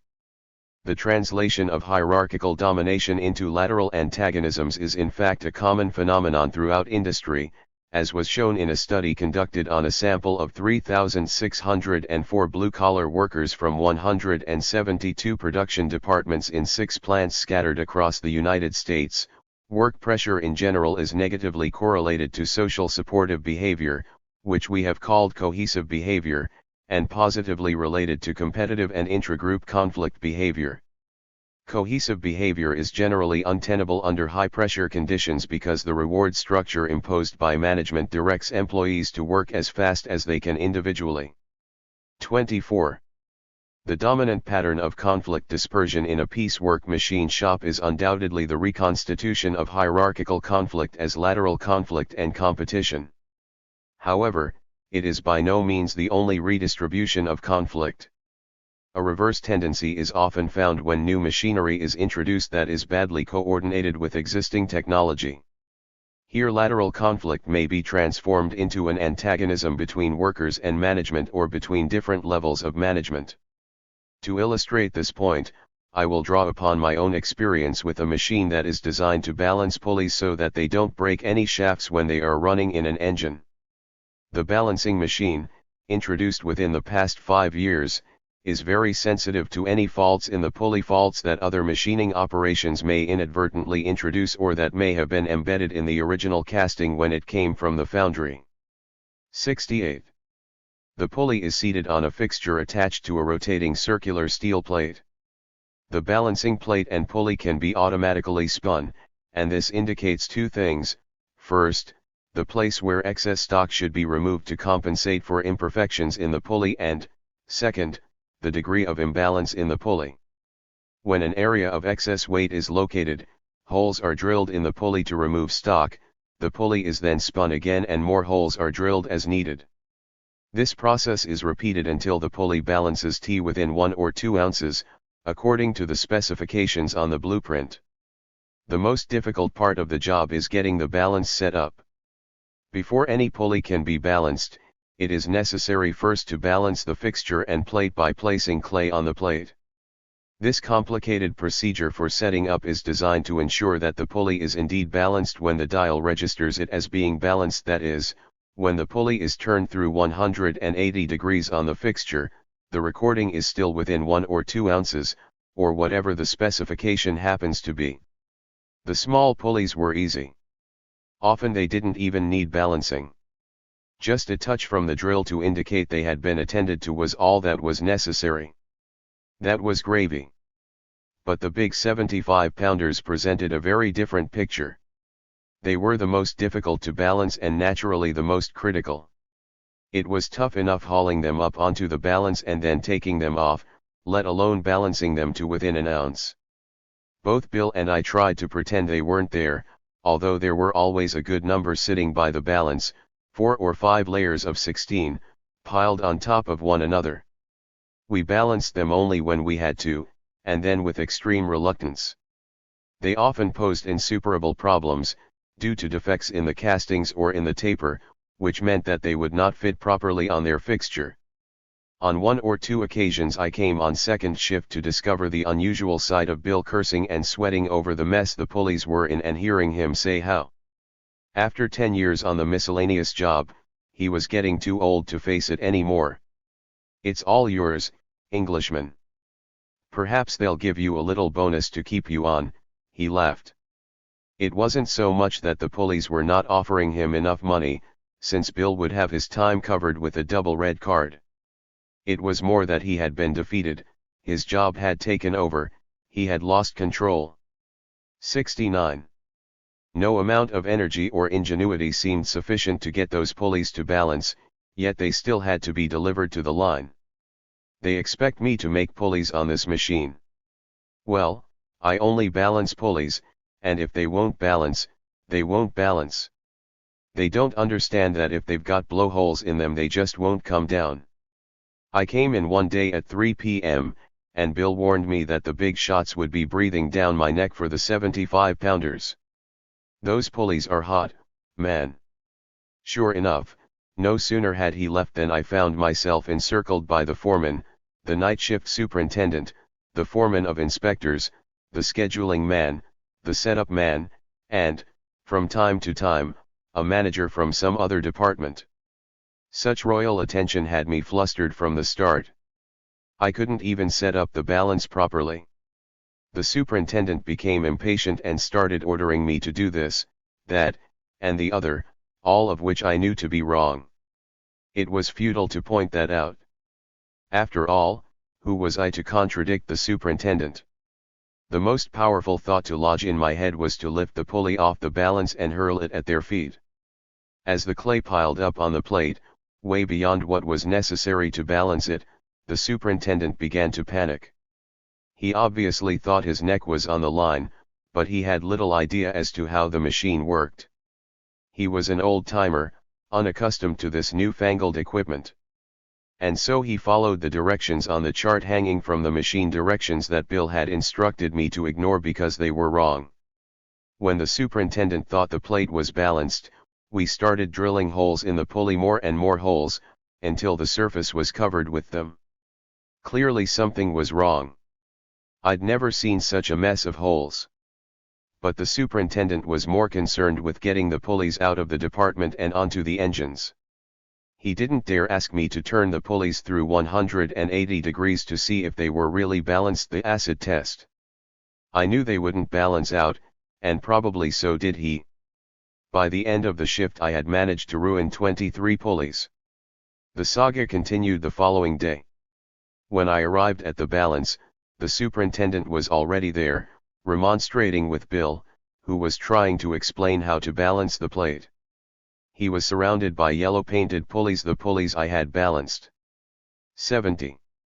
The night before, which had been pulled off the engines just before they were due to be shipped out.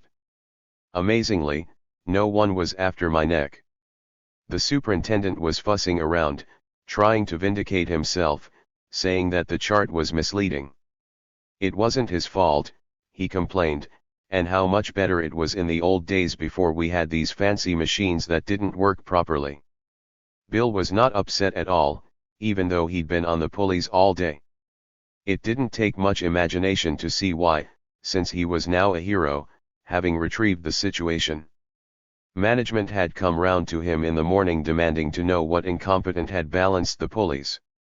Since he alone knew how to work the balance, Bill sensed his newly won power and importance. The superintendent, however, was in hot water, and his prestige, already at a low ebb, had taken a further dive. No one was particularly surprised at my ineptitude, since I had never demonstrated any mechanical skill or understanding. I have just described two types of conflict that can result from the introduction of a new piece of technology. In my first example, the new machine was out of tune with the surrounding technology and as a result turned what was potentially a lateral conflict into one between management and worker. In my second example, the new machine allowed an operator to monopolize some knowledge. This enhanced his power and led to a severe conflict between shop management and middle management when the operator was not around. 25. There is no space here to explore other patterns of conflict: crystallization, dispersion, and displacement. All I wish to stress is the way in which the specific organization of work structures conflict and how direct confrontation between management and worker is by no means its most common form. Indeed, over the past 30 years conflict between management and worker has diminished, while that among workers has increased. This was how Donald Roy reacted to my observations at Allied. Your point in regard to the big switch of hierarchical conflict to the side of inter-worker competition pleases me immensely. But in retrospect I see that in my time the main line of cleavage 71 was the worker management one. With the exception of the mutual irritations between machine partners of different shifts, operator relations were mainly cooperative, and most of the auxiliaries were helpful.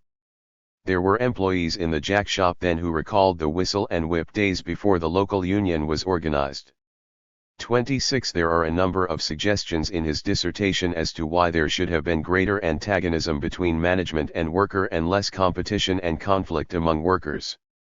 First, because of wartime conditions, there were more auxiliary workers for the same number of operators.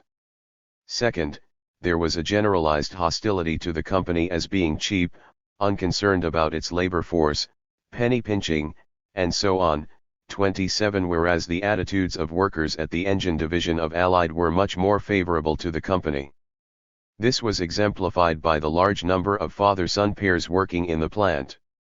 If your son had to work in a factory, many felt that Allied was not a bad place. Third, Allied treated its employees more fairly than Gear.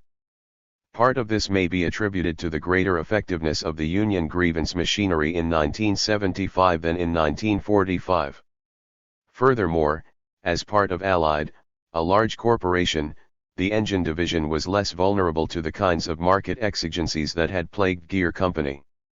It could therefore afford to treat its employees more fairly. Also, Allied did not appear to be out to cut rates with the militant enthusiasm that Roy had encountered. Fourth, as Roy himself notes above, the period of CIO organizing was still close at hand, and many Gear employees remembered the days of sweatshops and arbitrary discipline. Among the workers I talked to, only the older ones could recall the days of the whistle and whip, and, when they did, it was mainly in reference to the tribulations of their fathers. Conclusion. Between Gear Company of 1945 and Allied Corporation, 30 years later, the labor process underwent two sets of changes. The first is seen in the greater individualism promoted by the organization of work. Operators in 1975 had more autonomy as a result of the following: relaxed enforcement of certain managerial controls, such 72 as inspection of pieces and rate fixing, increased shop floor bargaining between workers and foremen, and changes in the system of piece rates, changes that laid greater stress on individual performance, effort, and mobility and allowed more manipulations. The second type of change, related to the first, concerns the diminution of hierarchical conflict and its redistribution in a number of different directions. As regards the relaxation of conflict between worker and management, one notes the decline in the authority of the foreman and the reduction of tensions between those concerned with enforcement of quality in production and those primarily interested in quantity. The greater permissiveness toward chiseling, the improvement of tooling and machines, as well as easier rates, have all facilitated making out and in this way have reduced antagonism between worker and shop management. 28. The employment of fewer auxiliary workers, on the other hand, has exacerbated lateral conflict among different groups of workers. 29. These changes do not seem to support theories of intensification of the labor process or increase of managerial control through separation of conception and execution. What we have observed is the expansion of the area of the self-organization of workers as they pursue their daily activities. We have seen how operators, in order to make out at all, subvert rules promulgated from on high, create informal alliances with auxiliary workers, make their own tools, and so on. In order to produce surplus value, workers have had to organize their relations and activities in opposition to management, particularly middle and senior management. We shall see in Chapter 10 how workers actively struggle against management to defend the conditions for producing profit. For Cornelius Castoriadis, this represents the fundamental contradiction of capitalism.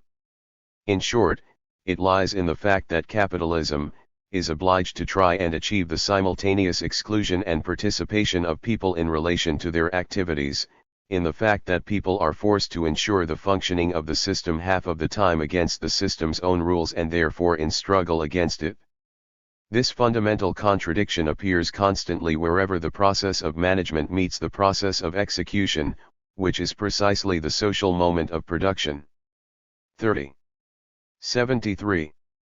But if the self-organization of workers is necessary for the survival of capitalism, it also questions the foundations of capitalism.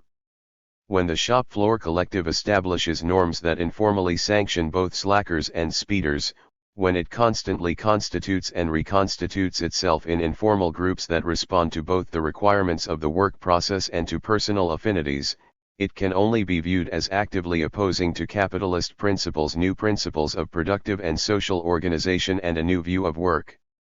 31. But is making out as radical as Castoriadis claims?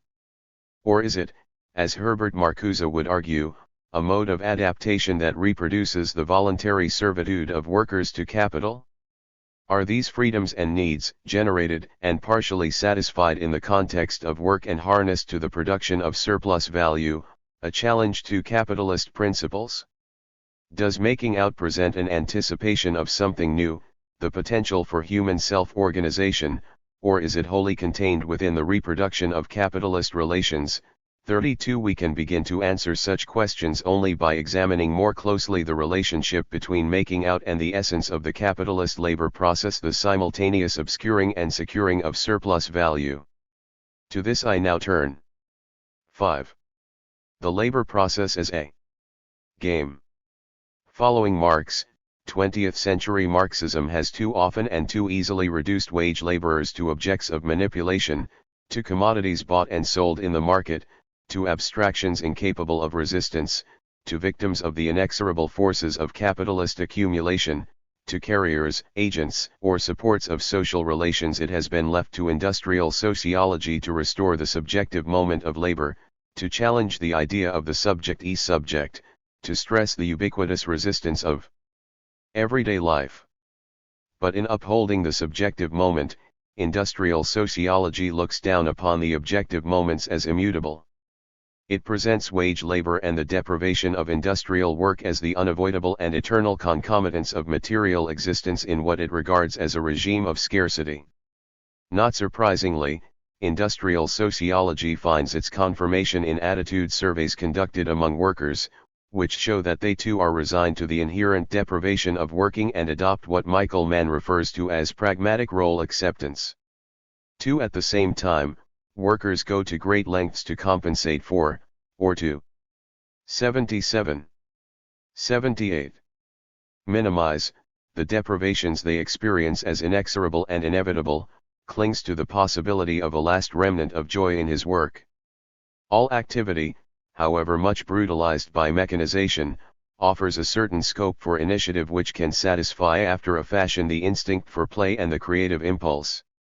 Even when the details of performance have been prescribed with the utmost minuteness, and in accordance with the latest dictates of the Taylor system, there will be left for the worker certain loopholes, certain chances of escape from the routine, so that when actually at work he will find it possible now and again to enjoy the luxury of self-determination.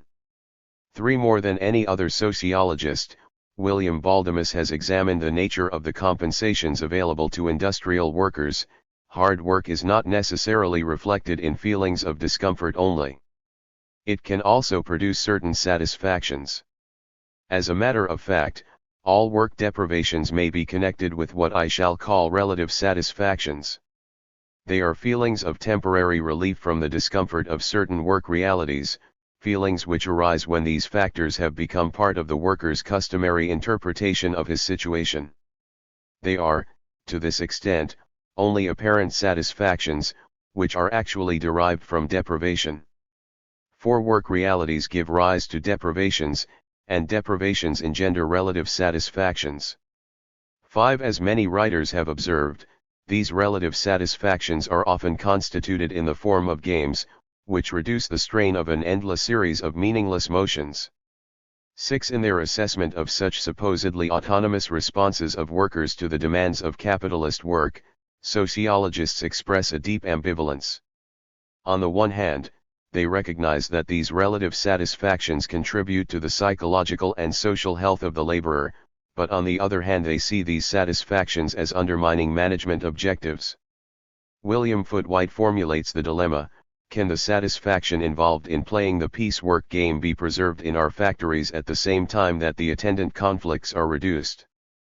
7. Games. 79. Create opposition of interests where before there was only harmony. In their classic study, F. J. Roethlisberger and William Dixon argued that employees had their own rules and their own logic which, more frequently than not, were opposed to those which were imposed on them. 8. This standard was not imposed upon them, but apparently had been formulated by the workmen themselves. 9. In his interpretation of the bank wiring room experiment, George Homans claims that group norms, such as restriction of output, were spontaneously produced so as to preserve the integrity of the group. 10. The view that the workers at the Hawthorne plant evolved their own autonomous principles of work reaches its apotheosis in the writings of Elton Mayo, who speaks of the formation of a social code at a lower level in opposition to the economic logic. LL. Michel Crozier argues, similarly, that in a wide variety of industrial settings uncertainties in the labor process are exploited by subordinates, leading to power struggles and non-cooperative games aimed against management. 12. All these treatments share the view that workers autonomously erect their own cultural and production systems in opposition to management. Ironically, the very sociologists for whom a class ana.1 would be anathema are also the ones who offer the greatest support for such an approach. Unfortunately, their empirical evidence is as weak as their theoretical framework is inadequate.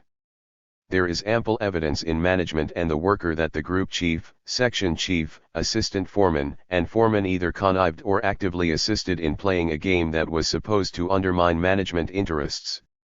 13 Jason Ditton shows how the creation of uncertainty through the relaxation of rules enhances the power of management at the same time that it provides the basis for the construction of games.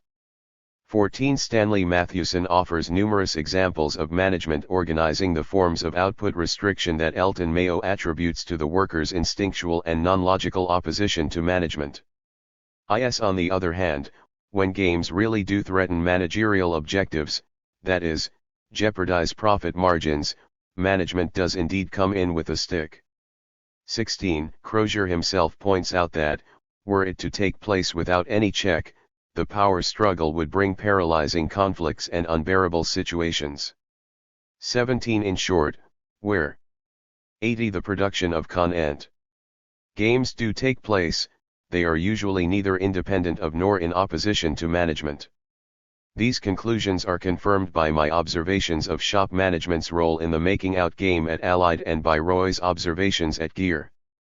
I have already referred to the different ways in which foremen actively assisted operators in making out, showing them angles, getting annoyed with the methods department's tight rates, using the idiom of making out in defending performances to their own bosses, and so on. When operators handed in more than the acceptable limit, not only fellow workers but shop management might protest. Thus, the superintendent frequently returned time cards to operators when they showed more than 140%, requesting them to reduce the number of pieces and bank the remainder. Time clerks would also check to see that the 140% ceiling had not been violated. All levels of shop management had an interest in steady output and quota restriction. They loved the industrial engineer no more than the operator did. 18 Assigning a new rate to a job could mean turnover of personnel, since workers tend to transfer to jobs where the rates are easier to make. As a result, there would be training costs, lower levels of output, more scrap, and so forth. Alternatively, operators would engage in gold bricking because the new rate was impossible, and this too implied lowered levels of output. I will discuss these and other deleterious consequences of tightening rates in Chapter 10. Suffice it to say, shop management not only encouraged operators to produce their quota but was also found actively acquiescing in output restriction by operators, that is, management actively engaged in the game of making out. Indeed, foremen and scheduling men are players in the game. By way of summary, then, the games workers play are not, as a rule, autonomously created in opposition to management, as claimed by Elton Mayo, who views the matter from one perspective, and by Cornelius Castoriadis, who views it from another. Rather, they emerge historically out of struggle and bargaining, but they are played within limits defined by minimum wages and acceptable profit margins. Management, at least at the lower levels, actively participates not only in the organization of the game but in the enforcement of its rules. The stimulus to engage in such work games derives as much from the inexorable coercion of coming to work. 81. And subordination to the dictates of the labor process once there, as from the emergence of radical needs, a new vision of work, or a non-logical code. The game is entered into for its relative satisfactions, or what Herbert Marcuse calls repressive satisfactions.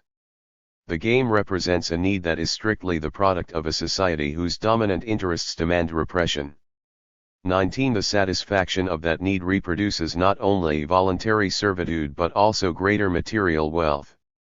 We must now turn to the concrete examination of how participation in a work game contributes to the reproduction of capitalist relations and the expansion of surplus value.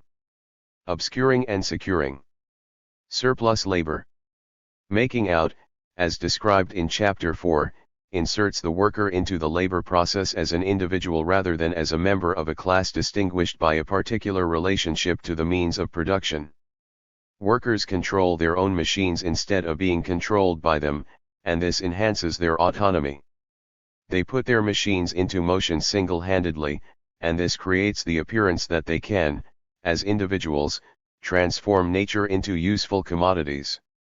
The system of reward is based on individual rather than collective effort.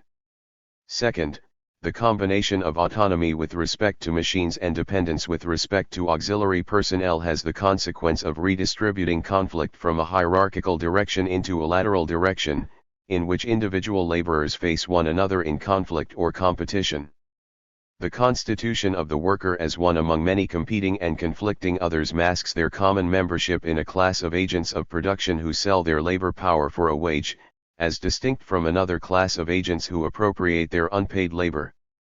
The significance of creating a game out of the labor process, however, extends beyond the particularities of making out. The very activity of playing a game generates consent with respect to its rules. The point is more than the obvious, but important, assertion that one cannot both play the game and at the same time question the rules. The issue is, which is logically and empirically prior, playing the game or the legitimacy of the rules. Here I am not arguing that. 82. Playing the game rests on a broad consensus, on the contrary, consent rests upon is constructed through playing the game. The game does not reflect an underlying harmony of interests, on the contrary, it is responsible for and generates that harmony. The source of the game itself lies not in a preordained value consensus but in historically specific struggles to adapt to the deprivation inherent in work and in struggles with management to define the rules. The rules, which in the case of making out present themselves in the form of a set of social relations in production, are evaluated in terms of the defined outcomes of the game making out or not making out and not in terms of some broader set of outcomes that are also the consequence of the game, such as the generation of profit, the reproduction of capitalist relations of production, and so forth. Therefore, to the extent that it is institutionalized as it is in making out, the game becomes an end in itself, overshadowing, masking, and even inverting the conditions out of which it emerges. As long as workers are engaged in a game involving their relations to a machine, their subordination to the process of production becomes an object of acquiescence. Equally, incorporation into a game involving other agents of production generates an acquiescence in the social relations of control inscribed in the labor process, that is, the relations in production. Two consequences of game playing have so far been delineated. First, game playing obscures the relations of production in response to which the game is originally constructed. Second, game playing generates consent to the social relations in production that define the rules of the game. Individual violation of rules leads to ritual punishment, which has the effect of reinforcing these obscuring and consent-producing consequences. That is, a violation of rules has the consequence of strengthening their hold over productive activities and relations. Thus, attempts by management to squeeze a little extra out of workers frequently enhanced consensual relations on the shop floor. Operators at Allied continually complained about being screwed by the company, and initially I associated this with some vague notion of exploitation. Soon I discovered that such anguish referred to the company's failure to provide the necessary conditions to play the game of making out. For example, drills might have burned up, the blueprint might have 83. Disappeared, the machinery might not have been functioning properly, etc. In other words, management was being accused of cheating, of not playing according to the rules of the game, and these accusations served to reassert the legitimacy of the rules and the values of making out. In this way the consensual framework was continually being re-established and reinforced. It is not enough to obscure property relations and to generate consent to production relations. Workers have to create a surplus over and above their wage. How are workers persuaded to cooperate in the pursuit of profit? Obviously, one way, but, generally, not a very efficient one, is by the continuous application of coercion, that is, by firing those who do not achieve a given quota.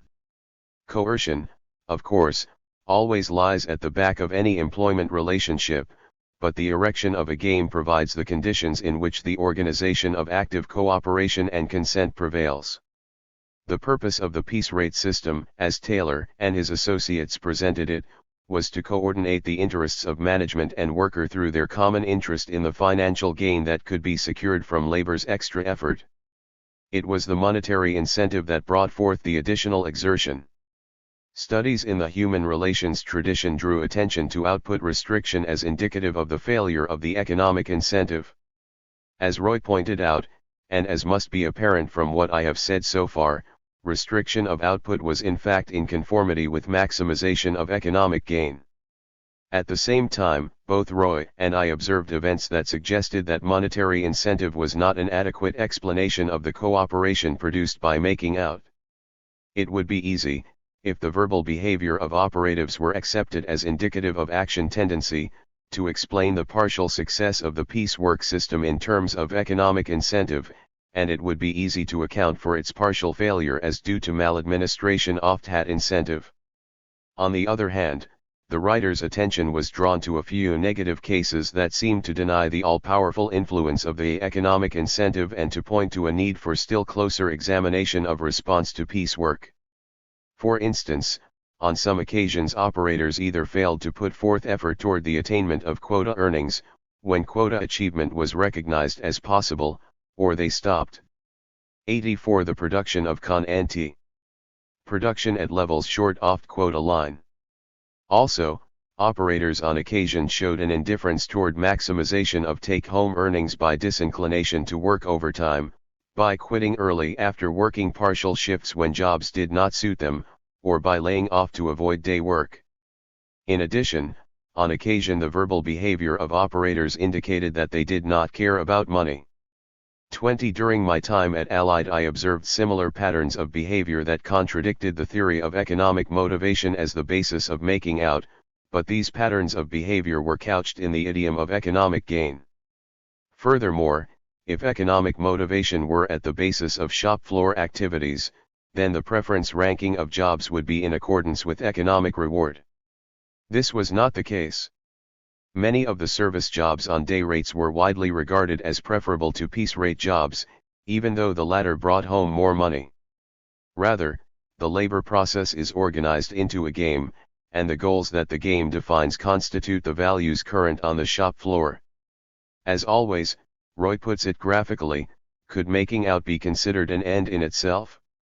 It might be suggested that the attainment of quota marked the successful completion of an act or task in which the outcome was largely controllable by the operator, although chance factors were also important determinants. Making out called for the exercise of skill and stamina, it offered opportunities for self-expression.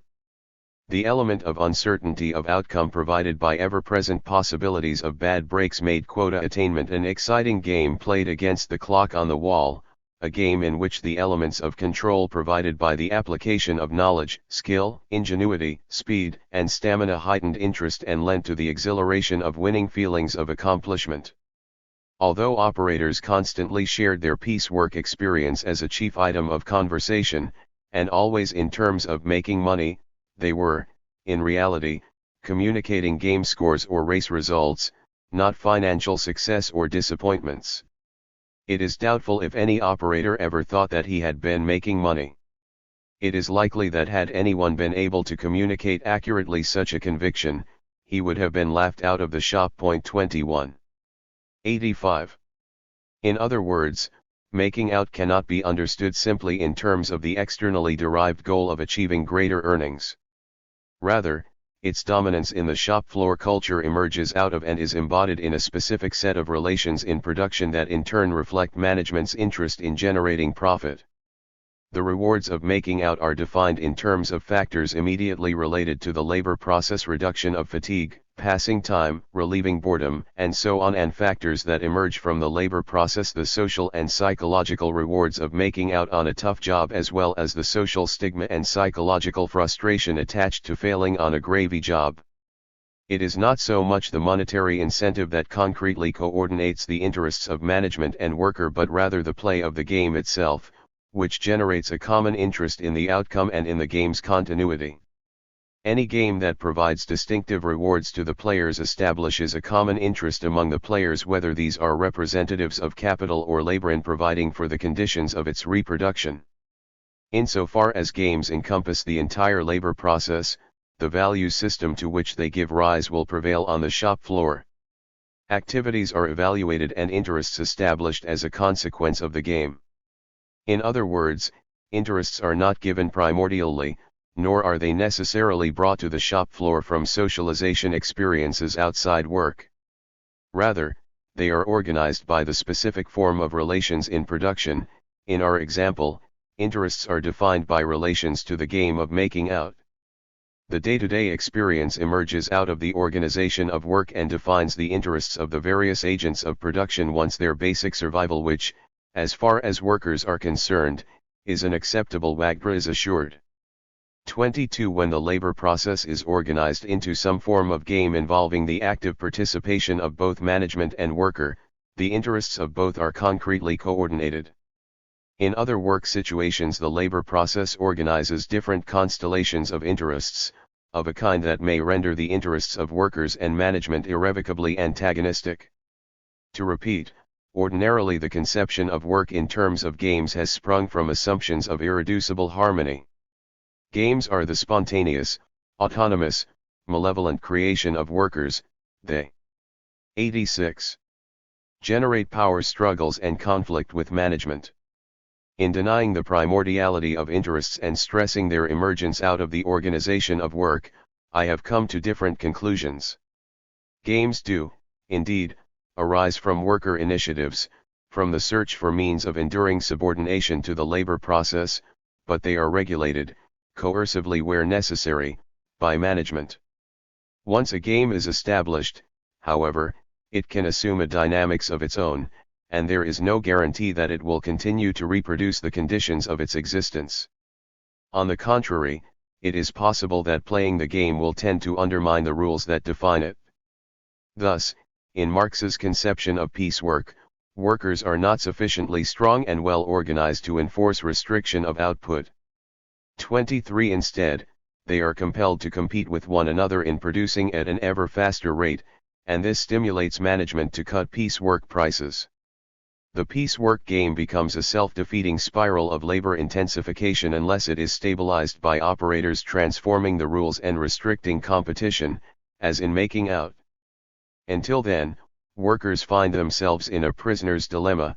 What is in the interests of the individual worker? The maximization of output operates to undermine the workers' collective interest, higher piecework prices. Peter Blau describes the same conflict between individual and collective rationality in output games in a state employment agency. Their competition among workers increases individual output but at the expense of collective efficiency. That is, the game itself produces conditions that make the game more difficult to play. Blau adds, this poses the interesting question, which cannot be answered here: what conditions determine whether this process ultimately levels off or reaches a climax in a revolutionary transformation of the competitive structure into a cooperative one? 24. Or, more generally, one can ask, what are the conditions for the reproduction of games? Under what conditions will the game's own dynamics undermine the harmony it also produces and so lead to a crisis? More specifically, what are the conditions under which making out can be continually played on the shop floor? Does this game have consequences other than the production of consent and profit, consequences that continually threaten its reproduction? Does making out sow the seeds of its own destruction? 87. Uncertainty and crises. Numerous writers of both Marxist and non-Marxist persuasion insist that the promotion of organizational effectiveness and efficiency is contingent on the minimization of uncertainty. 25. Here I shall suggest that securing worker cooperation rests on a minimal uncertainty, the possibility that workers will assert some control over the labor process, if only of a limited kind. But operator interest in quota piecework jobs seem to have its diminishing returns. McCann, for instance, spoke of boredom on one gravy piecework job, that he had had so much that he could run them in his sleep. His experience suggests that making out on piecework was a stimulating game only as long as the job represented a challenge to the operator, only as long as elements of uncertainty were present in the activity's outcome. If making out lost its value as a game when operator control over the job became so complete that winning degenerated into mere routine, it also lost such value if the element of uncertainty became too predominant over the element of control, that is, if bad breaks became too frustrating to the application of skill, the job became nerve-wracking. 26. A game loses its ability to absorb players under any of the following three conditions. First, when uncertainty is too great and outcomes are entirely beyond the control of players. Second, when uncertainty is too slight and outcomes may become completely controlled by players. Third, when players are indifferent to the possible outcomes. Let us take an example of each. One of my jobs, which I particularly disliked, involved drilling 3/16-inch holes 12 inches deep into steel slides. Bill's jumping jack, as it was called, was permanently set up for the job. It drilled 2 slides at a time, using 13-inch drills. After cutting a short depth, the drill would jump up to bring out chips, plunge back in again to drill another short depth, and so on until the hole was complete. Once started, the jumping jack continued automatically until the hole was finished. Because the drills were long and sometimes dull, they frequently broke, and, if they were not caught in time, the pressure could send pieces of steel flying in all directions. The job was not 88. Only dangerous but frustrating, because the rate did not allow for the breaking of drills.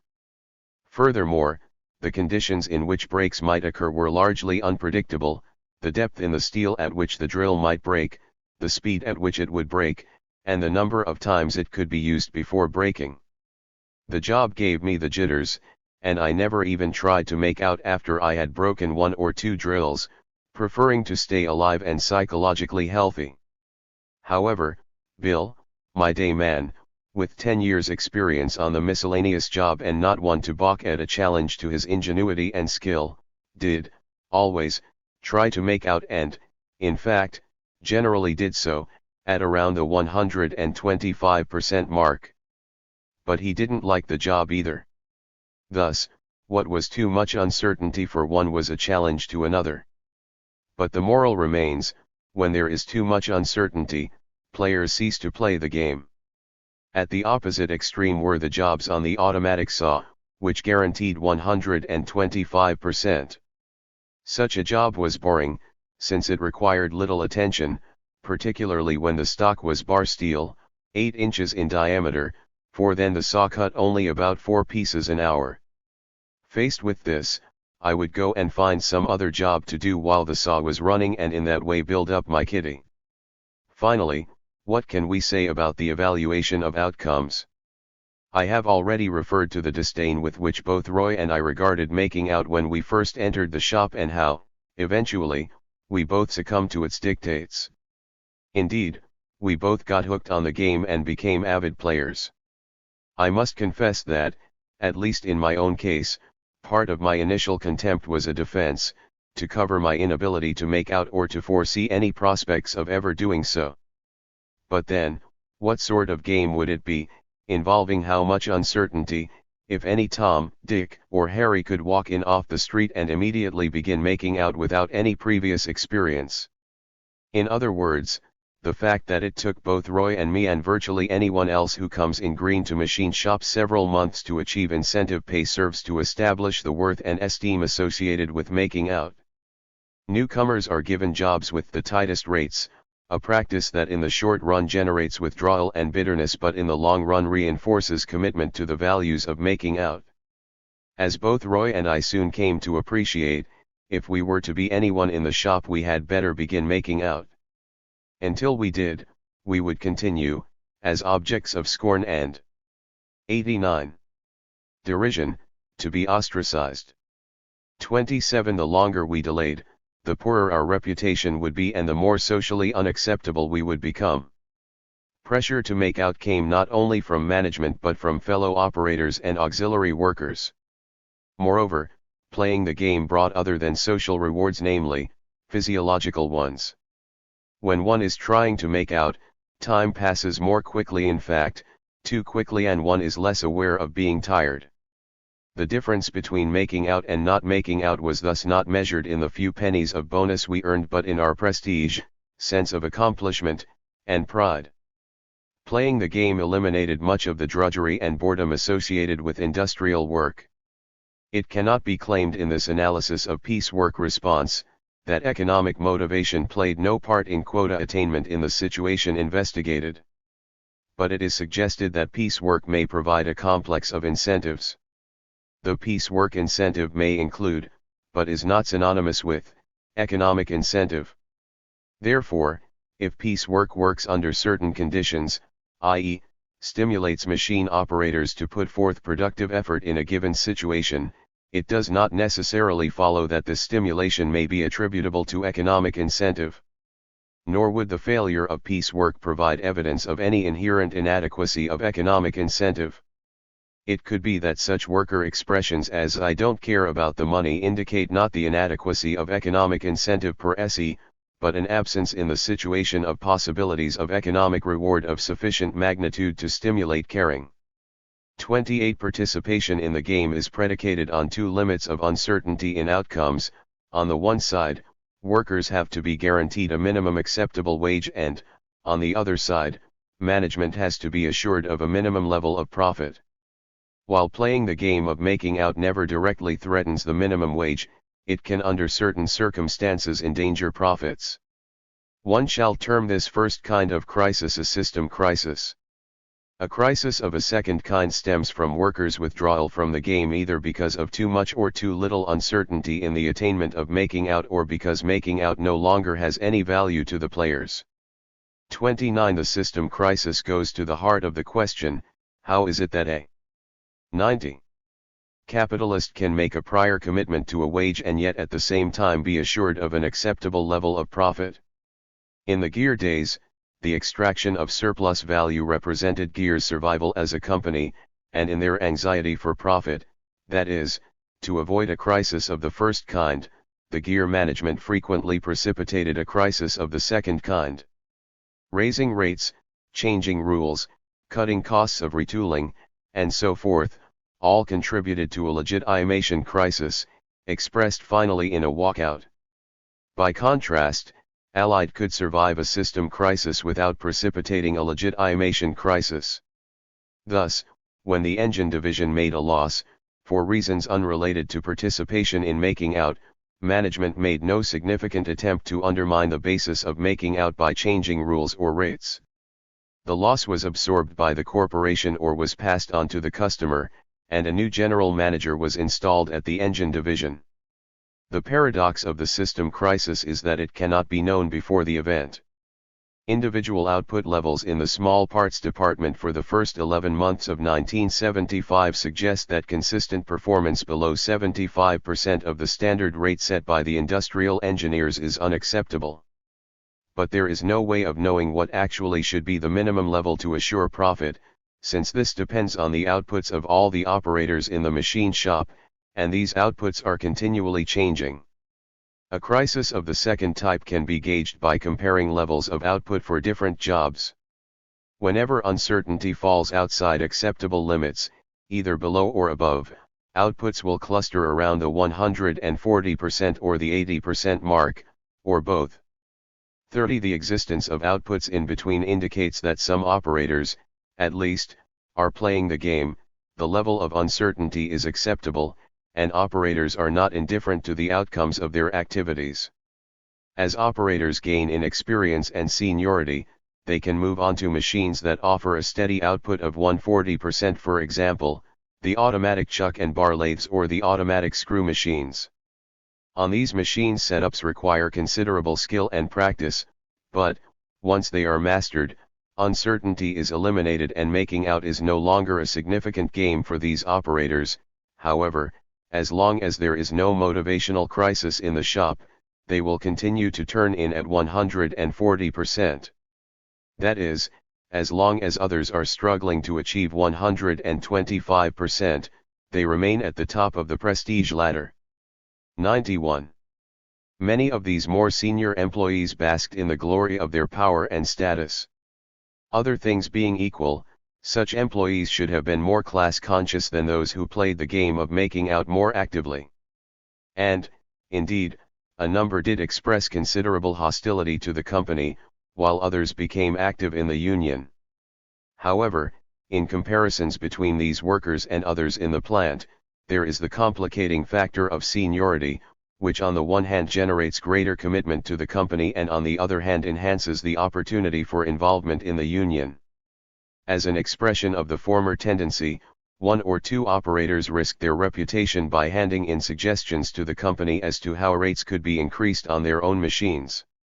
Al-Makan notwithstanding, a legitimation crisis is more likely to emerge out of tight rates rather than loose rates. Since Roy left Gear, rates have generally been easier to make, and transfers are facilitated by the bidding process. The result is that, after a few months, operators can hold jobs that offer all the challenges and rewards of making out. In such circumstances, legitimation crises are unlikely to occur. We must finally pose the question of the relationship between system crises and legitimation or motivational crises. Certainly a crisis of the second type will precipitate a crisis of the first type. But a crisis of the first type can result from factors other than the breakdown of making out, for example, unusually high training costs or excessive overtime and so forth. On the other hand, can a system crisis be the consequence of playing the game of making out according to its rules? If so, under what conditions will making out precipitate such a crisis? Clearly, the answer must lie in the possible types of distribution of percentage outputs of operators. One fact that might push the distribution to the low side is an increase in mobility between jobs. Under what conditions will a crisis of the second type be precipitated by a system crisis? That is, under what conditions will management attempt to undermine the conditions of making out when faced with declining profits? In other words, will management precipitate struggle when there is a profit crisis? I shall return to some of these questions in Chapter 10. The conditions for participating in making out and its effectiveness in obscuring and securing surplus labor provide a basis for 92. Distinguishing between at least two types of games. First, there are games that are confined to workers' relationship to technology, such as those described by William Baldamus, Donald Roy, and Harvey Swados. 31. If they can be sustained, such games may generate consent to the structures of deprivation inherent in work. But as Donald Roy points out, his clicking game did not absorb him for very long, since he could easily master every nuance and eliminate the essence of any gamel uncertainty. Games limited to single workers and their relationship to the labor process offer only diminishing distraction from deprivation and, above all, do not generate consent to the relations in production. To achieve this consent, a second type of game must be established, one that involves other agents of production. Such group games are potentially more permanent, since they engage the attention of workers more deeply and enlarge the scope of uncertainty. They require skills, not merely in mechanical technique but in the more uncertain context of human relations. In obscuring and securing unpaid labor, games are more effective the more broadly they encompass everyday life on the shop floor. Making out is perhaps a polar type in this regard. By contrast, subordination to an assembly line imposes limits on the scope of the possible games, although the scope is by no means as restricted as one might imagine. Presumably, the more tightly organized the labor process, the more likely it is that antagonistic class relations will emerge. To understand how such class struggles are contained, two other areas where surplus labor is obscured and secured, the internal labor market and the internal Stadler, will have to be examined. Conclusion. In this chapter I have tried to show how the constitution of the labor process as a game contributes to the obscuring and securing of surplus labor. However, the concept of game is more than a tool of explanation. It is also, and necessarily, a tool of critique. 32. First, it represents the link between individual rationality and the rationality of the capitalist system. Just as players in a game adopt strategies that affect outcomes, but not always in the ways intended, so in our daily life we make choices in order to affect outcomes. The possible 93. Variation of outcomes is limited but is not entirely beyond our control. That is, we do make history, but not as we please. We make history behind our backs through the unintended as well as the intended consequences of our acts. The game metaphor suggests a history with laws of its own, beyond our control and yet the product of our actions. This is as true of making out, playing chess, buying a new car, electing a president, or fighting a war as it is, unfortunately, of making a revolution. Second, just as playing a game generates consent to its rules, so participating in the choices capitalism forces us to make also generates consent to its rules, its norms. It is by constituting our lives as a series of games, a set of limited choices, that capitalist relations not only become objects of consent but are taken as given and immutable. We do not collectively decide what the rules of making out will be, rather, we are compelled to play the game, and we then proceed to defend the rules. Third, just as the game defines a set of goals, so capitalism generates a set of interests.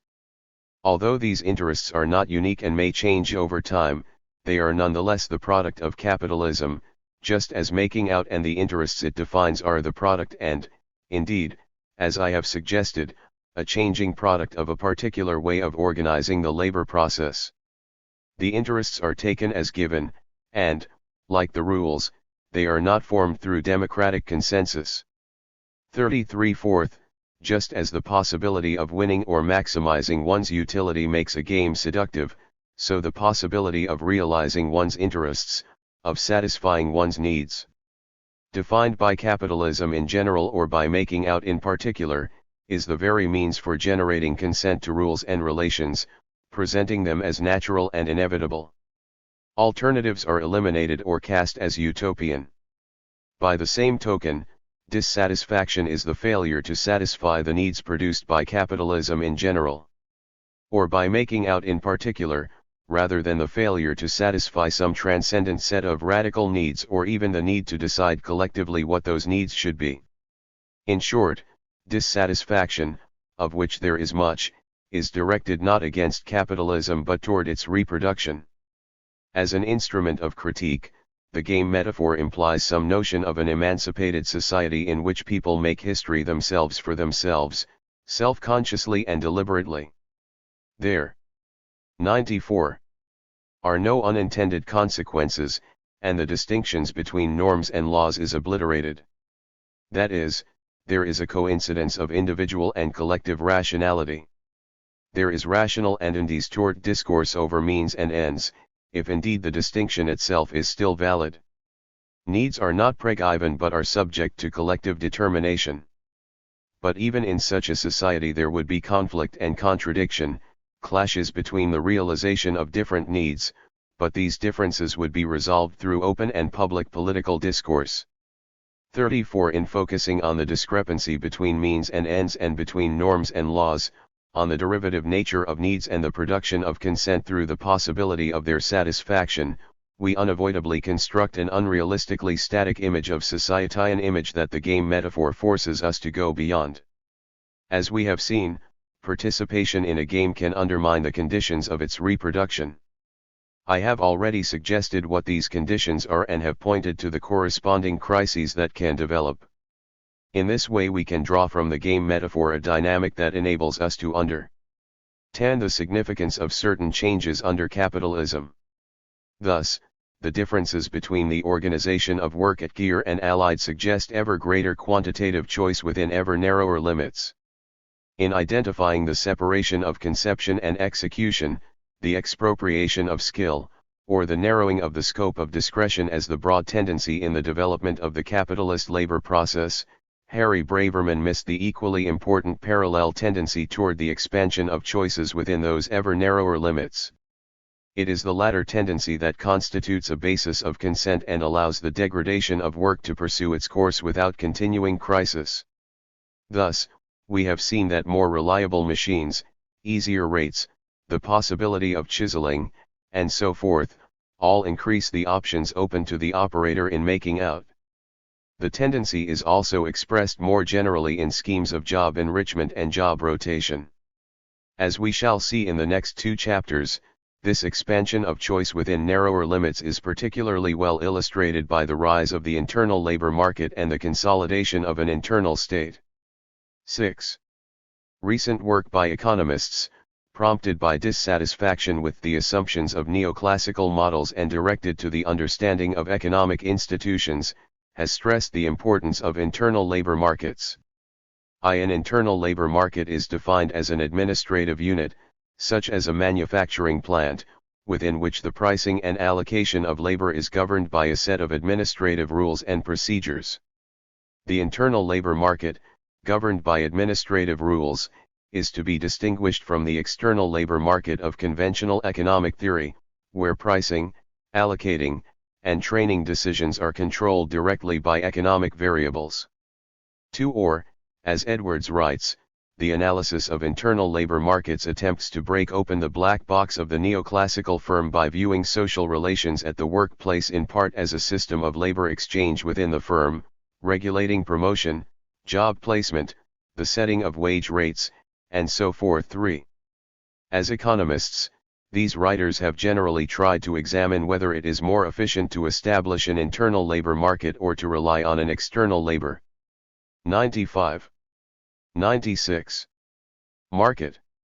4. But the question of efficiency cannot be considered apart from the way the internal labor market helps to promote an ideological basis for masking and securing the extraction of surplus value. It is this latter aspect that concerns me here. Karl Polanyi attributes the inevitability of the decline of the untempered reign of the labor market to the clash of organizing principles of economic liberalism and social protection. 5. The appearance of the internal labor market is a necessary corollary of this decline.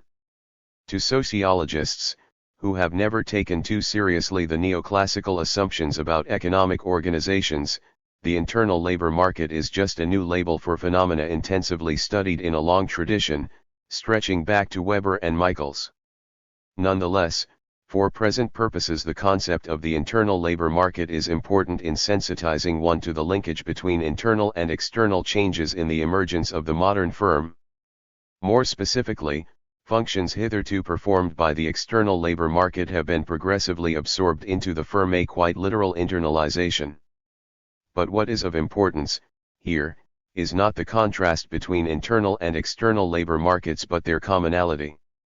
Competition is by no means eliminated by the internalization of the labor market, as Dühringer and Pior imply, but rather takes on a new form, regulated by different sets of constraints and rules.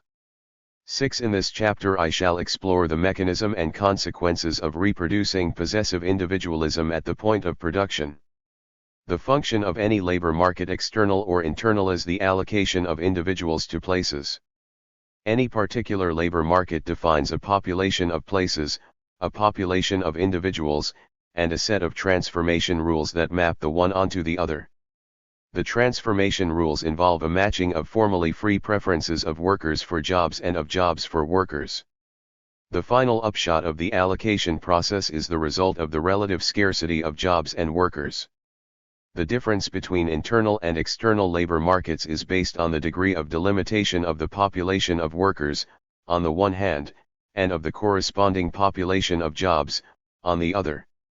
In addition, the transformation rules may differ as between markets. In the pure type of external labor market, to which Britain in the first half of 97. The 19th century may be the closest approximation, the entire labor force, considered as an undifferentiated population, would constitute candidates for places in the entire economy, places that also are considered as an undifferentiated population. When supply and demand do not define the distribution of individuals into places, one may postulate transformation rules based on some random process. At some places in Capital, Marx saw capitalism developing in this direction. The pure type of internal labor market is probably most closely approximated in today's large Japanese firm. 7. There the relevant populations of individuals and places are the employees and occupations in a given firm. The distribution rules within the firm are based on some combination of seniority and ability, frequently leaning more in the direction of the former. Replenishing the supply of individuals involves tapping a wider labor market, but the entry points are only at the lowest levels of any particular hierarchy. In a perfectly sealed internal labor market, new employees would be drawn only from the families of incumbents. In the context of a wider external labor market, the problems for the internal labor market are to ensure that individuals do not seek places outside the firm, on the one hand, and that, in filling places within the firm, priority is given to employees.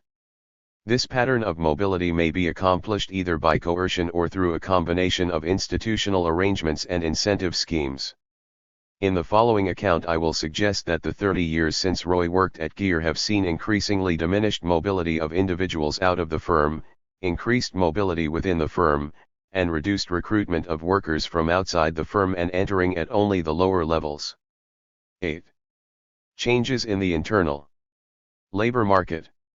The emergence of an internal labor market requires, on the one hand, that workers, once recruited, generally choose to remain with the company rather than seek employment elsewhere, and, on the other hand, that the company tries to fill job openings by selecting from among its own workers before it recruits workers from an external labor market. In other words, incentives must be provided. 98. For workers to stay with the company and for the company to recruit workers from its own labor pool. With these points in mind, I will discuss 6 conditions or aspects of the internal labor market, namely, a differentiated job structure, an institutionalized means of disseminating information about and submitting applications for vacancies, non-arbitrary criteria for selecting employees for vacancies, a system of training on the job, ways of generating a commitment to the firm that makes jobs in other firms unattractive, and, finally, maintaining the allegiance of employees after they have been laid off. In 1945, transferring between jobs was not regarded with much enthusiasm by workers at Gear. On the contrary, job transfer was most often used as a disciplinary measure when operators failed to meet expected performance standards. The lack of interest in transfers lay in the undifferentiated nature of the job structure. Thus, in 1945, there were, according to the contract, only 3 grades differentiated from one another by their minimum guaranteed wage, or the day rate, as it was called. However, the price of pieces was assessed in the same way for all jobs, that is, it was based on what an operator might reasonably be expected to accomplish and took no account of requisite skill or experience. In other words, the reward for effort on a lathe or automatic screw machine was assessed on the same basis as the reward for effort on a simple speed drill. Apart from a slightly higher minimum wage, the only other attraction of alternative jobs would be the maximum wage that would be permissible before management would increase rates. Thus, on the turret lathes the accepted ceiling on what could be turned in was around $1.35 an hour, whereas Roy on his radial drill was limited to $1.25. 9. But actually making that $1.35 on the turret lathe was apparently a quite different matter. I met Desplaines, one of the lathe men, in the IC station. I asked him if he was making out consistently. He answered in the negative. Too much tool trouble. I'm allowed to make $1.30 an hour but I can't make it. I talked for a while with the turret lathe man who was operating Dooley's drill. He is allowed to turn in $1.40, but never turns in more than $1.37 or $1.38. We're allowed to turn in $1.40, but we don't make that much. 99. All the time. Maybe we get a good streak for a couple of days, or maybe all week. Then we don't make out the next week. 10. There was little advantage in moving to another job. On the contrary, it was probably a better idea to gain more experience on one machine, so as to improve one's chances of making out. In 1947, following such large corporations as United States Steel, Gear introduced a job classification scheme upon which the present structure is based. In 1975 there were 12 labor grades with different base earnings, ranging from $4.62 an hour to $6.30 an hour for day workers and from $4.40 an hour to $5.52 an hour for incentive workers. Jobs were allocated to a labor grade on the basis of a job description and job evaluation scheme. Piece rates were no longer computed in prices but in pieces per hour. Incentive earnings were calculated as a percentage of base earnings corresponding to the percentage of output that exceeded a standard measured rate, pegged at 100%. Thus, a 140% output meant that a worker had produced 40% more than the standard rate and would receive a bonus of 40% of the base earnings. Although jobs might be timed at the same rate per hour, the earnings on each extra piece would vary with the labor grade.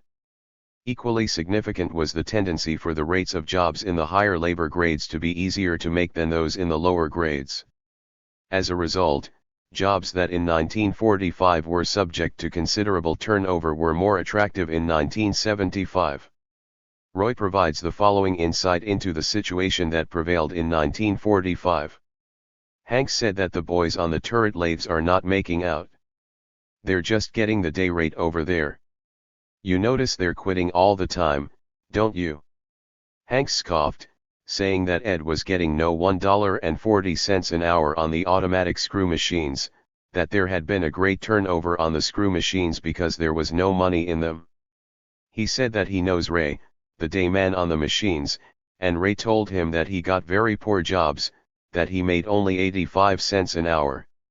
11. This situation must have been expensive in terms of training costs. By giving easier rates to the more skilled jobs in the higher labor 100 grades, despite the increased opportunities for mobility, Allied management has been able to reduce turnover on such machines as the lathes and automatic screw machines. At the same time, newcomers are subjected to the impossible rates on the speed drills and are thereby socialized to shop discipline and the ordeals of not making out. Apart from establishing a differentiated job structure, which places jobs in hierarchies of attractiveness, an internal labor market requires a system by which employees may choose and compete for job openings. In 1945, employees might request transfers by approaching the superintendent. Roy mentions two instances, the case of Jonasy in the tool crib, who could no longer tolerate the frustrations and pressure there, and the turret lathe operators who couldn't make out. 12. For the most part, the superintendent would direct or offer employees alternative jobs on his own initiative. 13. The 1945 contract, which only briefly alludes to transfers, does suggest that they were made at the discretion of management. Employees accepting promotions within the unit and failing to qualify in 90 days may return to their former or equivalent positions. Employees who decline promotions may do so without discrimination or loss of seniority. When there is a job opening, employees shall be considered on the basis of their seniority in the department and their qualifications. There was no system for informing employees when job openings appeared, for applying for such openings, or for ensuring that employees were given preference over outside applicants. Furthermore, the emphasis on departmental seniority tended to lock employees within a single department. By 1975, the contract contained a full-fledged bidding system, which involved the posting of job openings, a system for applying for the jobs, and a system for selecting among applicants.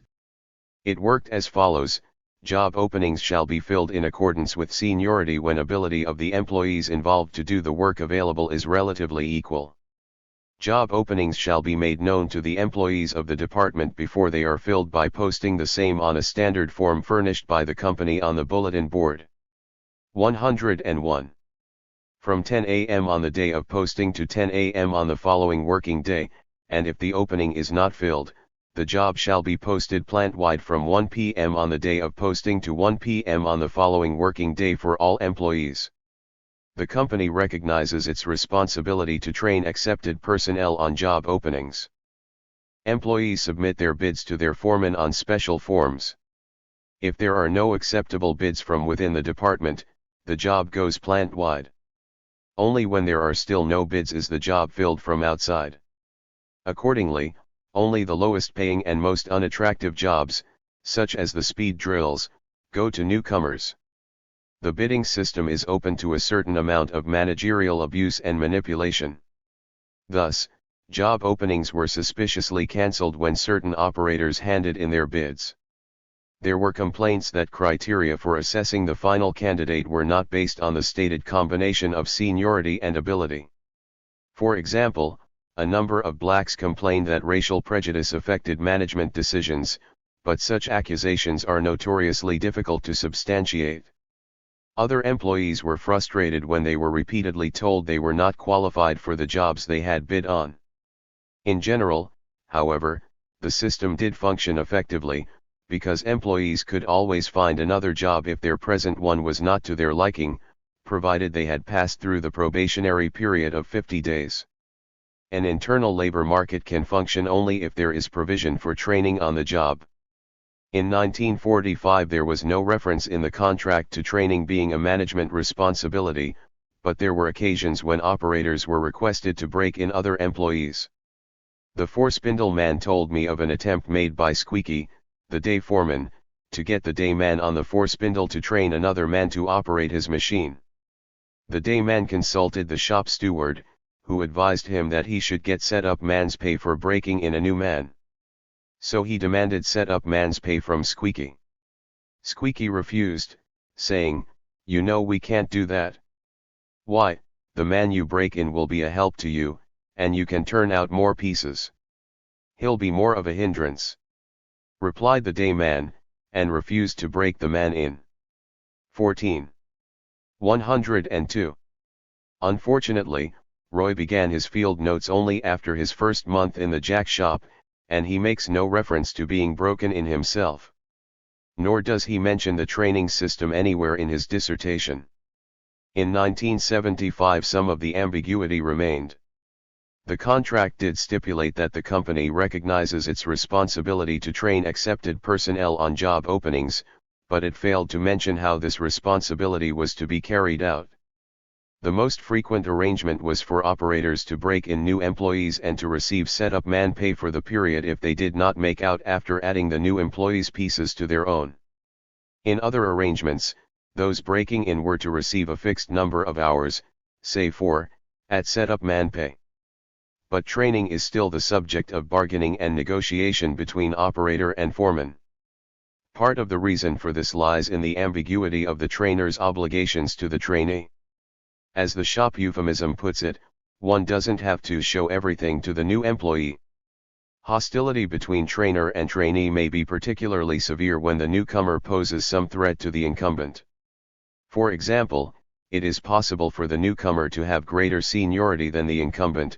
If this is the case, he can displace the incumbent in times of layoff. One story was told to me of an old operator who, after taking up the job of crib attendant, decided to bid back on the machines. Every time he tried, the incumbent operator refused to show him anything, and eventually the old man left the company in frustration. Antagonism of trainer for trainee may also appear when the trainee threatens to eliminate the incumbent's overtime. George, a lathe operator, had been working a 12-hour day for some time and wanted to keep it that way. He was an old hand, and his fellow operators considered him to be the best lathe operator in the shop. Every time he was asked to break someone in on his machine, he made sure that they would sooner or later be disqualified. There was nothing management could do except continue the overtime they needed George too badly. Similarly, the older operators on the automatics had a reputation for marked reluctance to show youngsters the intricate setups. In my own case, Bill initially remained aloof and showed me a bare minimum. When he realized that I was going to stick with the miscellaneous job on second shift and I got to know him better, he showed me lots of angles on the operations we 103 had to do. In general, despite occasional friction and hostility, the system of breaking in tended to operate adequately, and few operators were disqualified. So far, we have discussed the introduction of a differentiated job structure and the institutional arrangements for filling vacancies. However, creating hierarchies of jobs in terms of attractiveness and facilitating movement between these jobs do not in themselves guarantee that employees will not look outside the firm for jobs. How has the company attempted to reduce the separation rate? We have already seen that seniority places employees in a stronger position in bidding for jobs. The longer an employee remains with the company, the better are his or her chances of obtaining an attractive job within the plant and the less are the chances of finding an equivalent job in another firm. Since 1945 there have been other changes that reward seniority and so make employment in other firms unattractive. In 1959 a pension scheme was introduced, directly linked to length of service. In 1975 the various options, including early retirement schemes, applied only to employees with 10 or more years of credited service. Under the normal scheme the retirement age is 65, and an employee receives $11 per month for each year of credited service. With 30 years of service, for example, an employee receives $330 from the company each month. In 1956 a supplementary unemployment benefit scheme was introduced. In 1975 this applied to all workers having 1 or more years of continuous service. The amount paid each week during a layoff, combined with unemployment compensation, comes to about 3/4 of normal earnings. The duration of payments varies with length of service, but it is limited to 12 months. After 12 months the company distributes a separation payment, which varies according to years of service. Vacations also are determined by length of service. In 1945 the paid vacation was 1 week for those with more than 1 year of seniority and 2 weeks for those with 5 years or more. In 1975 paid vacations varied in length from 1 week for those with 1 to 3 years of continuous service to 6 weeks for those with 25 years or more. In summary, the longer that employees remain with Allied, the greater is their commitment to the company. The rewards for seniority discourage employees from seeking employment in other firms. What happens when the strength of the company grows and 104 diminishes in response to the fluctuating demand for its products? In Allied's case, for engines. In 1945, layoffs were made according to seniority where ability was equal, but those with 5 or more years of service and who were in jeopardy of a layoff could exercise their plant-wide seniority and bump any employee in any other department who had less than 5 years service, provided they had the ability to do the work involved. In 1975, employees could exercise their plant-wide seniority in bumping other employees after only 1 year of service with the company. This, of course, involves considerably more mobility when a layoff occurs, but at the same time it offers employees much more job security based on seniority. In addition, the supplementary unemployment benefit is a means of retaining the attachment of the same labor pool even after a layoff has taken place. By contrast, employees laid off in 1945, when there were no compensation payments, found it difficult to wait for a recall. They were more likely to seek employment elsewhere. In other words, recent developments in the internal labor market have organized the continued availability of a labor pool even during depressed periods by allowing layoffs to proceed on the basis of plant-wide, rather than departmental, seniority for all employees with more than 1 year's seniority. 16. Consequences of the internal labor market. The internal labor market promotes mobility within the firm and reduces mobility between firms. The choice open to employees within the firm, albeit a choice within definite limits, fosters the same competitive individualism that has been normally associated with the external labor market. But it also has a significant impact on the patterns of conflict on the shop floor. The opportunity to move between jobs has the effect of diminishing conflict between workers and the lower levels of management, the foreman and the industrial engineer. As long as operators are locked into a single job, they have to fight with the time study man for better rates. This is one reason why the time study man loomed so large over shop floor life in 1945. When employees can transfer with relative ease, and at will, to other jobs with easier rates, they no longer have the 105 RLS of an internal labor market. Same vested interest in fighting the methods department on any particular operation. Moreover, they even have a diminished interest in protecting existing rates. Rate busting by senior employees who then transfer off their jobs is not the uncommon occurrence it was in Roy's day. Equally, when operators resent the treatment they receive from their foreman, they can quite easily move to another section or department, though foremen have been known to try to obstruct such transfers. concerned to limit mobility in and out of their sections and, above all, to avoid the costs and frustrations of training new operators, foremen are less eager to throw their weight around than they were in 1945. As suggested in Chapter 4, the foreman's role has gradually shifted from one of control to one of service. As one older foreman complained, "We have all the responsibility but no authority." Just as mobility mitigates conflict in a hierarchical direction, it tends to generate conflict in a lateral direction, both among operators and between operators and auxiliary workers. In Chapter 4 I discussed the conflict between auxiliary workers and operators and how this was exacerbated by mobility. Over time, networks of social ties are established that bind workers into a system of mutual obligations and trust. Thus, had I gotten to know Morris, the trucker, he would probably have been less enthusiastic in frustrating my attempts to make out. The same applies to the competition between operators that developed, untempered by social ties, when incumbency was short. Rivalry for better jobs led to obstructionist tactics directed at other operators. For example, Larry, one of the grinders on day shift, had been with the company for more than 25 years. He generally managed to obtain for himself the tasks with the looser rates. From long experience he knew which jobs were coming up next on his machine, and by virtue of his seniority he exercised considerable influence over the scheduling man. Steve and Ken, the young second and third shift operators, usually found themselves saddled with the difficult operations. They decided to collaborate and between them arrange tasks so that, when Larry came in on day shift, Ken would have just set up on a task with a very poor rate. Larry had no alternative but to continue with it. Operators on lathes often changed their setups before the end of the shift so that the following operator could not exploit their ingenuity.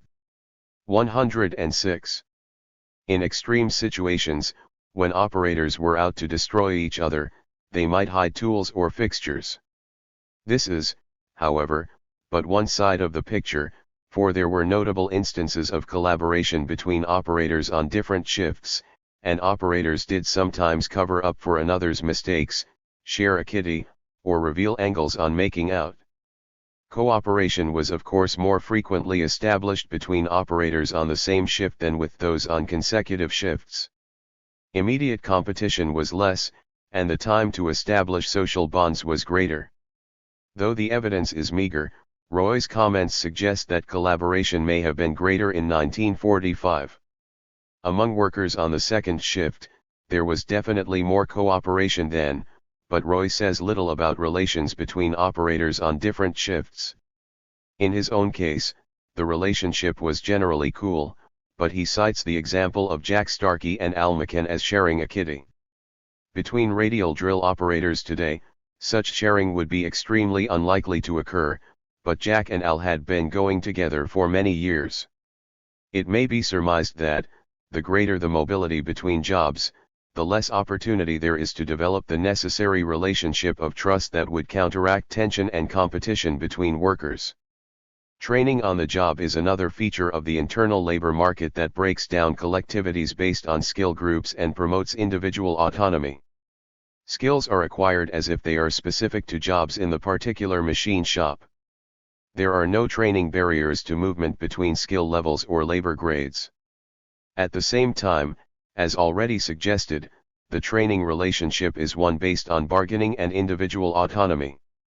The internal labor market not only redistributes conflict in a lateral direction and fosters individualism and autonomy through limited mobility, it also provides a material basis for presentation of the company's interests as the interests of all.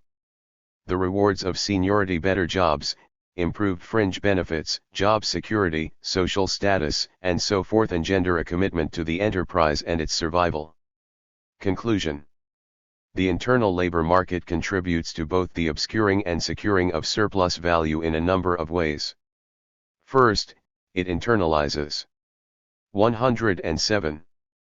The features most characteristic of the external labor market, namely, the competitive individualism of free and equal laborers.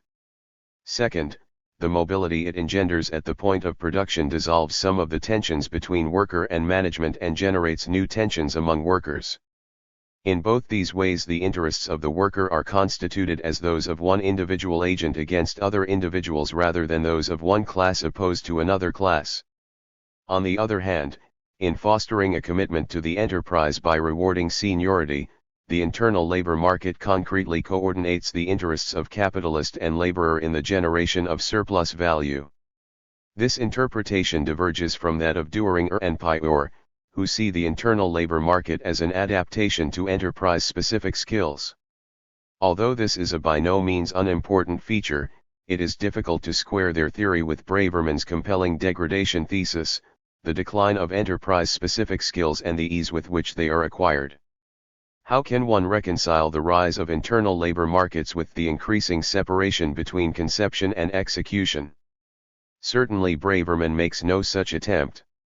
Richard Edwards, borrowing from Max Weber, Michel Crozier, and Alvin Goldner, argues that the internal labor market is part of a system of bureaucratic control that rationalized the enterprise's power by making its application more predictable and stable, and hence bureaucratic control evoked more stable and predictable behavior from workers, that is, bureaucratic control tended to legitimize the firm's exercise of power, and translate it into authority. 17. Although his analysis goes beyond Dühringer and Pior, in that it focuses on control, how the exercise of power is legitimized through rules is as unclear in Edwards' writing as it is in Weber's. By contrast, I am arguing that what is significant about rules is not that they increase stability and predictability but that they confine increased uncertainty within narrower limits. Thus, the internal labor market bases itself in a complex of rules, on the one hand, while expanding the number of choices on the other. Nor should these choices be belittled by saying that one boring, meaningless job is much the same as any other. The choice gains its signify. 108. Cants from the material power it gives to workers in their attempts to resist or protect themselves from managerial domination. Workers have a very definite interest in the preservation and expansion of the internal labor market, as the most casual observation of the shop floor would demonstrate. Moreover, it is precisely that interest that draws workers into the bidding system and generates consent to its rules and the conditions they represent, namely, a labor process that is being emptied of skill. 7. Consolidating an internal state. In the preceding chapter I examined the consequences of the partial absorption of the external labor market by the industrial enterprise. I now propose to examine the implications of another process of internalization, the growth of the internal state. Writing about the Progressive Era, James Weinstein describes the endeavors of corporation leaders in the National Civic Federation to solve social problems by extra-political means, that is, by keeping them out of the arena of public debate. At that time, institutional arrangements for this kind of depoliticization of the public realm were still primitive.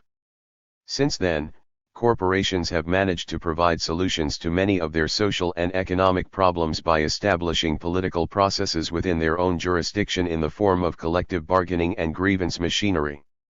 According to Jürgen Habermas, a distinguishing feature of advanced capitalism is the emergence of political class compromise between worker and capitalist, or what he refers to as the repoliticization of the relations of production.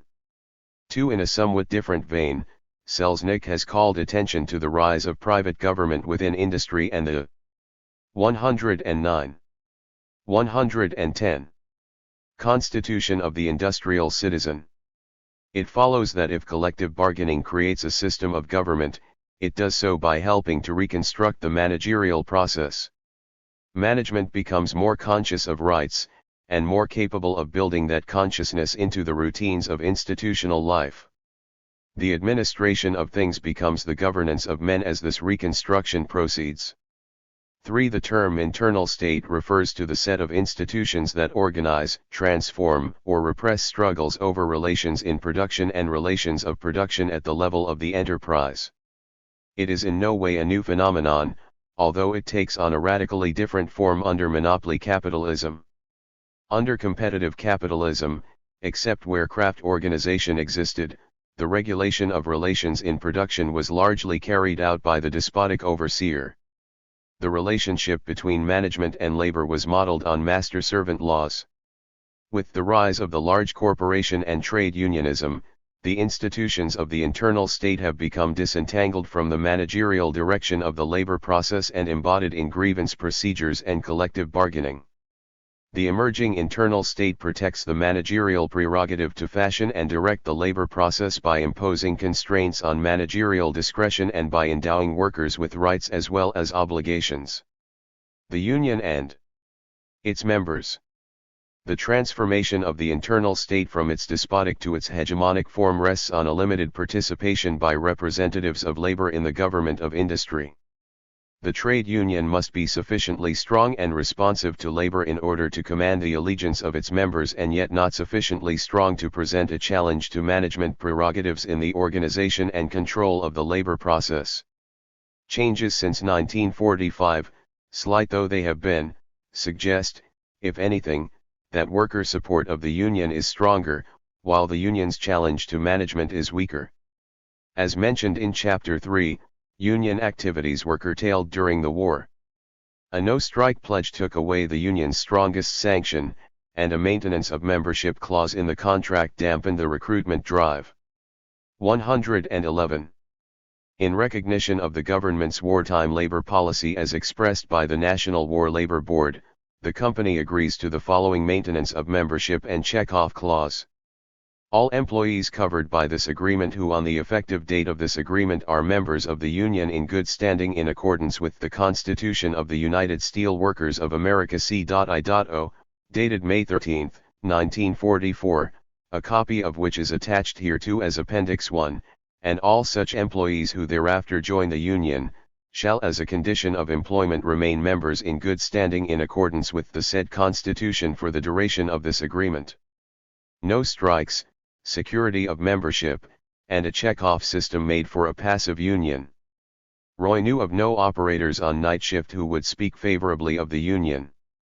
The union was rarely a topic of jack-shop conversation, and when it was mentioned, remarks indicated that it was not an organization high in worker esteem. Characteristic of machine operator attitude toward the union was the scornful comment, "All the union is good for is to get that $1 a month out of you." 4. There was no union shop steward on night shift, and Roy had little contact with the one on day shift. In his 11 months at Gear, Roy interacted with him directly only twice. On the first occasion, the steward wanted him to sign the check-off form. On the second, Roy went to complain about the price on one of his operations. The operation had been retimed, but the rate was still impossible to make. The steward showed interest but did nothing. Since Roy had so little contact with the union, changes in union management relations are difficult to gauge. Though he presents us with no accurate data on the matter, his observations suggest that there were fewer shop stewards. There have been some changes in the contract, and these have affected union management relations. A union shop has been introduced, so that union membership is a condition of employment once the initial probationary period has been served. The disciplinary procedure has been rationalized to include a series of steps that must be taken before a worker can be discharged. At each step but the first, the union is notified and involved in the disciplinary procedure. Finally, a qualifying paragraph has now been added to the management. 112 The production of con-ent clause. This stipulates that the company will advise the union in advance of initiating any major action that would cause a direct and adverse effect over the job and wage security of employees. Nonetheless, attitudes among rank and file remain much as they were in 1945. There is a pervasive cynicism as to the willingness and ability of union officials to protect the interests of the membership. In part this is because union leaders in their day-to-day activities exercise so little visible power and so rarely initiate interventions on behalf of the members. But the role of the union is to preserve the status quo, and its power is generally invisible, designed to prevent arbitrary action by management. Nonetheless, this power is significant.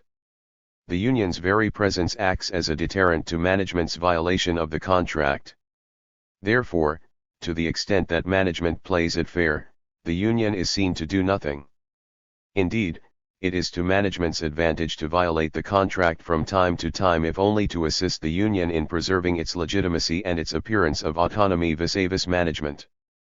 Though much attention is drawn to union incompetence, feathering of nests, corruption, being in collusion with the company, and so forth, union leadership must, to retain minimal legitimacy, present itself as independent. Management recognizes the need for a legitimate union with which to bargain, and it therefore accepts the appropriate constraints on its discretion. Comparison with non-union shops, where punitive sanctions are applied more arbitrarily, unchecked by grievance machinery, highlights the importance of the union's presence. One of Roy's informants corroborates the point. The man that I deal with had formerly worked at Gear as an inspector. I noticed that he made no comment, but remained silent when I told him I worked for Gear.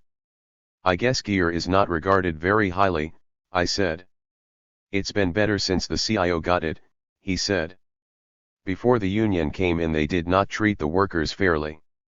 They'd come to work at 7, wait around for materials, and get sent home at 9 without pay for the wait, if there were no materials. They had no regard for the workers. 5. In 1975, at Allied, a certain discrepancy between action and attitude pointed to a continuing ambivalence on the part of workers. On the one hand, there were continual complaints that the union ain't 113 worth shit, that its officials were corrupt, and that it was good only for collecting and spending the dues, which in 1975 amounted to around $10 a month for each worker, depending on his earnings. On the other hand, whenever the workers had a grievance, felt that management was cheating them, that a fellow operator was endangering their job, and so on, their first move was to the union. Moreover, the union was wielded as a threat to any offender. "I'll get the union onto you," I was told when I ran someone else's job, which indicates that it was not regarded as so ineffectual as some of the comments might suggest. The complaints appeared to be directed at the individuals who held office rather than at the union as an institution, which generally defended workers against management encroachments, irrespective of the incumbent leadership. Creating the industrial citizen.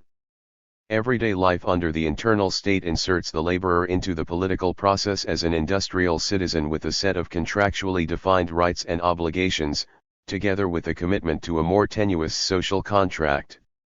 This commitment to the enterprise finds its material expression, first, in the rewards for seniority, such as the pension scheme, supplementary unemployment benefits, bumping rights, and so on, and, second, in the grievance machinery, which is designed to guarantee equality of treatment and industrial justice. The union acts as an umpire, both in protecting the rights of industrial citizens and in overseeing the punishment of offenders against contractual obligations. We think, you see, that the union is an attempt to extend the democratic processes in the industrial community, that organized society is based upon the principle that within the framework of a given society the people who make up that society have to work out rules and regulations to govern the relationship of one to the other. 6. As a corollary, meetings of the union local, held every month, are interspersed with comments from Jim the President to the effect: "Our biggest problem is absenteeism," or "I'm proud of you guys, absenteeism is half what it was in December." In 114. Its day-to-day dealings with the rank and file, the union leadership plays an individualizing role. The most intense interaction between union membership and union executives in particular, Jim, occurs when grievances are discussed at the monthly meetings of the local grievances that have been, have not been, or are in the process of being dealt with. Tempers may flare over the union's efforts, or rather lack of efforts, to protect a particular member. The meeting becomes a safety valve for the release of accumulating frustration on the shop floor, at least for the 6 to 9% of members who attend. Each time a collective grievance or an issue of principle outside the contract, affecting the entire membership or even a section of the membership, is raised, Jim insists, "Have you got a grievance? If you have, let's hear it. If you haven't, give the floor to someone else. Each case is dealt with on an individual basis, its merits being considered in light of the rules of industrial government, laid down in the sacrosanct contract. Complaints by workers about particular shop stewards or other union officials revolve around whether they are discriminatory in their handling of grievances. Thus, one of the most explosive issues concerned the racial bias of the union executive. In other words, ritual and sometimes quite deliberate and even violent condemnation of shop stewards, grievancemen, etc., only reinforces the normative assumptions of industrial government, namely, that everyone is equal before the law. The interests served by the law were never explored, let alone questioned. Concrete coordination of interests. In their day-to-day activities, union officials referee and enforce the rules embodied in the contract and in such customary practices as making out. Their enthusiasm to protect the rules stems in part from their role in bargaining for, and agreeing to, changes in these rules every 3 years. In Roy's time, new contracts or extensions were negotiated almost every year. Now, as in many industries, the 3-year contract has been firmly institutionalized. Collective bargaining on the one hand displaces conflict between 115 different agents of production from the shop floor, where it can lead to work disruptions, and on the other hand reconstitutes conflict in a framework of negotiation. In reorganizing conflict in this way, collective bargaining generates a common interest between union and company, based on the survival and growth of the enterprise. 8. Collective bargaining is a form of class struggle, that is, a struggle in which workers are represented as a class in opposition to capital. In this particular form, class struggle revolves around marginal changes, which have no effect on the essential nature of the capital-labor relationship. On the contrary, as a result of negotiating about marginal changes, capitalist relations of ownership and control become the object of consent. In other words, collective bargaining can be viewed as another game, this time a game about rules and outcomes of other games, such as making out. As before, the context that defines the rules of collective bargaining is, as a result of playing the game, taken as given. Violations of the established rules of collective bargaining, or failure to come to a mutual agreement, may lead to a strike or to compulsory arbitration at some higher level. In the particular industry or firm where collective bargaining fails, capitalist relations may be questioned, but outside the affected industry or firm the consequences of the breakdown are as likely to reinforce the commitment to collective bargaining and a common interest in the survival and growth of the company. When I confronted one of the leading officials of the union local with its timidity and cooperative spirit, he pointed to the example of Cog Company, across the road. A few years ago negotiations with the union broke down and there was a strike. Then the company closed up and moved to the south. Lots of the men tried to come and join Allied. This is not to say that enforcement of a collective bargaining agreement cannot itself push a company out of business. This is possible, since the wage commitment is prior to the securing of profit. But such an eventuality stems not from a rejection of the organizing principles of capitalism but from the inability of a particular enterprise to generate sufficient product to satisfy the distributive demands of both capital and labor. Collective bargaining, then, represents an institutionalized creation of a common interest between the representatives of capital and labor, that is, between management and union, but it rests on a material precondition: the growth of profits. 9. 116. The production of content. The relative autonomy of the internal state. The rise of the internal state is characterized by the subordination of both workers and management to the impersonal rule of law. Moreover, the law assumes an autonomy of its own, in that it can be changed only in a prescribed, non-arbitrary fashion, most frequently through collective bargaining and joint regulation.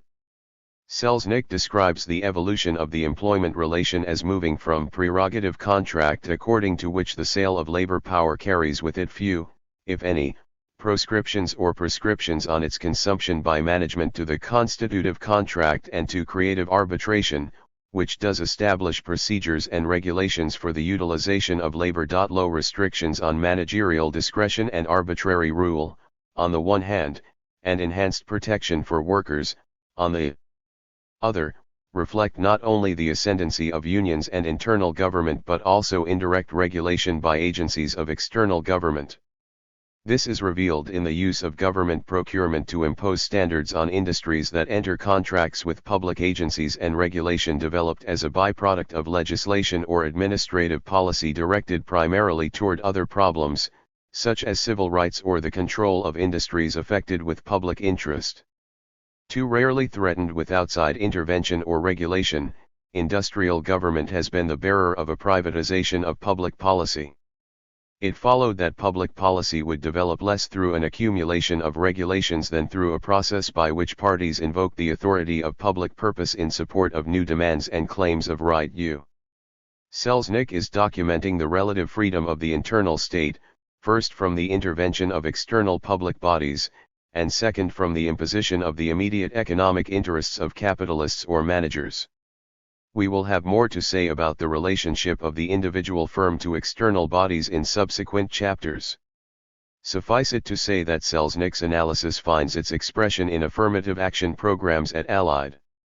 Management submits annual plans, laying out targets for the racial and sex composition of its labor force, which are then passed on to government for approval. In other words, outside agencies do not intervene and dictate to Allied the precise proportion of blacks, women, and so on. Instead, 117. They fulfill the more passive functions of ratification and constraint. The second area of relative autonomy is more important to the argument of this chapter. Here the internal state is relatively autonomous in three related senses. First, it subjects management and workers alike to the rules and regulations inscribed in the contract. The autonomy is therefore relative, because it ensures the reproduction of relations in production by protecting management from itself, from its tendencies toward arbitrary interventions that would undermine the consent produced at the point of production. Relative autonomy in this sense is the autonomy necessary for securing and obscuring surplus value. Second, the autonomy of the internal state is relative in the sense that it is preserved only as long as surplus value is obscured and secured. The advent of a crisis can threaten this autonomy, and workers can then become subject to the arbitrary discretion of management.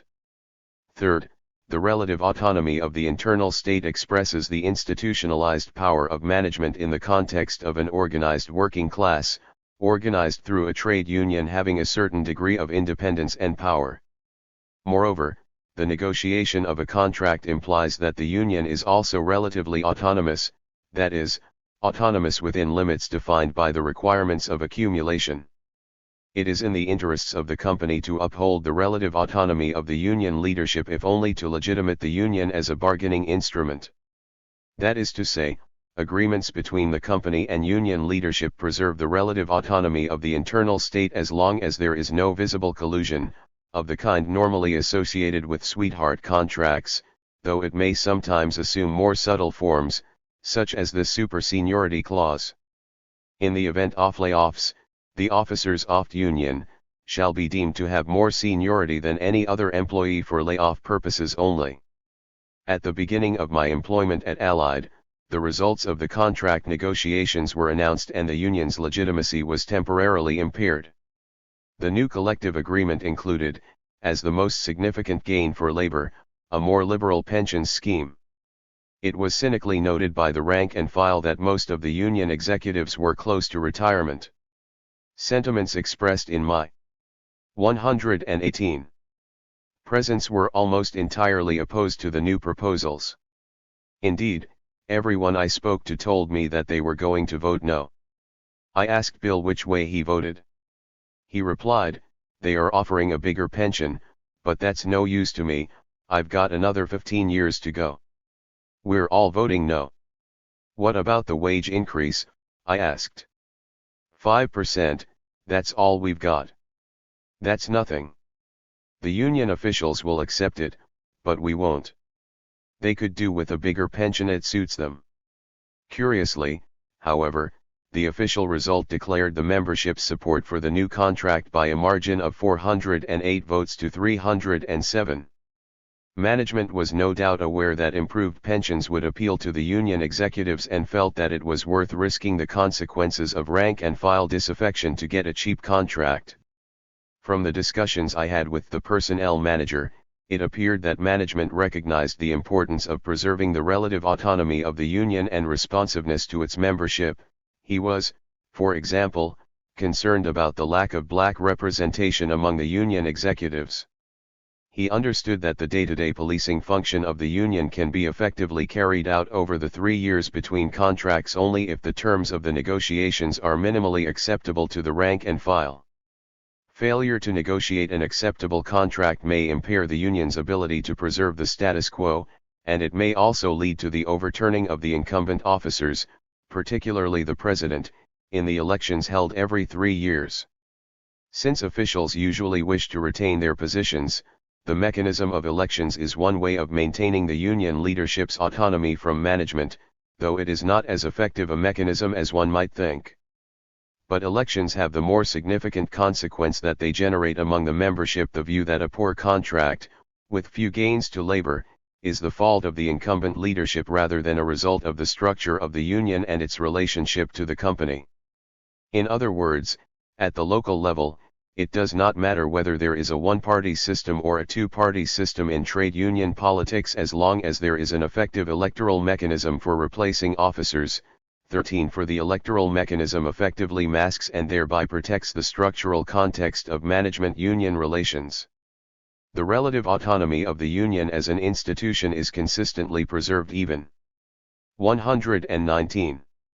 In the face of indeed, sometimes because of the frailties of its leadership. At Allied's engine division, the position of the president of the local has for some time now rotated between two senior operators. Contempt for the union is frequently leveled at one or another of these individuals. Some of the more senior employees occasionally talked of presidents in the old days, who used to really fight for the guys. Others would say, what we need now is some young blood in the union. The relative independence of industrial government from the narrow economic interests of capital and from outside intervention serves to mask the property relations that collective bargaining and the dispensation of industrial justice protect. 14 Furthermore, when that autonomy is impaired, it is human frailty and not property relations that are revealed. In its turn, frailty is not regarded as a consequence of a set of structural conditions but as a given as a part of human nature. Conclusion. The internal state and the internal labor market serve similar functions.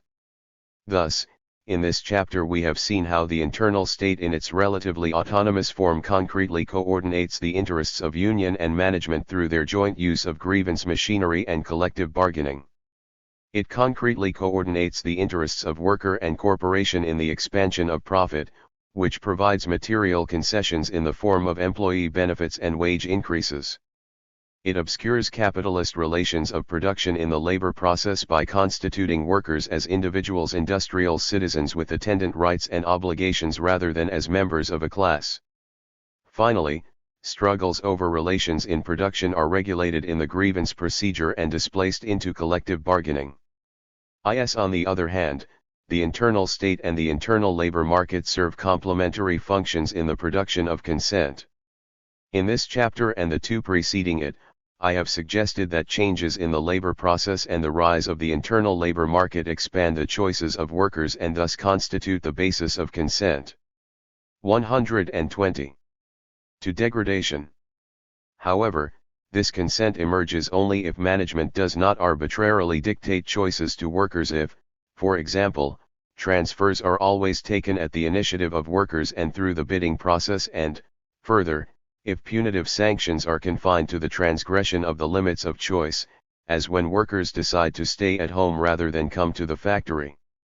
Moreover, when restricted to violations of the rules that define the limits of choice, the application of force becomes the object of consent. The relative autonomy of the internal state guarantees that coercion will play a more restricted role in the regulation of production. 16 Yet there is a certain ambiguity in the organization of the internal state. Just because it coordinates the interests of workers and managers, labor and capital, it also acknowledges those interests as potentially antagonistic, as when workers make demands for increased control over the labor process. Unlike the global state, which does not recognize the existence of classes in its structure, the internal state explicitly recognizes classes and thereby becomes, at least potentially, more vulnerable to class struggle. After World War II there was much uncertainty as to what would be negotiable in a collective contract, but this uncertainty has since been resolved in ways that establish management's prerogative to direct the labor process. Whatever the reasons for this outcome, the consequences are relatively clear. Thus, in Part 3, I have shown that, in the period between 1945 and 1975, the application of force was increasingly limited to violation of rules that defined an expanding arena of consent. In doing so, I have regarded the enterprise as obscuring and securing surplus value through the organization, displacement, and repression of struggles, through the constitution and presentation of the interests of the corporation as the interests of all, and through the promotion of individualism, and I have also assumed that the obscuring and securing of surplus value can be examined independently of such external factors as the global state, markets, and the reproduction of labor power. These factors can no longer be ignored, and the remainder of this study will pose the question of their relationship to the form, reproduction, and change of the capitalist labor process. 8. The labor process in a recession. Thus far I have shown how the generic features of capitalist relations of production lead to the formulation of the essence of the capitalist labor process as the simultaneous obscuring and securing of surplus value. I have discussed how this was concretely accomplished at Gear and Allied through varying combinations of force and consent. In this chapter I will examine the way the labor process is affected by variations in relations of production, conceived broadly as the relations embodied in the supply, product, and labor markets. I will therefore be addressing the criticism leveled at industrial sociology that it ignores the environment. Recent statistical analysis of the original data collected for the first relay assembly experiment of Western Electric Studies shows that 78.7% of the increase in output can be attributed to the enforcement of tighter discipline, and a further 14.5% can be attributed to the onset of the depression. Moreover, it might be argued that the impending depression was in fact a condition for the intensification of supervision. Nevertheless, the very success of industrial sociology to illuminate industrial behavior suggests that the 123. 124 The relative autonomy of the labor process. Shop floor may normally be regarded as a system unto itself and therefore as a legitimate object of analysis. Thus, Roy's analysis of output restriction is relatively complete, despite his failure to consider the context of gear. But here, again, industrial sociology takes as given what has to be explained. What is essential is not so much the making of general statements or assumptions about the impact of the environment on the labor process but formulating the relative autonomy of the labor process as a problem. It has fallen to organization theory to take up the problem of the relationship of the enterprise to its environment. Although not couched in our terms, the seminal work of James Thompson directly addresses the problem of relative autonomy. Most relevant for our purposes is his thesis that an organization attempts to insulate its technical core from changes in the environment through buffering, which absorbs environmental influences, through leveling, which smooths fluctuations, through forecasting, which facilitates adaptation to penetration, and, finally, as a last resort, through rationing. 2. As I argued in Chapter 1, Thompson, in presenting his framework as one having universal applicability, fails to recognize its relevance to a particular period of capitalism in which certain large-scale enterprises are so powerful that they can to some degree contain market uncertainties. A major difficulty in using Thompson's framework revolves around the definition and location of the technical core. Although he does distinguish three types of technology: long-linked, mediating, and intensive, his discussion is so general that the notion of technical core eludes conceptual elaboration. It is by no means clear what it is that is being insulated, why it has to be insulated, or what criteria can be used to assess the degree of insulation. As a corrective to industrial sociology, organization theory has tended to place almost exclusive emphasis on the behavior of organizations in differing environments. 3. Organization theory is therefore most weak where industrial sociology is strong, namely, in understanding processes within organizations. Here I shall attempt to synthesize elements taken from both traditions by placing them within a Marxist framework. If the technical core is considered to be the labor process, it becomes important to distinguish its aspect as a set of relations from its aspect as a set of activities, while the two necessarily exist. 125. Simultaneously, it may be the case that the expenditure of effort, the translation of labor power into labor, varies independently of the relations in production. If this is in fact the case, it contradicts the assumptions implicit in my analysis up to this point, in which I have regarded the shaping of activities by relations as independent of the attributes of the individuals carrying the relations and participating in the activities. Black or white, male or female, I have assumed that all played the game of making out in much the same way. We must now weaken that assumption and entertain the possibility that the translation of the same relations into activities may vary over time and among different people. To the extent that activities change independently of relations, it becomes necessary to incorporate a theory of how different people respond to the relations in which they are enmeshed, that is, to incorporate a psychology, for it becomes important, therefore, to examine how conditions outside the firm affect relations in production, the expenditure of effort, and their covariation both over time and among different groups. Changes in markets. My life on the shop floor from July 1974 to May 1975 can be divided into two periods, conveniently separated from each other by the firing and replacement of the general manager of the engine division in December 1974. When I arrived, the company had already begun to expand the number of employees. Spurred by record farm income and the expectation of further high crop production, retail demand for farm equipment was exceptionally high in 1974. The Agricultural Equipment Group of Allied Corporation was selling everything it could produce, consequently, output of the engine division was expanded to full capacity as quickly as possible. Because of relatively full employment, machine operators were not easily recruited, and management was hesitant about increasing the strength of the plant with inexperienced employees.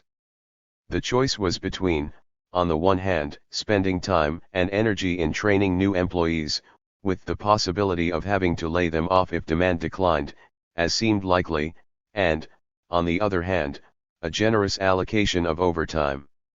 Management in fact adopted both strategies. We were working 6 days a week and sometimes even 7 up to 126, 80 hours a week. At the same time, the labor strength of the plant began to increase, but slowly. The effort to expand production was also being thwarted by the difficulty of obtaining supplies from outside. A declining foundry industry made castings difficult to obtain in a period of high demand. Their delivery was unreliable, and their quality was frequently very poor. At one time the company even considered buying castings from overseas. The result was that half-completed engines stood in the aisles, waiting for parts that had still to be delivered. This unprecedented situation was in part the consequence of the engine division's subservience to other product divisions of Allied Corporation. Each year a plan is drawn up to establish the number of engines to be manufactured each month for sale to each division. If these orders are subsequently changed, the two parties negotiate as to who shall bear the costs. In 1974 there was an increase in the demand for engines, and from June onward the engine division overextended itself. Working at full capacity is notoriously inefficient, and this was apparent to all on the shop floor. Excessive overtime, frequent changes in jobs and setups to meet short-term demands, problems of scheduling, etc., sent production costs soaring. When a new delivery of castings came into the plant, hot jobs would appear, and operators would have to drop everything and rush the job through, breaking setups where necessary. The monomania for output was further stimulated by the drive and dominance of the manufacturing manager, whose departmental interests were directly linked to producing as many engines as possible, irrespective of costs. Late delivery of engines to customers incurred economic penalties. Since the quality control manager reported directly to the manufacturing manager, quality standards could be relaxed. When it came to a conflict of production versus quality, production took priority. Most significant was the fact that the engine test, in which each engine is subjected to a final test before being shipped out, was transferred to the jurisdiction of the manufacturing manager. While it is impossible to assess the actual amount of scrap produced in any period, it seemed from my own observations that quality was declining. Below standard parts would sometimes get through, sometimes be scrapped. Excessive overtime, the use of new, inexperienced operators, and the persistent pressure to produce inevitably led to a decline in quality. 127. The labor process in a recession. As I noted in Chapter 4, pressure from above frequently led to antagonisms between operators and auxiliary workers, particularly when the number of operators increased at a faster rate than the number of auxiliaries. 5. Increasingly, operators were frustrated by poor tooling, shortage of fixtures, and poorer service from truck drivers. In December, what was apparent to all on the shop floor appeared in the end-of-year financial accounts. The engine division had fallen into the red, the cost of production had exceeded the price of the engines delivered. The general manager of the division was fired. In fact, he rarely knew what was happening on the shop floor. Only occasionally did he venture out of his office into the plant. His relationships with the shop were mediated by the manufacturing manager, who was pursuing his own departmental interests, meeting production targets rather than the profits of the division. A new general manager arrived in January with a new set of skills. Once with Allied Corporation, he was now returning from an executive position with General Electric. Less versed in sophisticated modern managerial techniques, he was skeptical of scientific business methods and relied more on experience and an intuitive feel for what was needed. He demanded much more from his staff, imposed greater control, and ruthlessly removed managers from their positions when he felt this was necessary. He had a much better feel and grasp of the problems on the shop floor. Finally, he came with the support and confidence of executives in the head office. In his efforts to tighten up the organization of the shop, he was aided and abetted by rising rates of unemployment as the recession of 1975 moved in. On his arrival in January, he began to phase out overtime and Saturday work altogether. Experienced lathe, mill, and drill operators were now lining up outside Allied's employment office, having been laid off by other shops in the region. At one point, the engine division absorbed a group of workers laid off by another division of Allied Corporation, which had suffered a serious setback in production.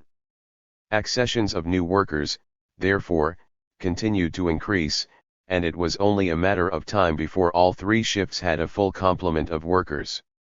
Though there was speculation that the market for construction equipment might weaken, agriculture was still booming, and the demand for engines remained strong. Because of the recession, foundries now had surplus capacity, and castings were delivered promptly. The same applied to other 128 parts. Accordingly, toward the end of my employment, management was trying to introduce tighter control over inventories. Finally, in a third period, beginning after I left in May 1975, layoffs began as the demand for engines slackened. After May, accessions fell below separations. Those laid off who had been employed for more than a year received supplementary unemployment benefits, which, added to state unemployment compensation, brought home around 3/4 of the normal income. As is characteristic of internal labor markets, layoffs involved a complicated reshuffling process of bumping. We shall discuss the consequences of such internal mobility in the next section. Changes in production relations. In the preceding section I suggested, at a number of points, that certain labor controls became less effective during the first period of my employment, when the increased level of production in some instances forced the circumvention of regulations and in other instances caused frustrating delays. Quality control appeared to become less stringent. Uncertainty about the arrival of supplies from outside made scheduling difficult, and bottlenecks were unavoidable. After December, organization improved. This was due to the initiatives taken by the new general manager and to the market changes already described. The first change in production relations occurred when quality control was taken away from the jurisdiction of the manufacturing manager and given its own manager, who reported directly to the general manager. It appears, however, that in important decisions the position of the manufacturing manager was still dominant, and the organizational change altered little. The life of quality control managers had generally been short. In December 1975 I interviewed the incumbent, who had been recruited by the new general manager. He told me that there had been 4 people in his position in the previous 18 months and that he had survived the longest. 2 months later I discovered that he, too, had been removed and that the general manager had himself assumed direction of quality control. In 1975 the engine division also failed to obtain certification for quality assurance, and this, of course, reflected adversely on the quality of 129. The engines and pointed up the ineffectiveness of quality control. I gathered figures on the costs of scrap and rework as a percentage of direct labor costs. They show no consistent trend, although in the third period, when workers were being laid off, recorded scrap and rework did increase. For example, in the manufacturing department the costs of scrap and rework varied between 10 and 20% of direct labor costs in the period June 1974 to May 1975. In June 1975 it rose to over 25% and in August to over 30%. This increase might reflect the considerable internal mobility that took place after May 1975. Unfortunately, these official figures do not measure the actual level of quality each month, since there is a world of difference between scrap produced and scrap reported. From my conversations with the incumbent, I learned that each new quality control manager begins by putting out a memo instructing each department to gather the accumulated scrap from the shop floor, record it, and, where possible, begin some rework. This initial burst of enthusiasm is designed to get rid of all the scrap the previous manager had left unrecorded, so that it will not blot the new manager's copybook. In short, what the fluctuations in quality costs reflect is not so much actual scrap but the methods for recording scrap. The same applies to the quality of castings, etc., from the foundry. From time to time there would be a clampdown on the supplier and careful inspection of incoming castings, then this would be relaxed. To sum up, there is no evidence that shifts at the managerial level or in quality controls had any effect on the relations between operators and inspectors. A second change occurred when stricter controls over productivity accounting procedures were introduced, also in January 1975. Industrial engineers began to produce a weekly report that recorded, on a departmental basis, measured performance, measured coverage, and expense ratio. 6 When higher management insisted on improved performance levels, the industrial engineers frequently manufactured improvement by manipulating recording methods in preference to instituting organizational or time study changes on the shop floor. From my conversations with industrial engineers and my 130 examination of their records, I could discover no consistent trend or regular pattern in the savings they achieved by reorganizing the labor process or by redimming jobs. Here again, the recording methods were poor. It was difficult to discover the actual date of particular methods changes or revisions as distinct from the date for which they were recorded. Ironically, industrial engineers themselves operated a procedure of chiseling and banking, shifting dollars saved from good months to bad months. The industrial engineering department had certainly not grown in size, if anything, its strength had declined. From the shop floor things looked a little different. The only 2 cases of rate increases in the small parts department during my employment both took place in the second period. It seemed to us that the methods department was coming out of hiding, now that they were in a strong position and the division had to cut costs. At the monthly meetings of the union local, officers began warning operators to expect a managerial offensive, now that unemployment was so high. Members should protect themselves by not going absent and by not turning in more than 135%. Foremen sometimes appeared to be exercising greater pressure. On one occasion, when I was resisting new inspection controls, a foreman came up to me, shook his fist angrily, and reminded me that a few days ago hundreds of auto workers had been laid off. But this was exceptional, and I noticed no overall intensification of relations of domination. There were some feeble attempts to control the crib, the distribution of double red cards, and the retention of production cards by operators, but these were soon relaxed and appeared to be random occurrences throughout my sojourn on the shop floor. Variations in labor output.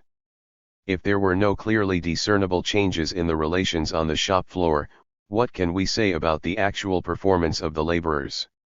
Could they have responded autonomously to fluctuations in the labor market, for example, out of fear of losing their jobs? Had this been the case, one might have expected higher levels of output. However, the data I collected, both for the small parts department and for the plant as a whole, show only small variations in output, and these were in no way consistent with changes then occurring in the 131. The labor process in a recession. Labor market. The data therefore do not invalidate, and possibly they support, the view that consent organized at the point of production is the immediate source of cooperation on the shop floor, not fear of unemployment.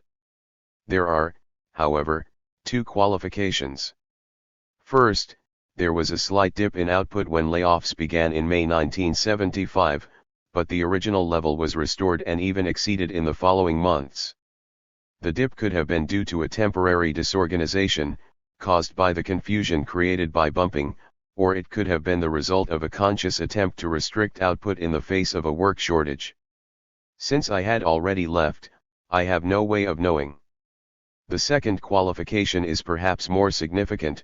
During 1975, that is, during the second and third periods, the rate of absenteeism fell by 80%. I attribute this decline, and a corresponding one in tardiness, to rising levels of unemployment. 7. But why should absenteeism and tardiness be affected by changes in the labor market while other indices of industrial behavior remain unaffected? One reason is that absenteeism is one form of effort withdrawal that invariably incurs a disciplinary charge. The union recognizes management's right to bring disciplinary charges for repeated absenteeism and tardiness. Absenteeism is widely recognized as illegitimate. 8. Furthermore, as with other aspects of the distribution of work, it is relatively easy for management to impose both stringent and fair controls over absenteeism and tardiness. By contrast, management's control over the quality and quantity of effort expended on the shop floor is very much more difficult.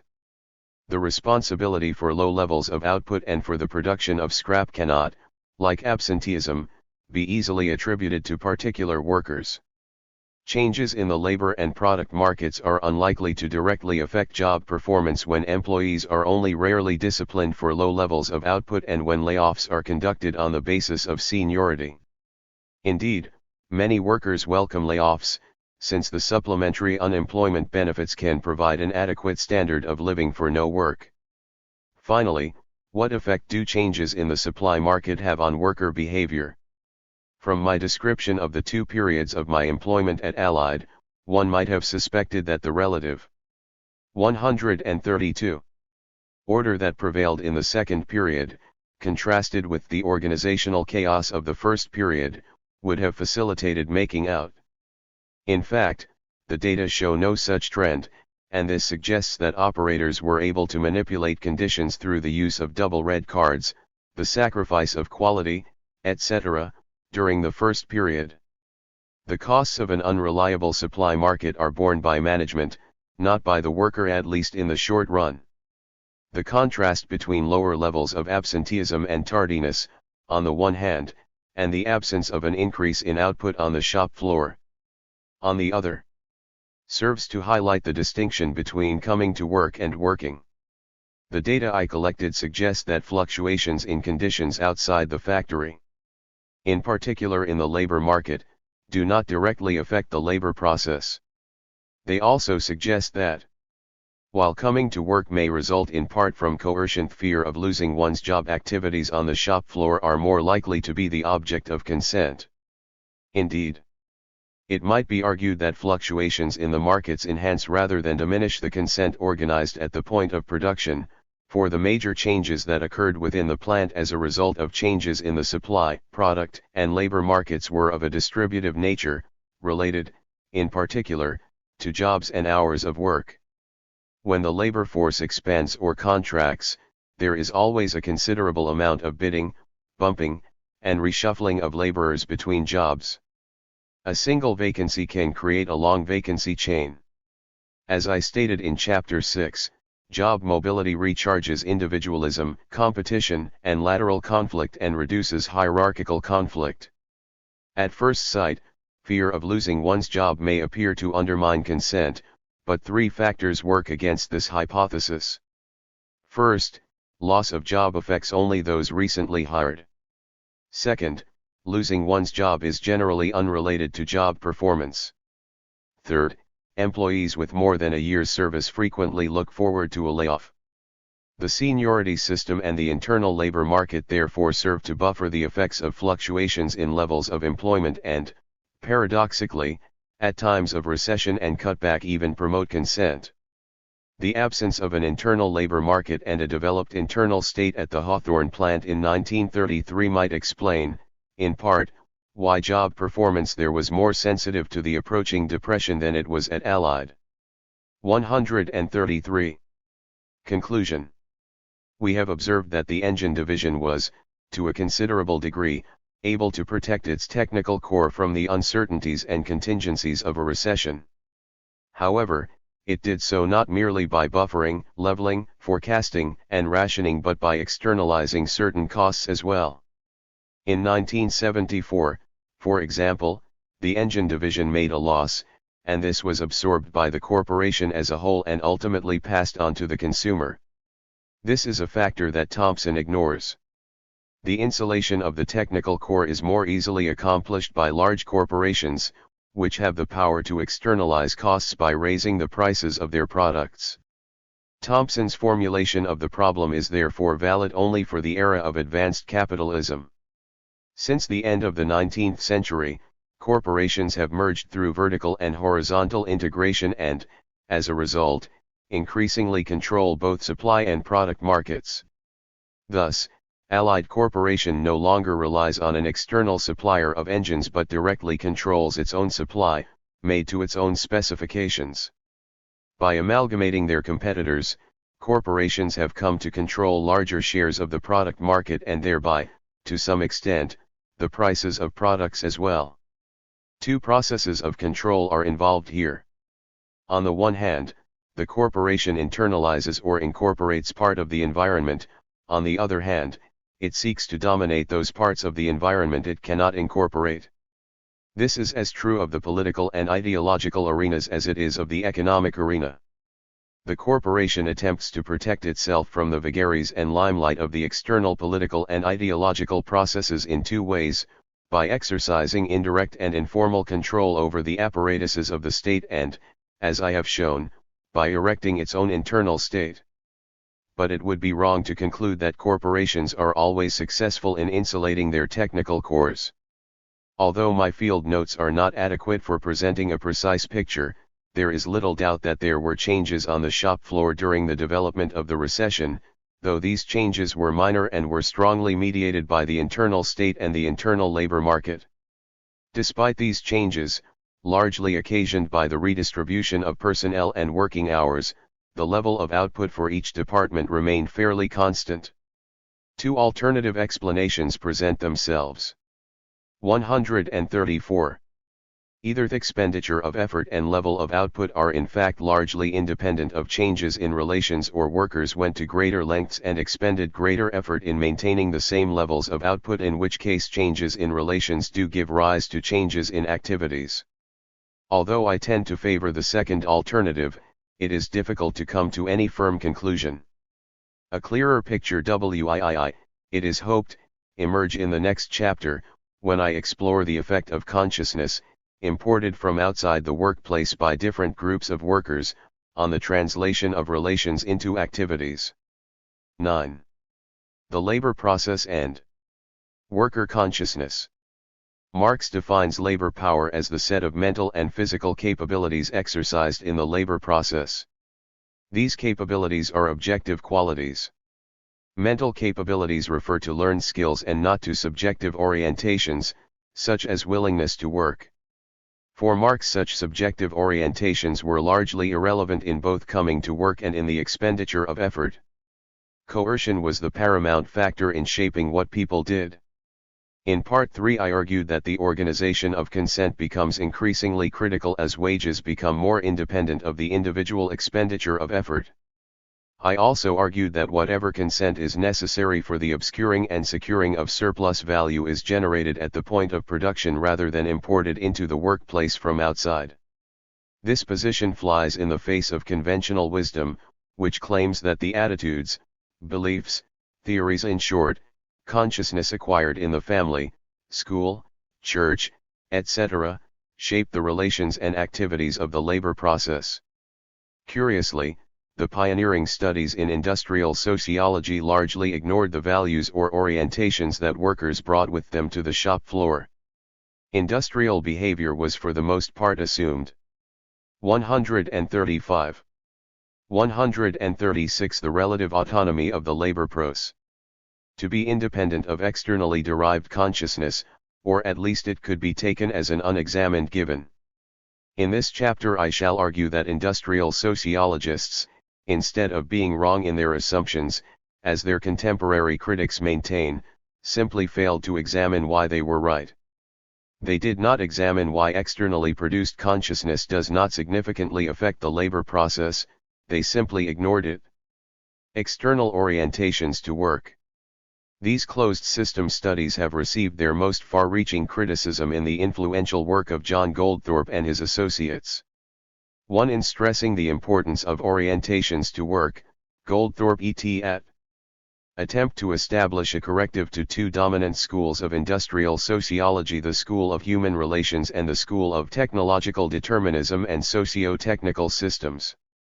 To the first they counterpose the view that workers do not attempt to fulfill social needs through work but that work is purely a means to an end, a source of income to support external commitments. To the second they counterpose the argument that external orientations to work determine the relationship between technology and behavior. They conclude. It may then be argued that in any attempt at explaining and understanding attitudes and behavior within modern industry, the probability at least must be recognized that orientations to work which employees hold in common will need to be treated as an important independent variable relative to the in-plant situation. In this way, therefore, the possibility, indeed, the necessity arises, as it does not with the other approaches we have considered, of explaining and understanding the social life which goes on within the enterprise by reference ultimately to the structure and processes of the wider society in which the enterprise exists. 2. The transformation of relations in production into patterns of behavior is mediated, they argue, by orientations that workers carry from the home into the plant and activate there. Their study raises and offers answers to 4 sets of questions. First, does the so-called instrumental orientation arise from life? 137. Outside work or within the workplace? Second, and related, is this instrumental orientation on the increase, and, if so, why? Third, can one examine industrial behavior through the analysis of attitudes? Fourth, what significance should one attach to discrepant attitudes? I shall deal with each in turn. The authors claim that the instrumental orientation, which regards work as a means to an end, is not a product of the factory but of the geographical and social mobility peculiar to the Luton workers they studied. 3. Yet the variation in instrumentality among the workers seemed less related to social and geographical mobility than to the type of job. 4. Moreover, another study, conducted by Dorothy Wedderburn and Rosemary Crompton, concludes that an instrumental orientation also characterizes a labor force with very different life experiences than the Luton workers. Their study suggests that the orientation measured by Goldthorpe et al. Did not emerge from a particular type of community life. As Goldthorpe et al. Themselves recognize, one of the problems of validating their hypothesis is that all their comparisons are confined to a single sample of workers. The conclusions of Wedderburn and Crompton contradict those of the earlier study in that they stress the importance of technological constraint on worker behavior. Second, Goldthorpe et al. Claim that the instrumental orientation of workers is a product of recent changes in urban society and is therefore likely to become even more typical in the future. Their argument rests on the existence of traditional workers, who look upon work as an end unto itself. But until they can demonstrate that the so-called traditional worker exists or existed and does not exhibit instrumental orientations to work, their conclusions are less than compelling. 6. Moreover, they do not offer evidence to show that instrumentality is either becoming more significant or was any less significant in the past. What were the orientations of the employees in the Satanic mills if they weren't instrumental? Indeed, the formulations of such historians as Karl Polanyi and Edward Carr are precisely the opposite. The problem of the welfare state is to discover a replacement for the economic whip of the 19th century. 7. Goldthorpe et al. Indulge in a false comparison of the attitudes of workers in the middle of the 20th century with the stereotype of the workers of early capitalism. But even if one grants Goldthorpe et al. Their increased instrumentality, individualism, and market 138. Orientation, these are just as likely to result from changes in the labor process as from urban life. Not only do Goldthorpe et al. Not provide any evidence for the trends they postulate, but they appear to arbitrarily rule out the possibility that such trends may originate in the industrial context itself. Perhaps the most telling weakness of their study, and this is the third point, is its failure to provide any data on what workers actually do, that is, data on industrial behavior. Instead, they rely entirely on a survey of worker attitudes. When they are divorced from their context, how can one interpret the enumeration of a set of attitudes? To what reality do these attitudes refer? They appear to reflect a general attitude toward work in capitalist society, to a reluctance to engage in meaningless, boring, and coercive routines. Inevitably, they miss the adaptations workers make to compensate for the deprivations they endure.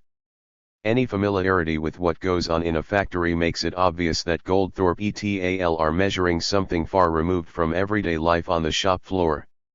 Even the attitudes expressed while on the job do not necessarily correspond to behavior there. Thus, as I shall show in the next section, the very expression of racial hostilities serves to undermine race as a relevant category of interaction. More to the point are Roy's observations, confirmed by my own, that, while workers speak of making out in the idiom of making money, the cash nexus, their actual behavior reflects a particular culture, organized at the point of production and independent of outside orientations. I have no doubt that, had Goldthorpe et al. Interviewed workers at Allied and Gear, they would have discovered the same instrumental orientation, despite the very different background, and yet industrial behavior at both Gear and Allied was in fact consistently responsive to a different ideology. In short, the idiom in which workers couch and rationalize their behavior is no necessary guide to the patterns of their actual behavior. Finally, on close examination, the tables presented by Goldthorpe et al. Display a disturbingly high percentage of deviance from the norm of instrumentality. What do these discrepancies signify? Do they reflect different types of workers, different levels of consciousness, and ambivalence toward their circumstances, or did different workers assess different elements of their experience in answering the questions? Michael Mann has postulated the concept of dual consciousness to explain patently contradictory views held by workers. A. 139. This concept might be profitably deployed to explain variations in the responses of the Luton workers. In a critique of the Luton studies, John Westergaard suggests that the discrepancies signify a latent class radicalism that Goldthorpe et al. Obscure. 9. In addition, he shows that attitudes can change significantly within a short space of time. He recounts how, after Goldthorpe's interviewers had left the scene, the very workers studied at Vauxhall Motors went on strike. Westergaard remarks, the cash nexus may snap just because it is only a cash nexus because it is single-stranded, and if it does snap, there is nothing else to bind the worker to acceptance of his situation.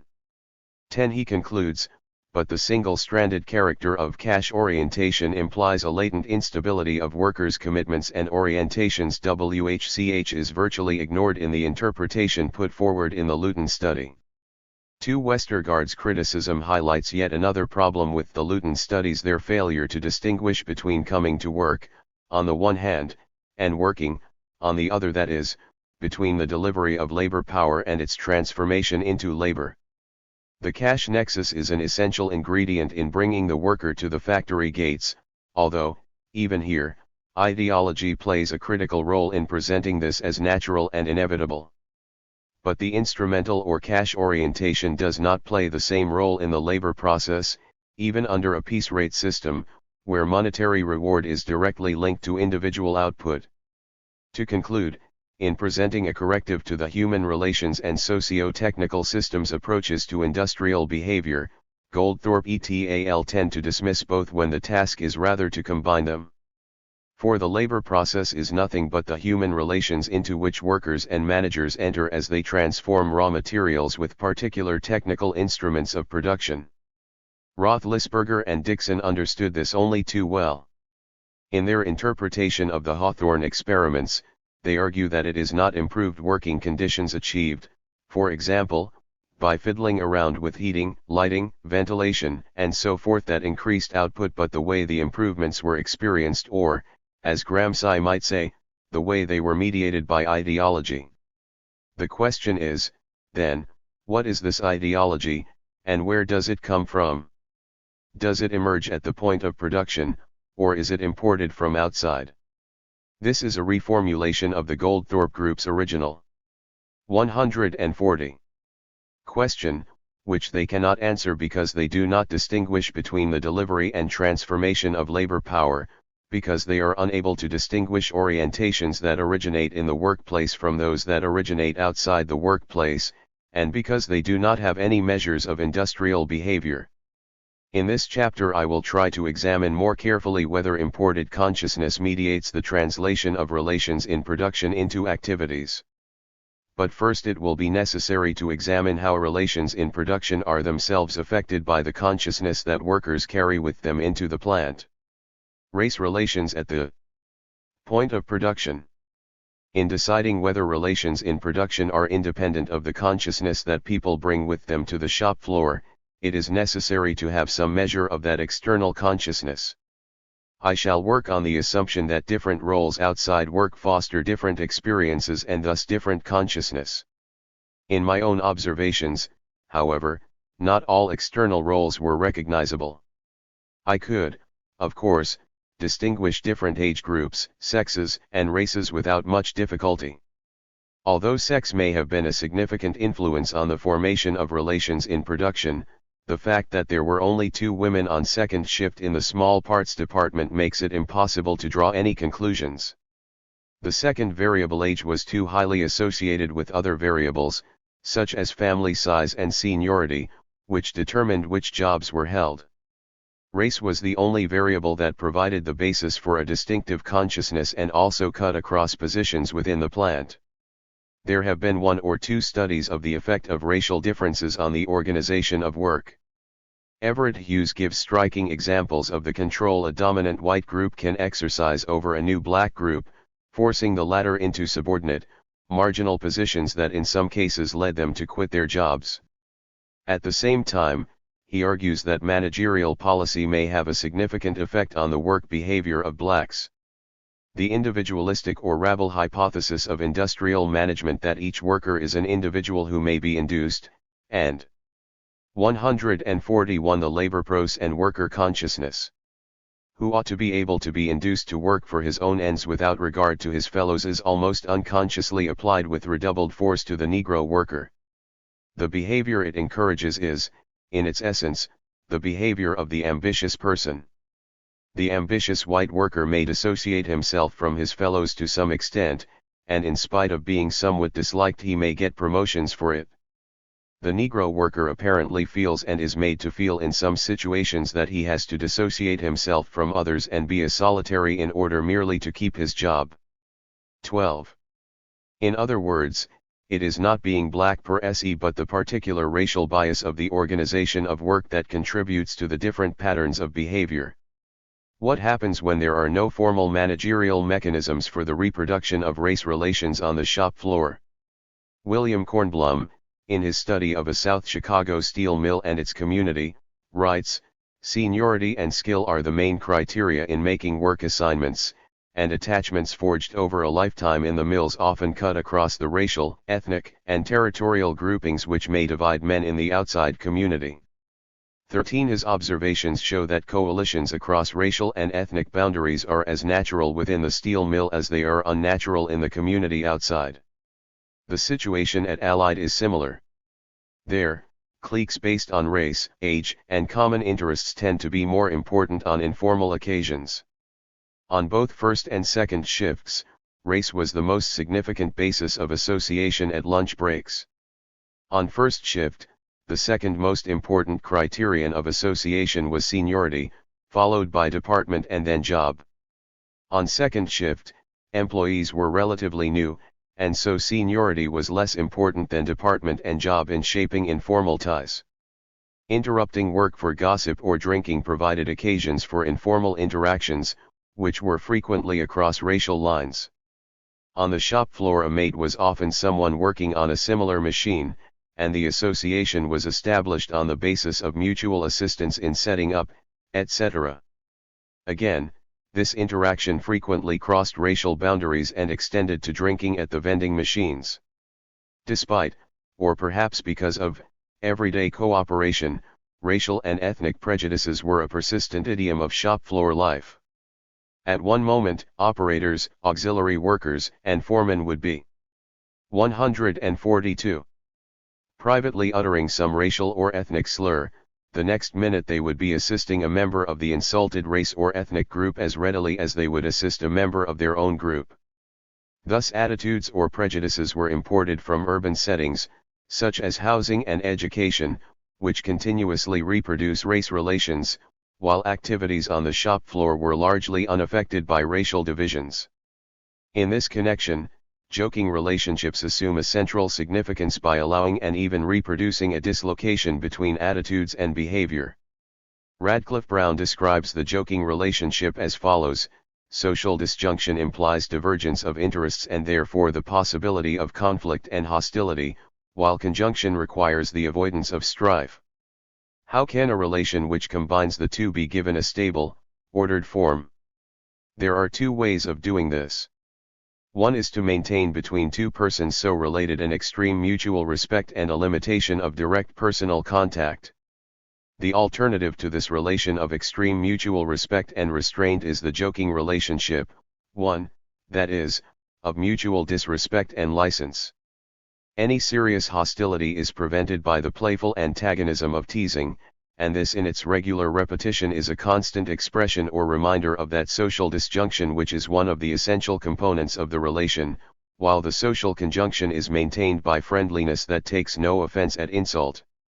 14. Where continual rather than intermittent contact between different races is to be found, the exchange of racial insults in a friendly manner reflects, on the one hand, the requirements of continuous cooperation and, on the other, the recognition that in other contexts racial hostility is a prevailing norm. The joking relationship is therefore testimony to the irrelevance of racial divisions to productive activities. Furthermore, the circumstances and direction of joking relationships are based, not on external social relations, but on the relative standing of the participants in the status system of the shop floor. To indicate the way in which the work context determined relations between races and how the joking relation served to seal off the work context and its culture from external social relations, I will now briefly discuss my own relationships with some of the black workers. 143. Bill, a well-built black, nearly 50, broke me in on the miscellaneous job. My training was on first shift and lasted for 3 weeks. I then took up a permanent position on second shift. Because Bill was on 2 hours overtime, our shifts overlapped, and I continued to interact with him, even after I had begun on second shift. Bill had been on the miscellaneous job for 10 years. Bill was, in fact, the only one in the plant who knew all the tasks the job involved.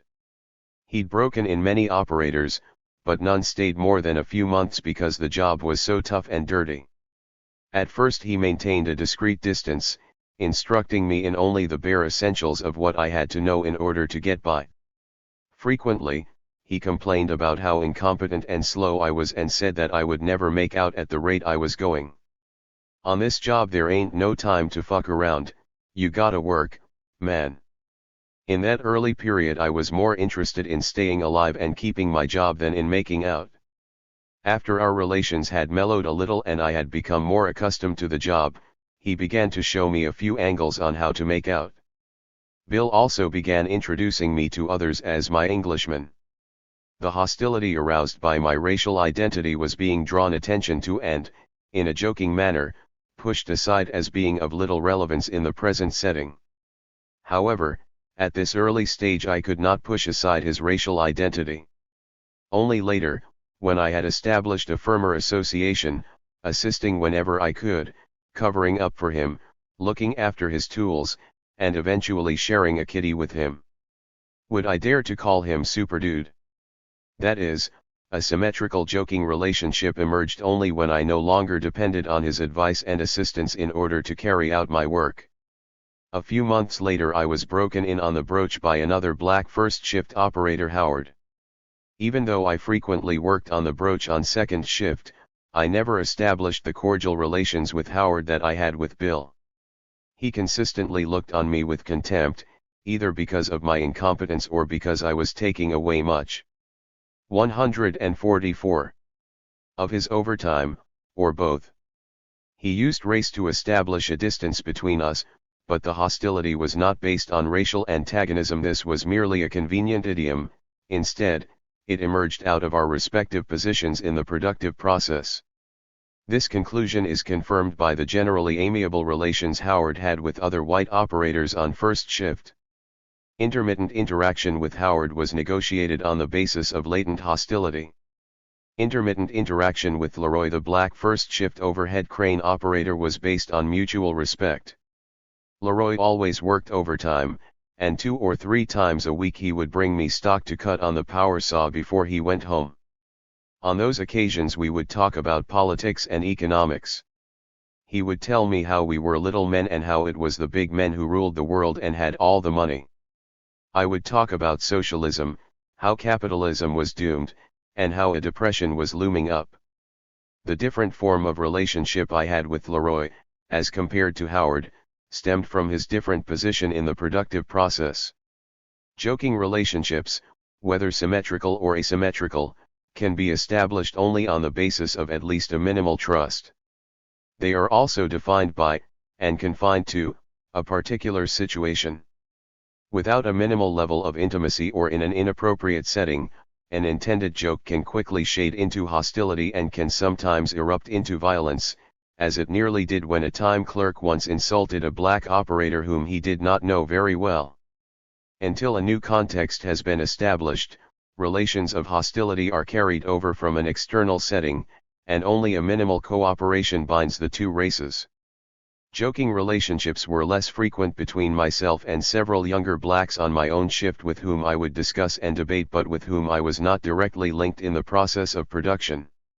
With such blacks the content of my relationship was governed by our external roles, mine as a white student working his way through school and theirs as black workers in a racist society. While an irreducible racial hostility persisted, the form of our relationship was governed by our similar positions on the shop floor. Soon I was excused for being a white. I was, in their terms, all right.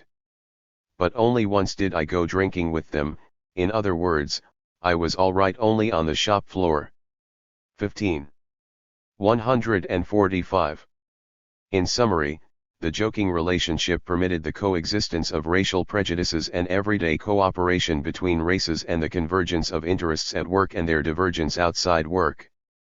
The direction and the content of joking relationships both reflect the structure of production relations and not the antagonistic race relations of the urban community. External consciousness lives on in the joking relationship but only as an idiom that expresses unchanged production relations.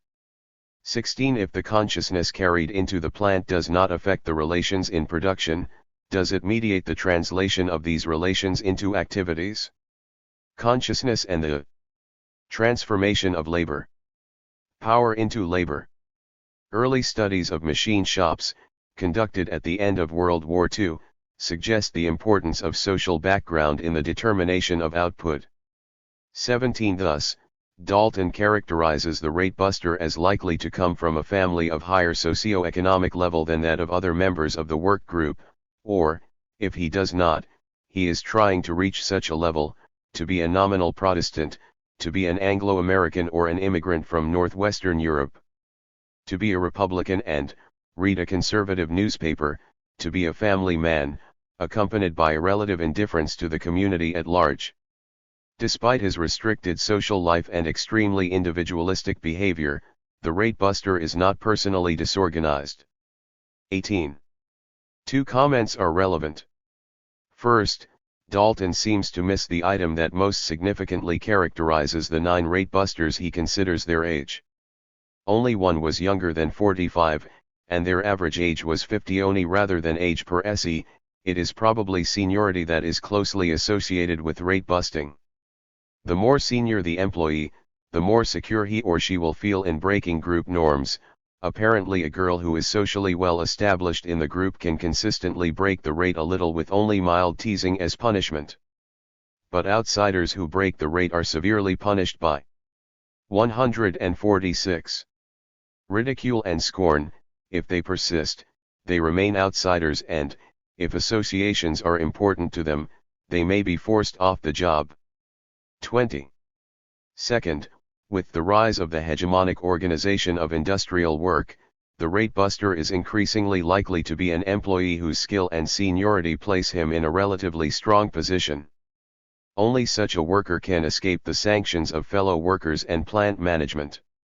We have already referred to shop management's opposition to rate busting. Only an operator with considerable influence, such as an ex-president of the union local, can consistently turn in well over the accepted ceiling and yet keep management at bay, particularly the methods department. To further specify the significance of imported consciousness on the transformation of labor power into labor, I have undertaken a statistical analysis of the influence of external roles on the level of individual output. I have included in my sample all operators in the small parts department of the engine division of Allied Corporation who recorded more than 40 hours on piecework in the first 11 months of 1975. For interpreting the figures, 4 hypotheses present themselves. The first argues that activities on the shop floor are unaffected by externally produced consciousness, that relations in production intervene between race, education, family size, and age, on the one hand, and the level of output, on the other. To put it another way, external factors may determine the job one holds in the plant and thus the particular relations into which one enters, but these relations then determine activities of production. The second hypothesis maintains that externally derived consciousness does have a direct impact on shop floor activities, that race, education, etc., shape activities in the factory independently of relations in production. For example, this would seem to be true for informal activities during lunch breaks. The next 2 hypotheses are not concerned with the direct impact of external factors on production activities but with the way external factors affect or mediate the transformations of relations into activities. 21. The third hypothesis therefore asserts that consciousness imported from outside plays no mediating role, while the fourth, 147. hypothesis asserts the opposite, that the way in which social relations affect output is determined by external factors. The plausibility of these models or hypotheses can be evaluated through the development of two sets of variables. The first set corresponds to external systems of social relations, involving the family, schooling, and the community. I have been able to gather reliable data on only 4 such variables, namely, race, level of education, marital status, and age. I excluded sex because there were only 6 women in the sample. I excluded family size because the personnel records rarely updated this information. The second set of variables corresponds to relations in production. Because the number of different jobs was so great and the sample relatively small, it was impossible to use the particular machine being run as an index of social relations. Instead, I adopted seniority as an index of relations in production. The decision was based on 3 assumptions. First, I assumed the existence of a commonly shared prestige ranking of piece rate jobs in the machine shop. Second, I assumed that operators would attempt, through the bidding system, to place themselves on the jobs with higher prestige. As a result, seniority of operators would reflect the prestige of the machines they ran. Third, I assumed that machines with similar prestige would be inscribed in similar sets of social relations. Therefore, seniority would be an index of social relations in production. 22. The second internal variable is experience, as measured by the number of hours spent on piecework in the first 11 months of 1975. Experience measures not only the acquisition of skill in the operation of machines but also the acquisition of skill in the manipulation of the social relations that characterize a particular job, relations with foremen, truckers, inspectors, setup men, and so forth. Thus, among operators holding the same job, relations in production will vary according to experience. Since the influence of seniority and experience on the social relations of the shop floor will diminish as time periods increase, in the actual analysis I decided to use the logarithms of these variables. The relative influence of each of the 6 factors on the 148th percentage output was ascertained by combining them into a simple multiple regression. The results are summarized in Table 2. Seniority explains 24.4% of the variation in output, and experience a further 12.7%, while race, age, marital status, and education together contribute only an additional 3.5%. 23. These results appear to support the first hypothesis and not the second. The direct impact of external roles on output is negligible.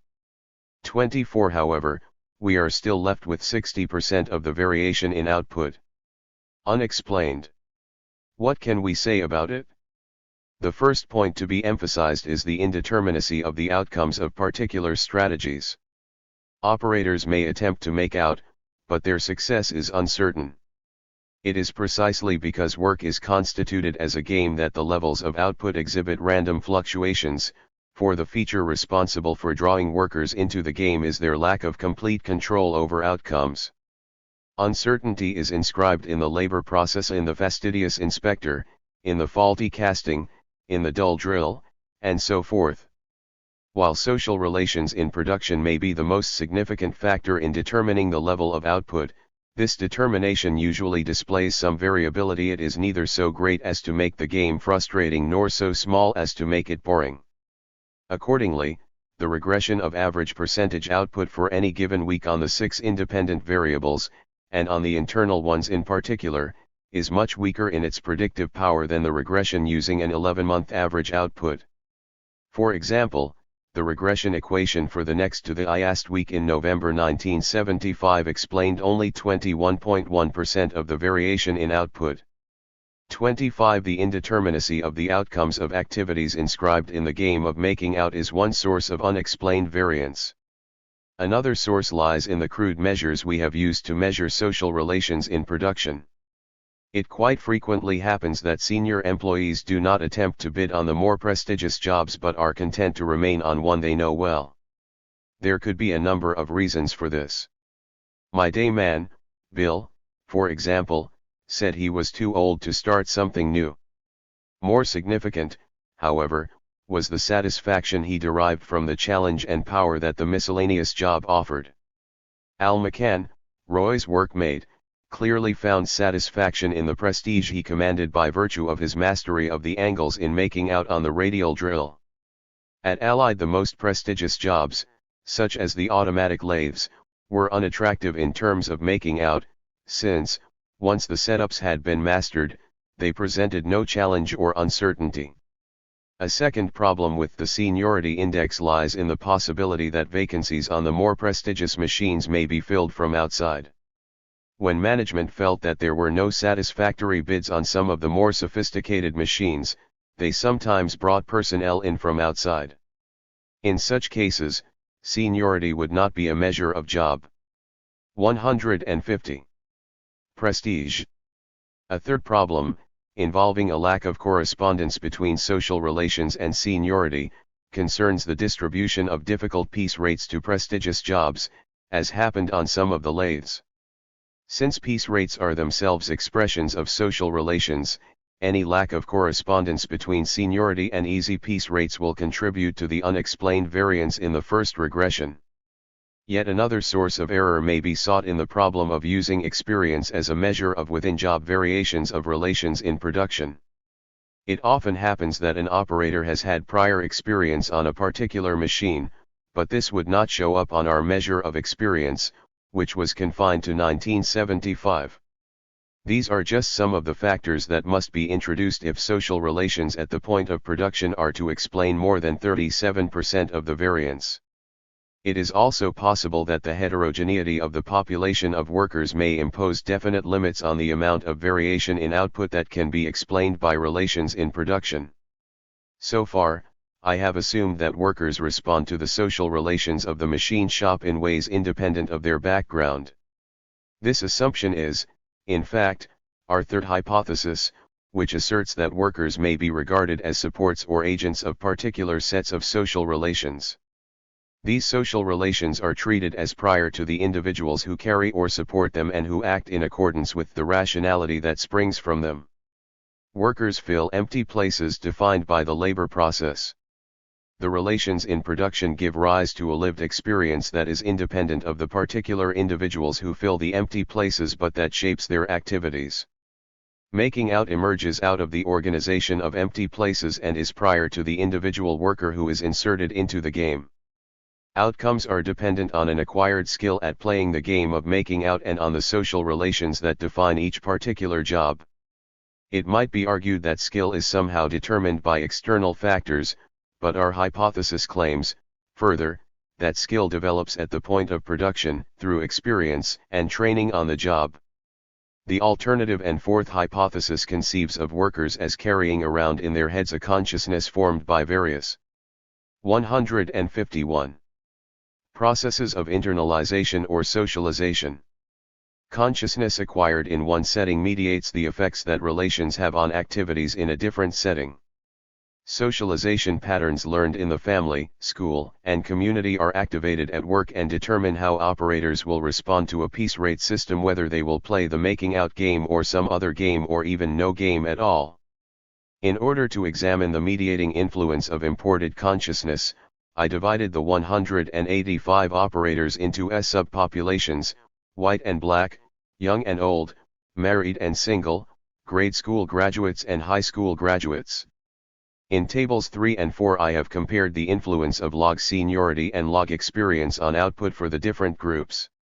Although it is difficult to draw any firm substantive conclusions from a comparison of regression equations where both coefficients and constant terms differ, there are, nevertheless, a number of interesting results. First, with the exception of the poorly educated, splitting the population up into S subpopulations does not increase the explained variation in output, and for the younger operators the explained variance falls markedly.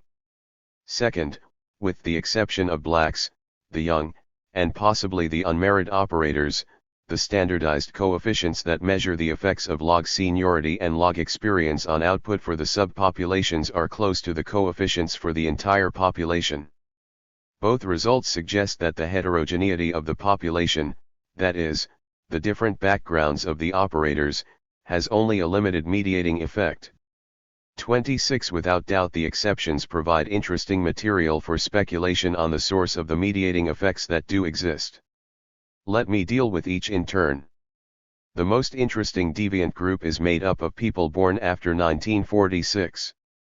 For this subpopulation the variation in output explained by relations in production is half that for the entire population, and the regression coefficients suggest that seniority is no more important than experience in determining output. It is plausible that the younger operators learn from experience, much like any other group, but tend to experiment among jobs rather than immediately seek those with easier rates. In other words, the younger workers play the game of making out as well as anyone, but they do not necessarily bid on jobs with the easier rates.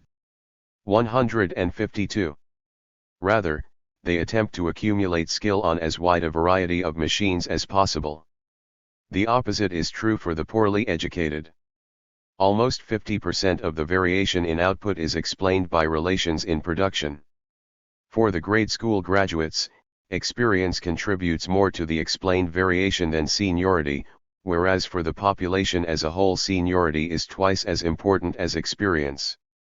This suggests that grade school graduates are more likely to pick up their skills at the point of production and to learn more through experience on the job than the high school graduates do. Although blacks and whites have their output equally shaped by relations in production, the contribution of seniority relative to experience is nearly 5 times greater for blacks than for whites. One might infer the existence of two distinct groups of black operators, those who have been with the company a relatively long time and are good workers, and those who have arrived more recently and exhibit the greatest antagonism to the hegemonic organization of work. Thus, young whites and young blacks responded to the machine shop in different ways, reflected in the hostility that existed between the two groups and manifested in the weak link between relations and output for the entire group of young operators. From these results it is clear that the labor process is not autonomous with respect to the translation of relations into activities.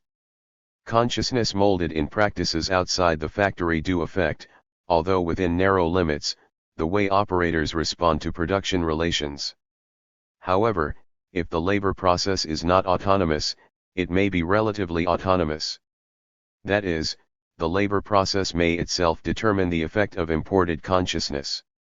Or, to put it more specifically, does the effect of race, education, age, and marital status on the translation of relations into output vary with the position in the labor process? Unfortunately, my population was too small, the positions in the labor process too similar, and my measures too crude to supply a convincing answer to this question. The numbers in the subpopulations made subdivision according to position in the labor process impractical. Instead, I split the population into those with seniority greater than 3 years and those with seniority less than or equal to 3 years and then examined the contribution of external factors to output. Controlling for log experience. The results are summarized in Table 5. They indicate that, within the narrow limits that imported consciousness is effective, its impact does vary according to position in the labor process.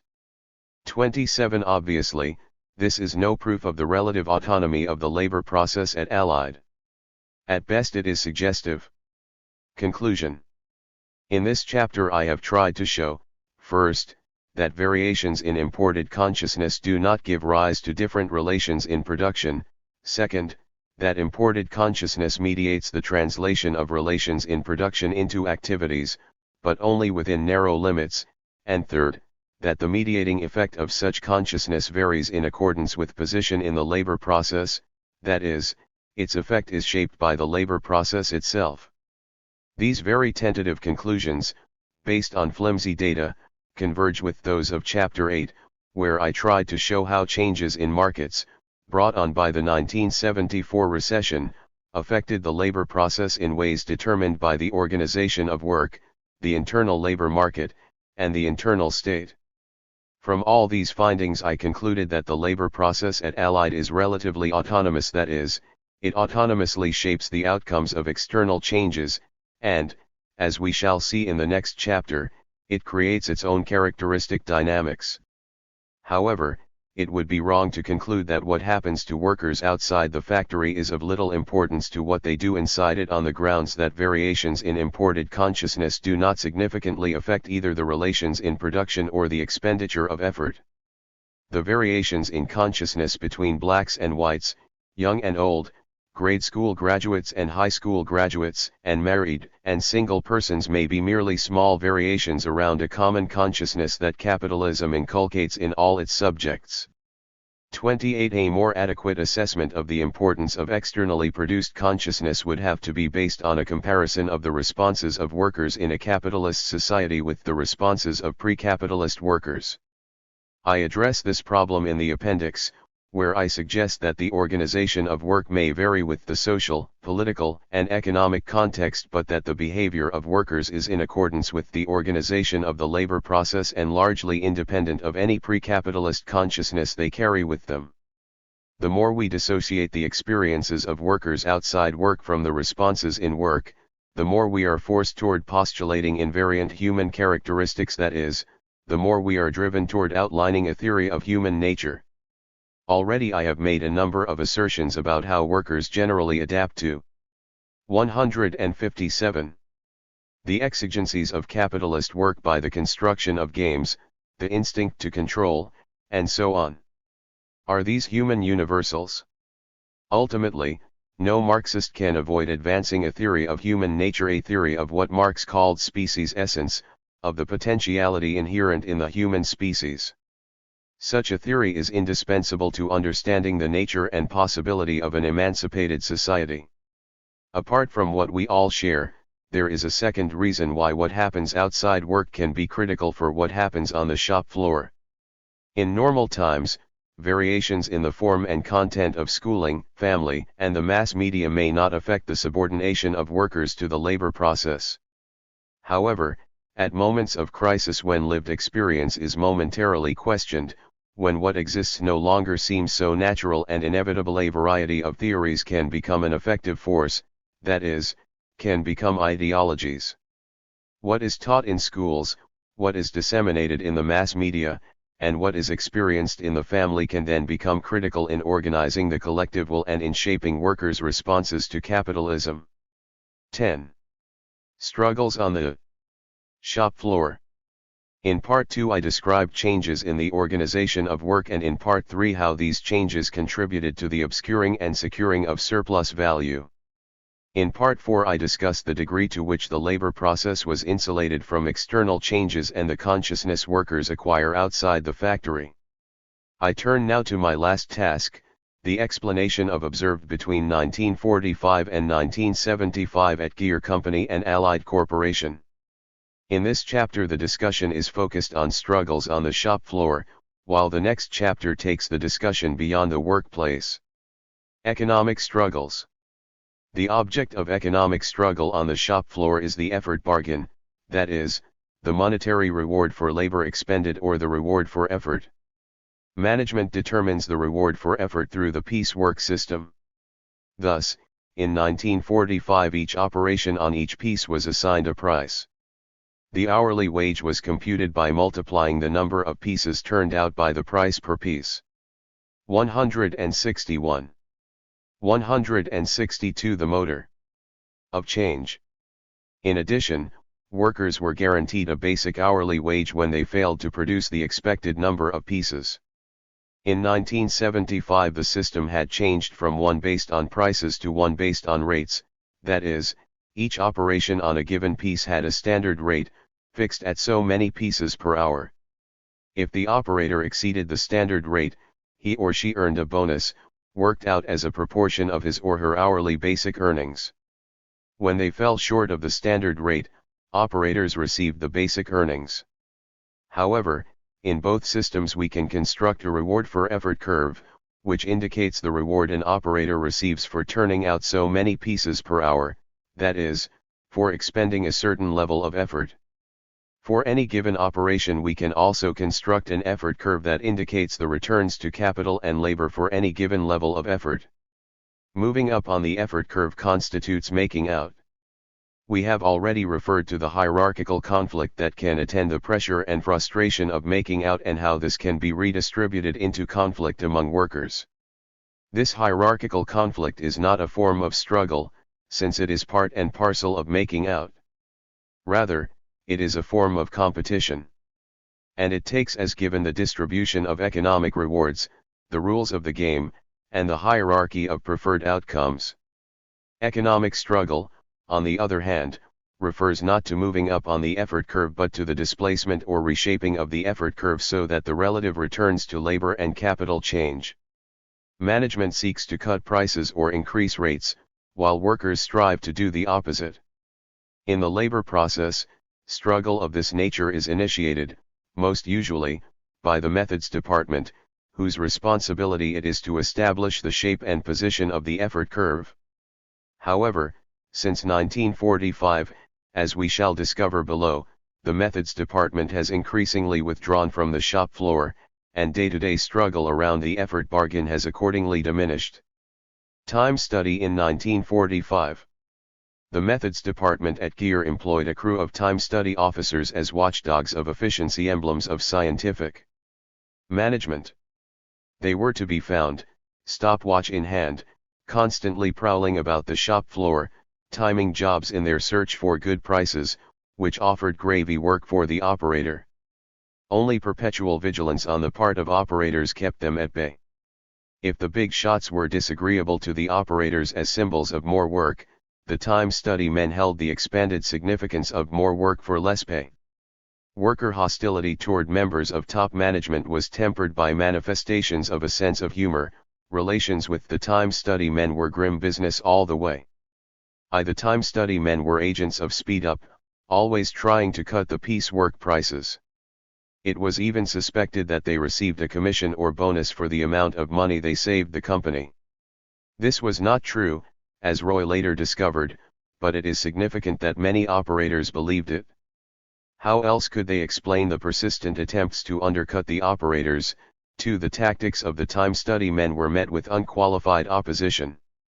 The writer was further warned to watch out for the time study men whether he exceeded a quota or not, the implication being that the time study men did not rely solely on clues from the records, but performed private eye work in the field to detect gravy jobs. The men you want to watch out for are the time study men. Whenever you see a man standing around with a watch attached to a board, watch out. Slow down. Take it easy. Stella, a milling machine operator, and regarded as a skillful one, described some of the subtleties of the detective work of the time study sleuths. I caught Eddie timing me with his back turned the other day. He was listening to the machine to see when I finished a piece. Later he came along and looked at the route sheet, just as I thought he would. He'll come along, get the number of a job, memorize it, and write it down later. He'll come along to time old jobs that way. You won't think he's watching you, but he'll be listening to your machine. 3. The consequences of the continual presence of the methods department is not difficult to imagine. 4. Obviously, operators were careful not to turn in more than their quotas and not to exceed them. 165. In front of time study men. Anyone turning in more than his or her quota was subject to considerable social pressure and harassment. Operators, time clerks, foremen, and others were always on the lookout for operators who might be turning in more than the quota, either accidentally or intentionally. However, the social climate of the jack shop was evidently not congenial to the flowering of quota smashers. Either they were nipped in the bud, or they failed to sprout at all, for during the 11-month period the writer's attention was drawn to but several minor and isolated instances of quota exceeding. These dark deeds occurred under special conditions and their perpetrators were not habituals. 5. Indeed, Roy can offer only 3 trivial, isolated instances of rate busting. If there were no rate busters, then what about price cutting? The methods department could legitimately lower prices on any piecework jobs by introducing some small change. It is understood and agreed that the company may at any time change piecework rates because of mechanical improvements, changes in specifications, or engineering changes. 6. If management wanted to change a price, it could therefore easily do so. During his 11 months at Gear, Roy himself never experienced a price cut, though he heard reports of a number. His own day man, Joe Mucha, experienced 2 cuts and 1 unsuccessful attempt. Roy also reports 4 other cases of price cutting on other machines, but it is not clear whether Roy knew of any others. One technique frequently employed by the methods department was to remove the price on a job and then place that job in the category of time study. This was a recognized precedent to retiming and repricing. Whenever a price was removed, the operator had reason to assume that a price cut was in order. 7. The timing operation itself was a game with no clearly defined rules. Job timing was to the operators a game, a matching of wits, with the rigorous codes of fair play characteristic of cricket not in evidence. The object was a good price, and that end justified any old means that would work. 8. 166.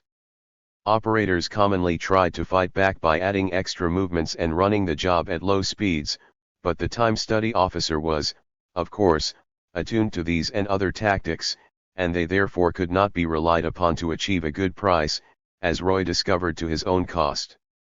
Roy himself had 3 new jobs timed. He confesses that he was still green at the art of screwing the time study man, and he never scored a clear victory. The struggle brings workers together in solidarity against the methods department. Each gives the other his own tips on how best to deceive the time study man. After the timing and the awarding of a price, there is a post-mortem with fellow operators, inspectors, setup men, and so on, in which each offers advice for future encounters. Even foremen have a stake in operators getting a good price, as already described, and on occasion they will intervene on behalf of the operator. Joe said tonight that I was given a poor price on the worm gear. He was looking for a price of 10 cents or 12 cents instead of the 6.5 cents I was given. He asked me if I put the feed up for the timing. I told him I ran it at 11 feed, and he threw up his hands.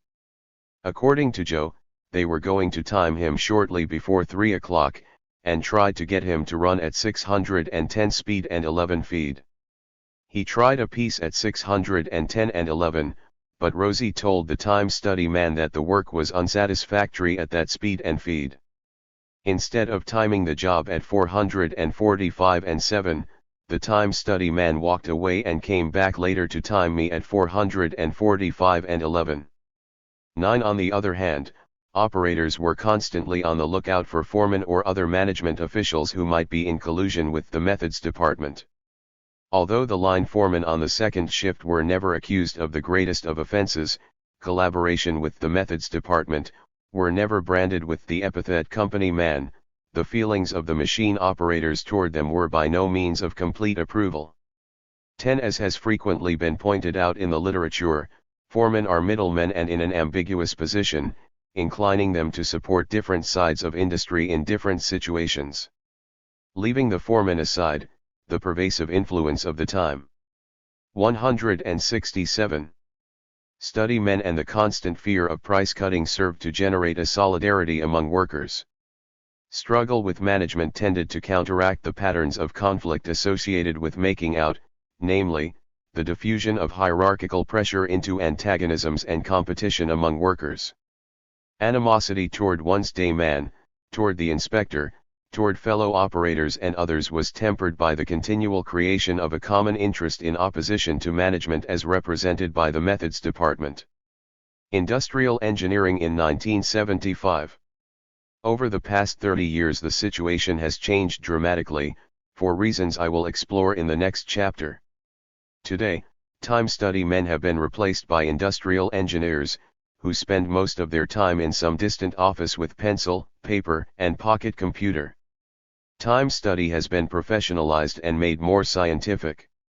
There is a marked reluctance on the part of industrial engineers to appear on the shop floor with a stopwatch. Sometimes they have to, but they are careful to begin by trying to win the cooperation of operators and to dampen hostility. They certainly do not march up and down the aisles looking for loose rates or combing the output records in search of an occasional rate buster. It is now difficult to find an industrial engineer on the shop floor, let alone find one redeeming a job. Bill, my day man, tried to find an industrial engineer to give one of our jobs a permanent piece rate. That particular job must have come up about half a dozen times while I was there, but Bill never managed to get it timed. Indeed, neither Bill nor I had any job timed on any of our machines during the entire 10 months I was at the engine division.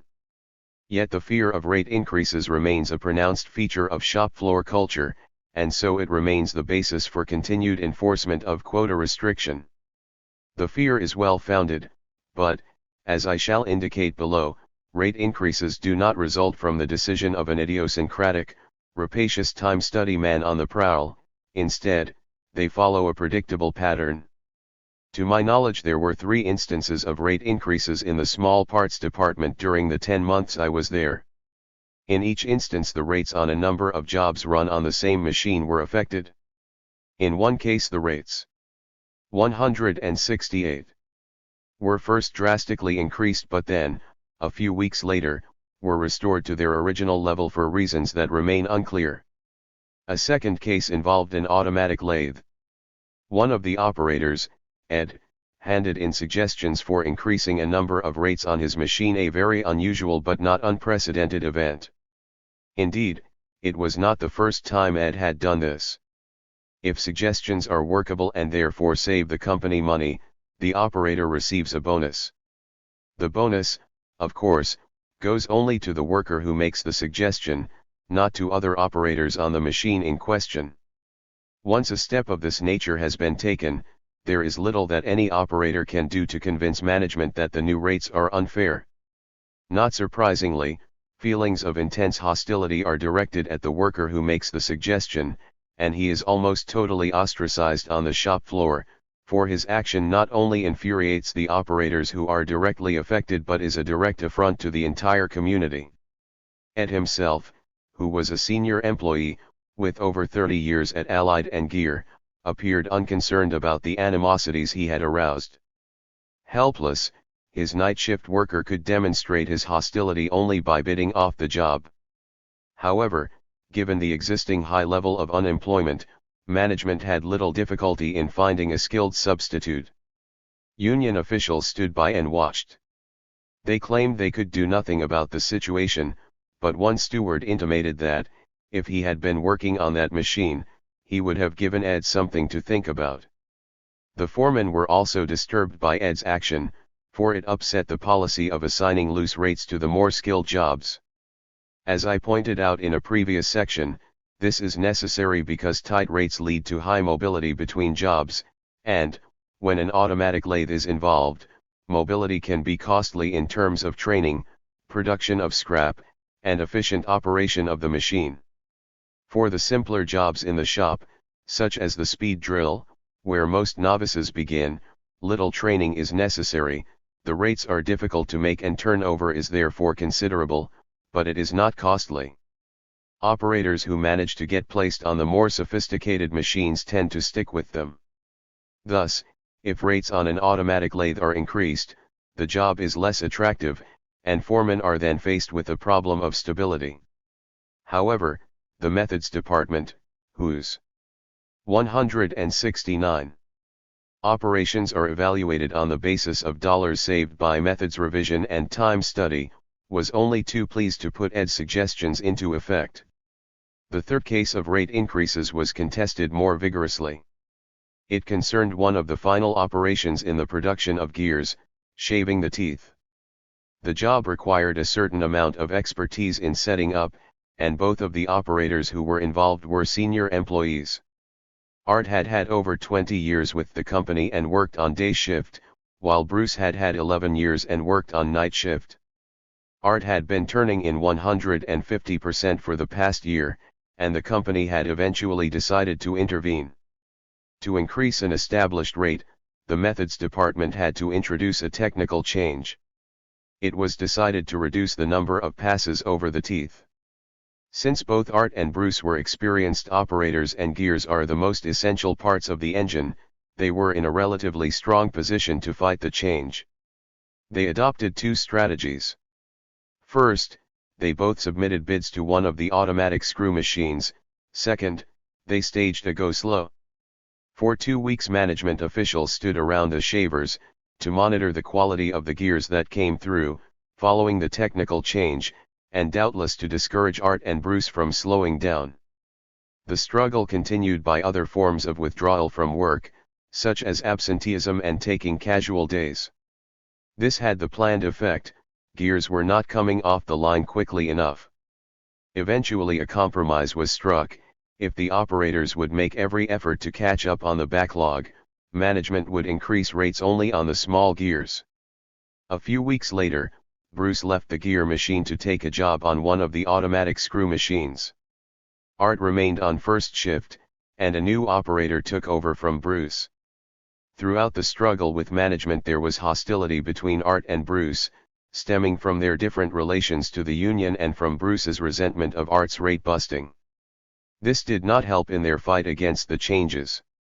The greatest sympathy went to Bruce, who was a solid, hard-working operator.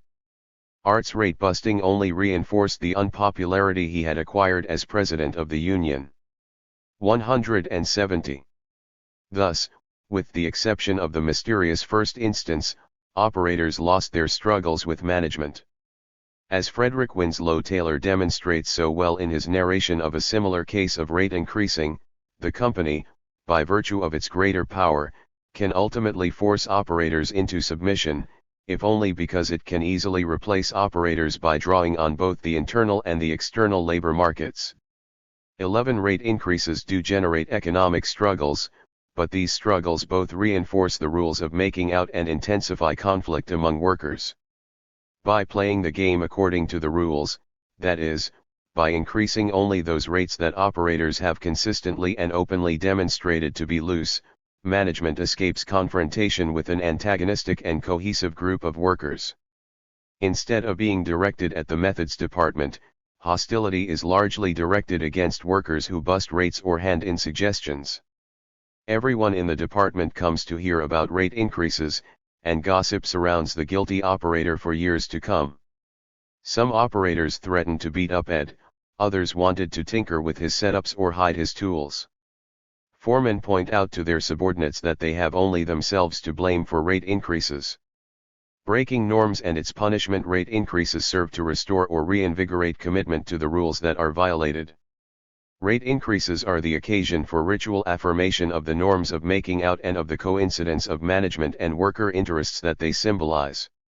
As long as management restricts itself to increasing only those rates where the 140% ceiling has consistently been flouted, its action, far from generating a cohesive opposition, strengthens consent to its domination. In 1945 the time study man was the focus of an emergent conflict between the operators and the company. Instead of engendering commitment to the rules of making out, the time study man, by precipitating an economic struggle, undermined the rules of the game. In other words, economic struggle threatened to spill over, and frequently did spill over, into political struggles, that is, struggles over the rules of making out, over the relations in production. In 1975, by contrast, economic struggles engendered by the industrial engineer not only were fewer in number, but they reinforced the rules of making out, that is, economic struggles did not promote struggles of a political nature. 171. Political struggles. It is in the nature of making out to attempt to avoid, negotiate, and even subvert certain rules in order to achieve one's quota. We have noted, for example, that one such strategy is to transfer time saved on one job to another job, the practice called chiseling. In 1945 this led operators to subordinate and refashion some of the social relations in production that define the rules of making out. Specifically, chiseling requires the cooperation of time clerks, who tell the operator which job is next, of the crib attendant, who gives out fixtures and prints while the operator is still punched in on a previous job, of the stock movers, who bring up the stock early, without a work order, of the inspectors, who sign the operator off the previous job after he has already begun a new job, and of the foreman, who connives in all of this. These informal practices, contrary to the formal rules, Roy called the fix.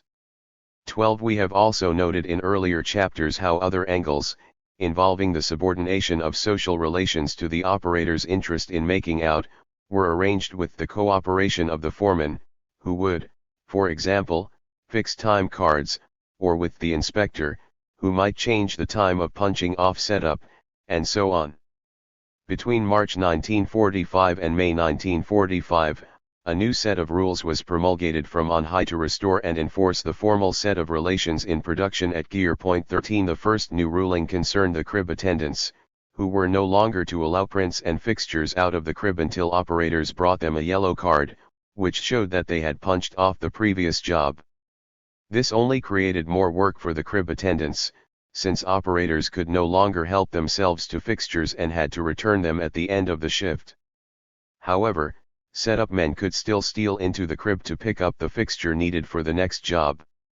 The next intervention was therefore more drastic. Everyone but the superintendent and crib employees was barred from the crib.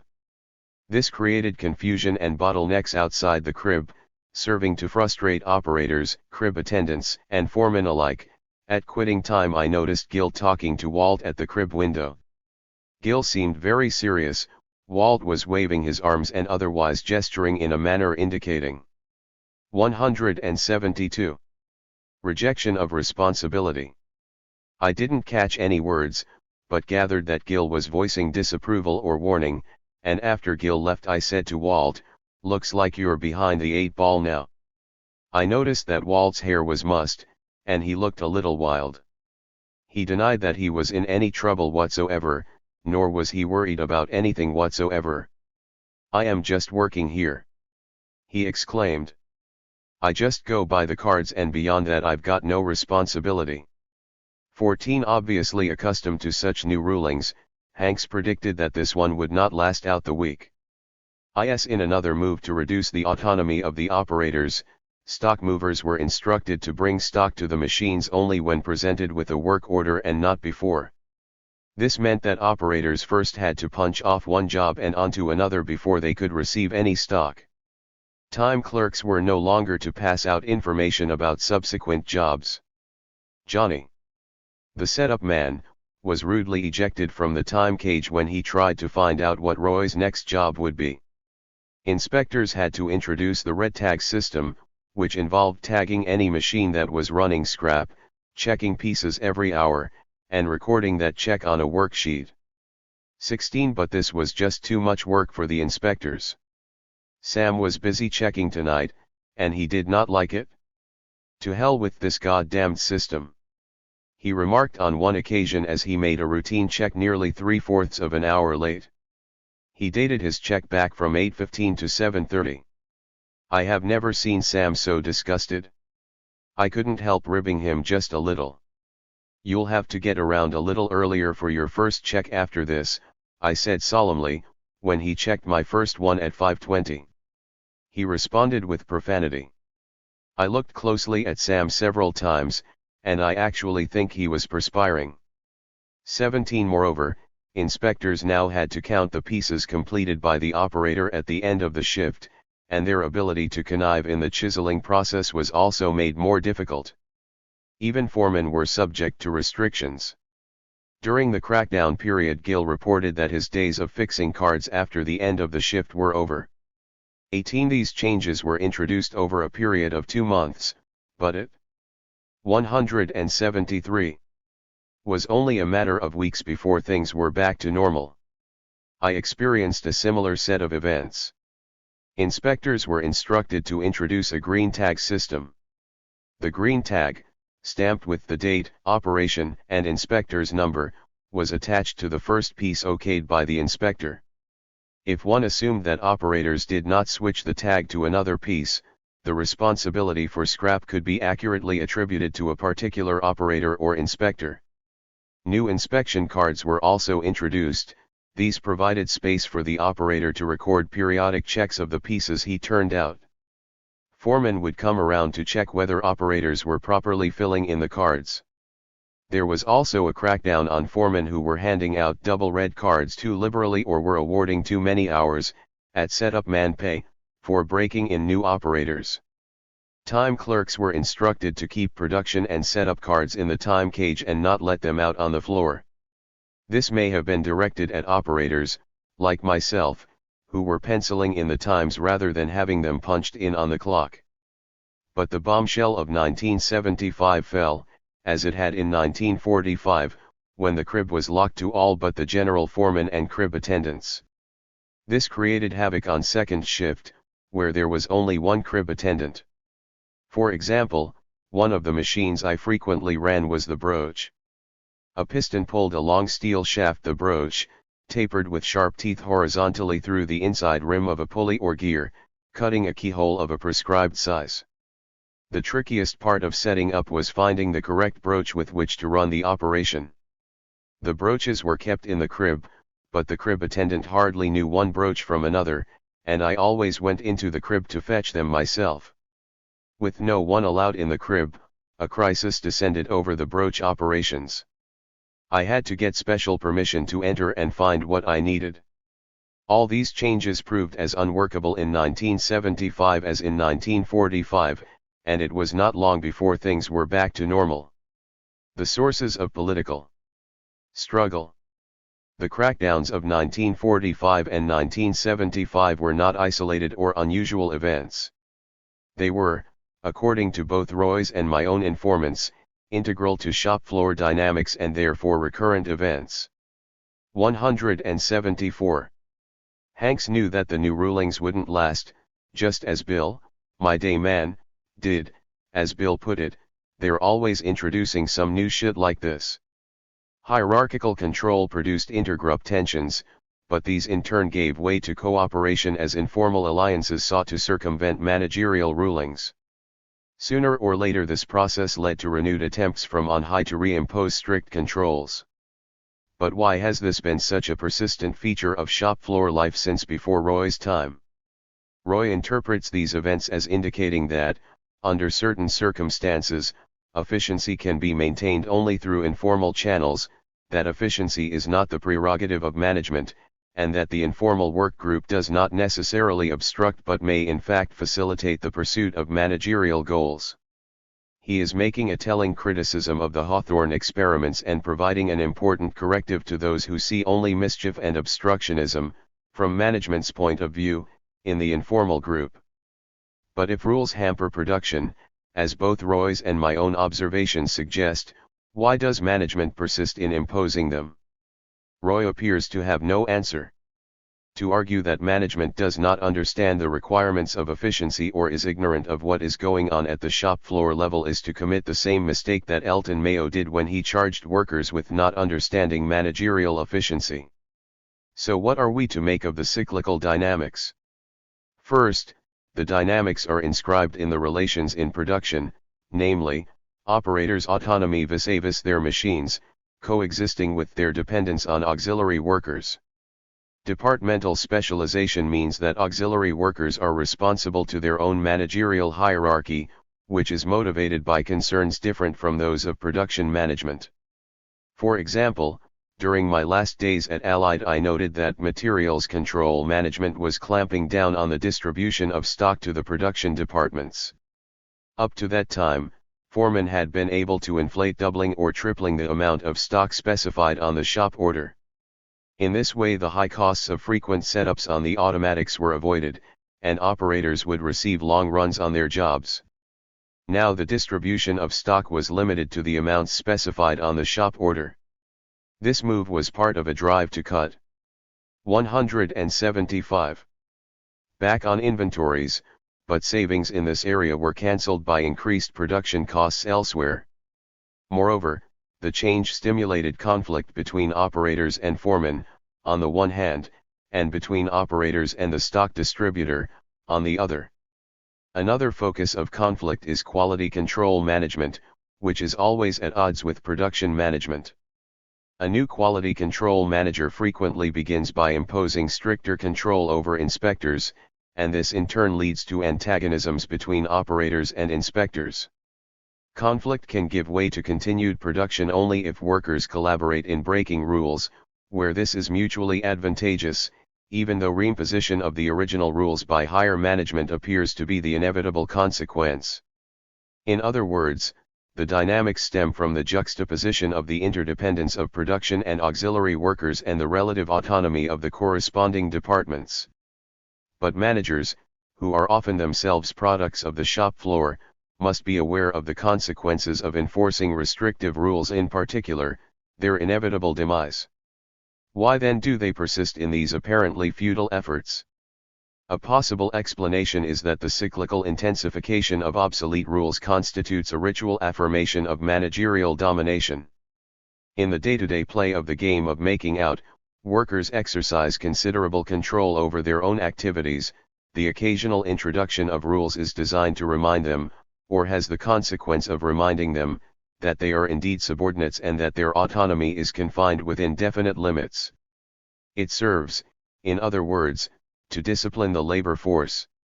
The enterprise creates mechanisms to make itself independent of, or to supplement, a traditional source of discipline, the reservoir of unemployed labor.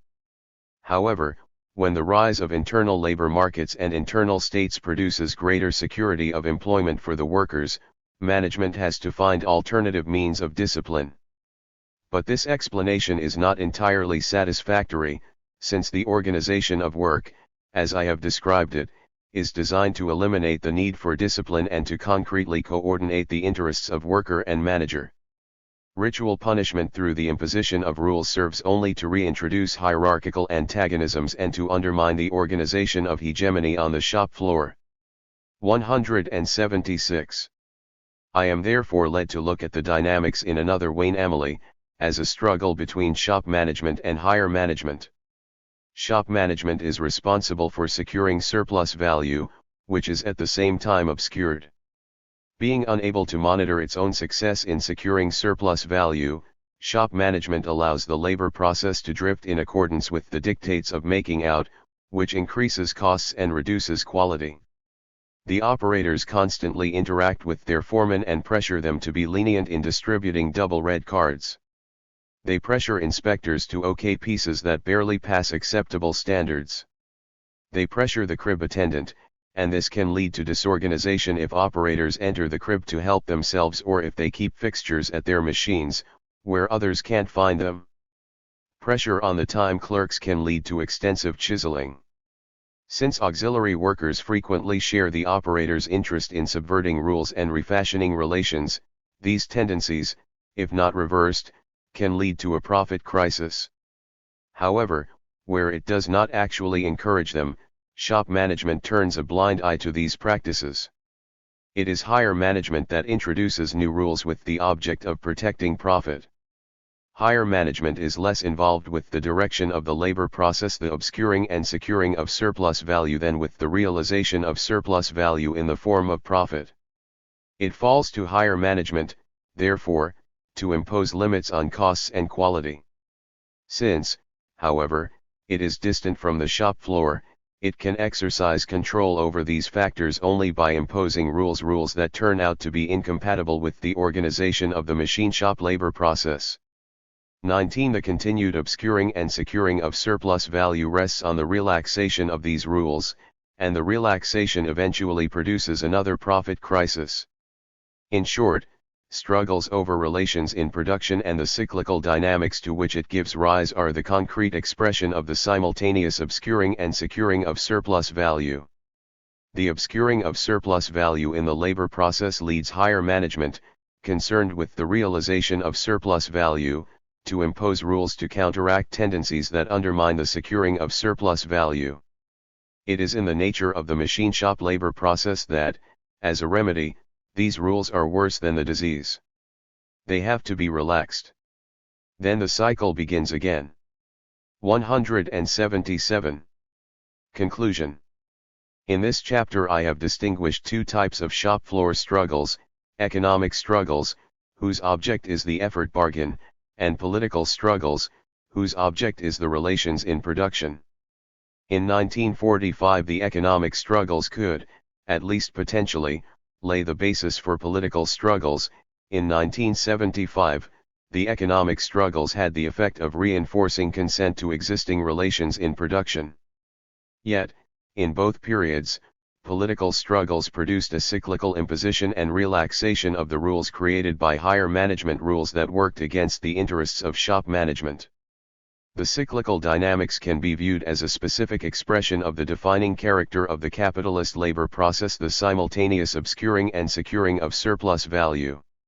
Struggles between different levels of management, which are the result of the separation of the production of surplus value from its realization, do not always lead to a cyclical dynamics. Higher management is sometimes successful in imposing a lasting change in production relations 20, and it is sometimes able, to respond to the pressures of realizing surplus value through economic struggles, for example, by speeding up the assembly line. Although both Roy and I experienced economic struggle and a limited form of political struggle on the shop floor, only rarely did we observe struggles over production goals, over the ordering of preferred outcomes, or over whether to participate in making out or some other game.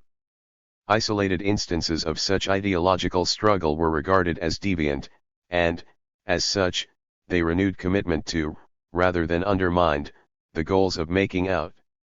Yet, only when struggle has moved to an ideological plane, that is, when the terrain of political and economic struggles becomes the object of struggle, is the capitalist labor process directly threatened. Ideological struggles take us beyond capitalism, beyond the dictatorship of needs. They are struggles, not over the shape of the effort bargain, but over the very notion of reward for effort, not over relations in production, but over their basis in the relations of production. Ideological struggles distinguish that which exists from that which is natural and inevitable. 11. Class struggle and capitalist competition. In Chapter 10 we saw that struggles on the shop floor are largely shaped by conflicts between different levels, and among different fractions, of management. These struggles give rise to a cyclical change, which acts as the vehicle for the introduction of long-term unidirectional change in the labor process. That is, the rise of the hegemonic organization of work, the internal labor market, and the internal state are superimposed on the cyclical dynamics endemic in the machine shop. But what was the source of the changes between 1945 and 1975 that the cyclical dynamics mediated rather than produced? To answer this question, we must go beyond the shop floor and examine the interaction between external and internal factors in ways that we did not attempt in the discussion of short-term change in Chapter 8. As we shall see, the longer the time span, the fewer are the variables that one can safely hold constant, and the further afield must one search for the origin of change. Forces beyond the shop floor usually make themselves felt through two channels: class struggle and capitalist competition, and these in turn affect the dynamics of the labor process in ways determined by the essential structure of the machine shop. Thus, 178. 179. Class struggles and capitalist competition are organized in such a way as to prevent shop floor struggles from themselves becoming the source of change in the labor process, except in the cyclical manner already described. In the normal everyday life of the shop floor, workers are not organized as a class. For this reason I have avoided referring to struggles on the shop floor as class struggles. Instead, I have until now distinguished the different struggles by the object of struggle. Class struggles, on the other hand, are those that involve struggles between classes. They are struggles that both presuppose and shape the organization of workers and capitalists into self-conscious collectivities with common interests. In this chapter I will try to show how class struggle between the organized representatives of capital and labor, namely, management and union, contributed to changes in the labor process at Gear and Allied. Insofar as union and management struggle to reshape or maintain the distribution of economic rewards and the relations in production, they are organized representatives of their respective classes. 2. The fact that these struggles take the capitalist order as given, natural, and inevitable, that is, these struggles are not ideological and are rarely even political, does not mean that they are not class struggles. The second motor of change is capitalist competition. In examining the impact of a recession on the labor process, I looked at relations among capitalists in terms of their interdependence. Each firm depends on other capitalists, both to supply it with its instruments of production and raw materials and to buy its products. Relations of interdependence are conditions for the realization of profit, while the rate of profit is shaped by competitive relations among capitalists. Competition may be waged over human and non-human inputs into the productive process, over the organization of production itself, or over consumer outlets. In other words, from the standpoint of the use value of commodities, relations among capitalists are those of interdependence, while, from the standpoint of the exchange value of commodities, relations among capitalists are competitive. Between 1945 and 1975 the competitive structure of the engine division radically changed, with consequences I explore below. In this chapter, therefore, I will argue that changes in the labor 180 process at Gear and Allied over the past 30 years are the product of a combination of class struggle and capitalist competition, themselves shaped by broader forces, which I shall briefly discuss in the concluding chapter. But first I will address a slightly different hypothesis implicit in much of the literature, both Marxist and non-Marxist, on the organization of work that changes in the labor process are part of an inherent dynamic toward rationalization. Fostered through managerial foresight, the product of deliberate managerial strategies, promoted in anticipation of competition and struggle, or simply the result of the pursuit of efficiency. Changes instigated by management. Since the consequences of the changes between 1945 and 1975 in Gear/Allied's engine division all contributed to the consolidation of a hegemonic organization of work, the obvious hypothesis is that management engineered the changes with this objective in mind.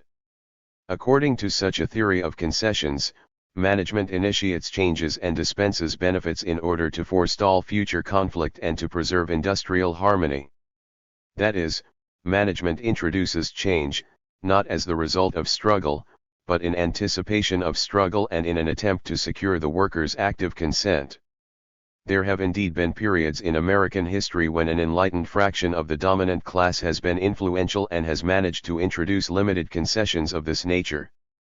3. There is, however, ample evidence that management at Gear and Allied could not be characterized as enlightened in this sense.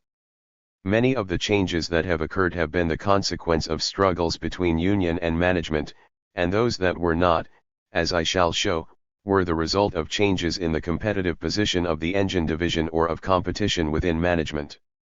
Concession theory predicts that, in periods when struggle is temporarily muted, organizational changes will still occur.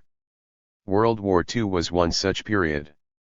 But an examination of the contracts signed between the union and management shows very few such changes at Gear. To be sure, a wage freeze was in effect during most of the war period, but there are no reasons why changes in working 181 conditions could not have been implemented. Instead, it was just after the war, in the face of renewed labor strife throughout the United States, that changes were introduced. The 1947 contract for the first time included superseniority for union officials, provision for public announcement of job vacancies, a job classification scheme, and a rationalized wage structure. Subsequently, management vigorously resisted reducing, from 5 years to 2 and then to 1 year, the length of continuous employment necessary before an operator could exercise plant-wide seniority. Another observation casts doubt on the concession thesis. According to historians of corporate liberalism, the distribution of concessions in the organization of work is a phenomenon most characteristic of the large corporation. However, an examination of the contracts and conversations with union officials suggests that many of the major organizational changes were made after the war but before Allied took over. According to one president of the local, whose term spread over both periods, Allied tended to be more liberal in dispensing benefits and correspondingly reluctant to negotiate changes in the organization of work. Gear, by contrast, having smaller funds and operating in a more competitive market, was less able to grant direct economic concessions and, as a result of bargaining, was more prepared to introduce organizational change. All of this is not to say that there is no enlightened group of corporate executives in American industry, however, they were not to be found in Gear or Allied's engine division, and, moreover, they were not the executors of the changes that contributed to the consolidation of the hegemonic organization of work. In questioning the theory of concessions, I have stressed the changes that management resisted, changes that were the outcome of conflict between management and union. However, there have been other changes that appear to be concessions granted without struggle, in particular, those involving time study men, inspectors, and foremen. Industrial engineers explain their own disappearance from the shop floor in a number of ways. First, they shy that in 1945 Taylorism was still very popular and management retained its faith in the stopwatch. Since then there has been a change in management philosophy. Second, methods have been professionalized. The industrial engineer now computes rates while sitting at his desk. 182. Third, it has become more important and lucrative to change technology than to change rates. An official of the American Institute of Industrial Engineers told me that industrial engineers are reluctant to go onto the shop floor to time jobs because of the hostility they arouse. He also complained that industrial engineers are now so unfamiliar with the jobs and operations that they cannot time them properly. Nor can they detect when operators are pulling the wool over their eyes. For a similar set of reasons is given for the relaxation of quality control on the shop floor. Changes in the philosophy of quality control have led to the transfer of responsibility from the inspector to the operator. Moreover, the source of poor quality is now found less in workmanship and more in design.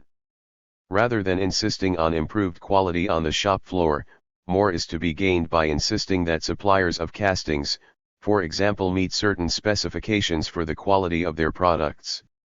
One manager of quality control also assured me that he was trying to cut back even more on the number of inspectors because poor quality could just as easily be located with the use of sophisticated statistical techniques. It might be noted, parenthetically, that inspectors are regarded in the company's accounting system as overhead, to be cut where possible. Not surprisingly, a good quality control manager is hard to come by, and the turnover in that position is considerable. Changes from the authoritarian to the service-oriented style of supervision reflected, according to personnel management, the shift toward increased responsibility of the worker. One can no longer treat people the way one used to, the argument goes, because employees are now better educated and less prepared to tolerate arbitrary authority. Now one has to persuade rather than command, or, as Morris Yanowitz puts it, manipulate rather than dominate. 5. This change in philosophy is reflected in the human relations literature associated with such names as McGregor, Likert, Argyris, and Drucker. These writers hold that the democratic ethos that pervades the political arena has inevitably spread to the industrial setting. Changes on the shop floor are manifestations of a general trend in society away from coercion and in the direction of persuasion. These changes in industrial engineering, in quality control, and in personnel management appear to be enlightened managerial ene. 183. Tiatives? In reality they provide neither the necessary nor the sufficient conditions for the rise of the hegemonic organization of work. Thus, the philosophical changes that management and its intellectual representatives present as having causal efficacy are largely rationalizations of changes brought about by other forces. The tenacity of the human relations view of industrial organizations, the retirement of the methods department from the shop floor, and the reduction of the inspectorate are reflections of real shifts in the relations in production and technology brought about by struggle and competition. Yet it would be a mistake to dismiss the changes in managerial philosophy as mere reflections of changes in the labor process, having no causal efficacy of their own. They are also reflections of the conflicting interests of different fractions of management. The various interests within management are responsive to professional associations, which exist to defend and advance the interests of some fractions of management against those of other fractions. The National Institutes of Personnel Management, Quality Control, and Industrial Engineering provide the ideological basis and source of innovations that will promote and present their respective particular interests as the interests of management as a whole. However, the ability of these various fractions to further their disparate interests is limited by their common interest in the survival of the firm, that is, by the level of class struggle and capitalist competition. 6. Competition. Firms can respond to competition in different ways with different consequences. I will consider 4 possible responses. First, introduction of new technology, which increases productivity. Second, cutting costs through low wages and low rates of capital replacement. Third, speed up, that is, intensifying the expenditure of labor. Fourth, specialization and/or expansion, thereby introducing economies of scale. I will first examine Gear's and then Allied's response to competition. Smaller companies have fewer options in responding to competition. Thus, Gear did not have access to large funds for capital investment in new machines, tooling, and so forth. Roy does note 184 that, as he was leaving, Gear was installing some new automatic lathes, but when Allied took over, in 1953, capital equipment was in a poor state of repair. Moreover, Gear had little choice but to manufacture a wide range of products. It was essentially a large jobbing shop, whose livelihood was based on relatively small orders tailor-made to the requirements of individual buyers. It was not large enough, nor did it have a sufficiently assured market, to specialize in any one product. Only when the war brought large government orders for engines for tanks and lifeboats did it experience an unprecedented expansion. After the war, when it had to cut back its production, it again became vulnerable to market fluctuations.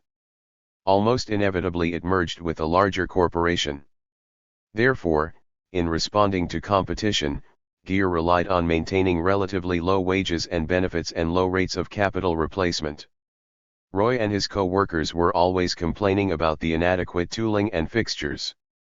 Speed up, of course, was Gear's other response to competition, and this, as we have seen, took the form of price cutting. Under Gear management, we may conclude, competition led to the intensification of struggle.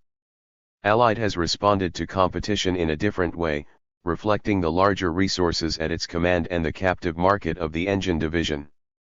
Rather than speed up and low wages, Allied introduced new machinery, eliminated unprofitable lines, and ultimately limited production to diesel engines.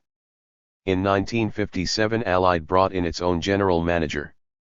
Tooling, machinery, and fixtures were all improved. The crib was reorganized. Product lines were eliminated, and in 1961 the division was split in two, with the engine plant moving into a new single-story building a mile from the old four-story Gear building. As a result of these various rationalizations, some of which may be attributable to developments in the machine tool industry, certain auxiliary personnel became less important. Thus, there was a reduction in the number of layout men, who were responsible for a detailed setting up when there were no standard fixtures. The function of the time study man became less important because there were fewer jobs to time and, in other cases, standardization meant that a number of operations could be timed simultaneously. The methods department became increasingly involved in methods revision, that is, with improving technology and organiza. 185. Rather than re-rating jobs. Once given a rate, an operation was rarely retimed. When improved and cheap inspection equipment became available, which employees could purchase for themselves, greater responsibility for quality control could be shifted to the operator. In contrast with Gear Company, at Allied competition led to changes that brought about a diminution of struggle on the shop floor. Moreover, competition itself was cushioned by the plant's integration into a large corporation. In the first place, the engine division now had a captive market and was therefore not directly subject to the rigors of the open market. At the end of each year a plan is drawn up for the coming year, based on orders received for engines from other divisions of Allied and on estimated costs of production. Prices of engines are fixed annually, and profit margins are low. If the engine division meets the various targets embodied in the plan, senior management in theory receives a bonus. Failure to meet the targets and the incurring of financial loss occur frequently, but they do not have the devastating effects they would have if the plant were operating autonomously in the open market. The losses can be absorbed by the corporation, although the management of the division may incur penalties. 1. As a consequence, failure to make a profit does not immediately redound on labor in the form of wage cuts, speed up, and so on, and therefore does not necessarily intensify struggle. At the level of the corporation, also, competition is subject to greater control than it would be for a smaller company. First, there are the various forms of informal price control. Second, losses suffered in one product line may be balanced out by other more successful lines. Third, large corporations have all sorts of accounting devices for concealing or writing off losses, short-term losses, at any rate. In summary, Allied's takeover of Gear resulted in the diminution of struggle, for two reasons. First, the rationalization of production directly reduced the level of shop floor struggle. Second, the role of the engine division within the larger corporation plus the oligopolistic position of the corporation itself facilitated the absorption of struggles through the externalization of costs.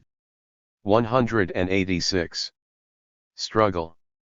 We have indicated how competition, in the Gear period, produced struggle on the shop floor, while, in the Allied period, it had the effect of diminishing struggle.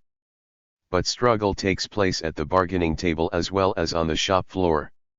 What determines the struggle at the bargaining table, and what consequences does the struggle have for further struggle and competition? As I have already suggested, Gear appeared to be more willing to negotiate changes in the conditions and organization of work because it could not afford wage increases and fringe benefits. The rise of the internal labor market and the rationalization of the internal state therefore began after the war, but before Allied took over. In 19s4 under Gear management, but when Gear was already a part of Allied Corporation, after considerable conflict, a breakthrough was achieved in consolidating the internal labor market. The period of continuous employment required before plant-wide seniority could be exercised was reduced from 5 years to 2 years. Later, under Allied, the bidding system was improved, and job openings had to be posted on departmental bulletin boards. It is important to note that the operation of the internal labor market was also facilitated by changes in technology. Since the improved machines did not require the same skill and experience as the older and less reliable ones, they provided conditions for increased mobility between jobs. Although it is true that Allied did give in to a few changes in the organization of work, such changes had in the main been initiated and established under Gear. However, Allied was responsible for introducing new fringe benefits, such as the supplementary unemployment benefit and pension scheme, and other benefits, such as vacation pay, were improved. Wages also increased relative to the average in manufacturing industry after Allied took over, as indicated in Table 6. What were the consequences of these struggles at the bargaining table? As I showed in Part 3, the rise of the internal labor market and the internal state, as well as the linking of wages and fringe benefits to seniority, served to diminish struggles on the shop floor. The rise of the internal labor market reduced the power of the foreman, reduced the struggle between the time study man and the operator, increased competition and conflict among laborers, and so forth. The consolidation of the internal state and the constitution of the industrial citizen with rights as laid down in the grievance machinery further regularized struggle. In short, struggle at the bargaining table had the effect of absorbing some forms and diminishing other forms of struggle on the shop floor. Therefore, under Allied, the consequences of struggles reinforced, and combined with, the effects of competition in reducing struggle. 188. A problem that must be raised, though its solution lies beyond the scope of this book, concerns the determinants of struggle at the bargaining table. In part, the struggle reflects the dynamics of the shop floor and the resources of the particular firm. As I have suggested, in part, it is responsive to general movements in bargaining patterns throughout United States industry. Contracts signed by the United Auto Workers with the major automobile corporations and by the United Steel Workers with United States Steel provided and continue to provide not only models for contracts but the agenda of items for negotiation, first with Gear and then with Allied. The introduction of job classification schemes, bidding systems, fringe benefits, and so forth followed their introduction in the basic steel industry. Why the contracts followed the directions taken in these particular lead industries is a matter for further inquiry. 8. But the consequences are interesting. Once an internal labor market has been introduced, it becomes a terrain for future class struggle. Unions fight for the extension of bidding and bumping rights, so that these may be exercised, not just within individual departments, but on a plant-wide basis. They then fight for a reduction in the seniority required to exercise plant-wide bumping, and so on. Thus, although management might originally support the introduction of an internal labor market as a means of rationalizing job structures, struggles subsequently waged over bidding and bumping are met with strong opposition from management, which is interested in the flexible deployment of its labor force. Similarly, the emergence of a system of benefits and regularized wage bargaining have meant that incentive earnings as a proportion of total earnings have diminished considerably since 1945. In other words, the monetary incentive for making out has fallen. Therefore, collective bargaining is not only a form of class struggle that guarantees management the support of the union in the enforcement of the contract. In addition, the content of the collective bargain, at least at Gear and Allied, contributes to a reduction in the level of militancy on the shop floor by promoting conditions for the organization of consent. Ironically, the impetus that produced the trade union locals of the 30s came from the militant rank and file. At Gear the union had 189 to be organized clandestinely in the face of ruthless managerial resistance. 9. That early militancy was absorbed in the organization of class struggles at the bargaining table after the war. The very success of union struggles in the 30s had led to the introduction of changes that wrested control of the union from the membership. I would suggest, then, that the conservatism of the established trade unions in the United States is in part rooted in the shop floor experience, which has permitted the emergence of a union bureaucracy unresponsive to the rank and file. 10. Whether union leaders are conscious of the self-serving consequences of their struggles with management for industrial democracy is a matter for further investigation. Why should the experience of the United States be different from that of Great Britain, where there continues to be a strong shop steward movement and a militant rank and file? In similar industries, workers in Britain have managed to retain greater control over the shop floor than in the United States. L1 and the internal labor market is there largely organized by the union rather than by management. In a machine shop like the one at Allied, for instance, the British Union has a considerable say about who shall fill which job. But why should there be such a difference? One possible answer lies in the relative timing of unionization and mechanization. In Great Britain, unions had established themselves prior to the 20th century thrust toward mechanization, whereas the reverse is true for the United States. Thus, at the time of their formation, industrial unions in the United States had to take expropriation of control over the labor process as a fait accompli, whereas, in Britain, industrial unionism appeared earlier, was able to resist such expropriation, and in this way laid the basis for a more militant trade union movement. More recently, large British corporations have been attempting to move toward more American patterns of organizing work, the internal labor market, and the internal state. 12. Conclusion. Changes in the labor process between 1945 and 1975 have been the outcome of three interacting forces, namely, the rivalry between different levels and among different fractions of management. 190. Competition among enterprises, and class struggle. In attempts to advance their power within the corporation, different managerial groups draw upon national associations for support. These external bodies do exercise some indirect influence on the outcomes of struggles within management, but an examination of their practices would take us beyond the scope of this study. Suffice it to say that, as a result of interdepartmental rivalry, changes can occur in the labor process. This is perhaps particularly clear in the replacement of time study men by industrial engineers. Management conflict does not take place in a vacuum but in anticipation of responses from workers on the shop floor. The common interest in which the competing fractions of management all share the interest in securing and obscuring surplus value sets limits on the changes any one fraction can adopt.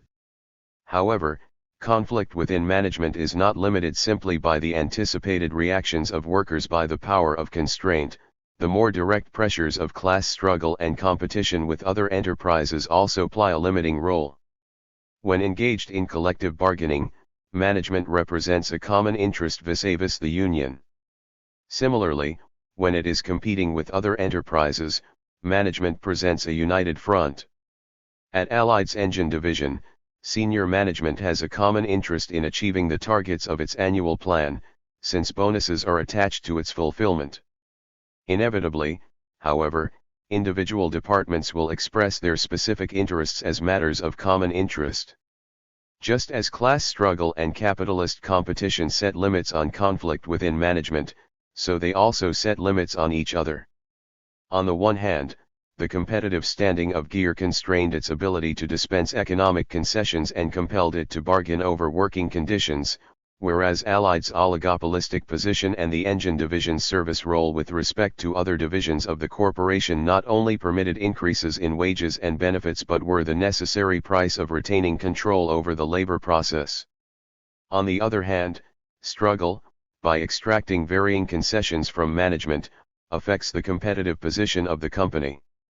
While struggle and competition set limits on their mutual variation, both are, within those limits, shaped by other forces. The competitive position of gear changed after the war when the Govern 191 men stopped letting contracts, and it changed again when Allied took over. The changing position of Allied in its various product markets received cursory examination in Chapter 3, and these fluctuations have affected the entrance of the engine division into markets outside the parent corporation. Significantly for our purposes, competition among firms leads to the introduction of new technology, which can reshape the labor process. If it were not protected by a captive market but instead were in direct competition with, say, General Motors, Allied's engine division would have to expand and slash or specialize its production so as to be able to introduce more automated machine tools. If such technological changes can transform the labor process, what forces determine the form of new machinery? David Noble has implied that the development and production of automated machine tools was motivated by the twin concerns of large corporations to push small machine shops out of business and to enhance managerial control over the labor force. 13. If technology is in fact not neutral and its development is as much a political as an economic process, it becomes important to examine why one machine rather than another is developed and marketed. Class struggle is also affected by forces that come from beyond the shop floor. First, it is the contracts negotiated at the largest corporations that establish the terrain of struggle at smaller companies. Second, the struggle itself is shaped by the ability of a company to offer concessions without jeopardizing its survival and by the pressure brought to bear on the union leadership by the rank and file. I have tried to show how changes in the lived experience on the shop floor, themselves brought about by struggle and competition, have, over the past 30 years, reduced the level of militancy among union members. The importance of everyday life on the shop floor has implications for theories of the United States labor movement. It suggests that the role of trade unions, so important in the orthodox histories of the United States working class, cannot be adequately understood without reference to. It suggests that the hegemonic ideology of corporate liberalism can be an effective force in coordinating the interests of capital and labor only if it is rooted in the daily life of the working class. In this study I have 192 pointed to that might be congruent with such a hegemonic ideology. By the same token, the claim that only a corrupt union leadership and a contaminating culture block the spontaneous and imminent tendency of the working class toward class struggle is also unsatisfactory. Leaders in part reflect the demands of the led, and the strength of a culture is linked to its roots in working class life. 14. To explain the sources of, it has been necessary to move beyond the individual enterprise. At the same time, these more distant changes are conveyed to the labor process through their impact on class struggle and capitalist competition.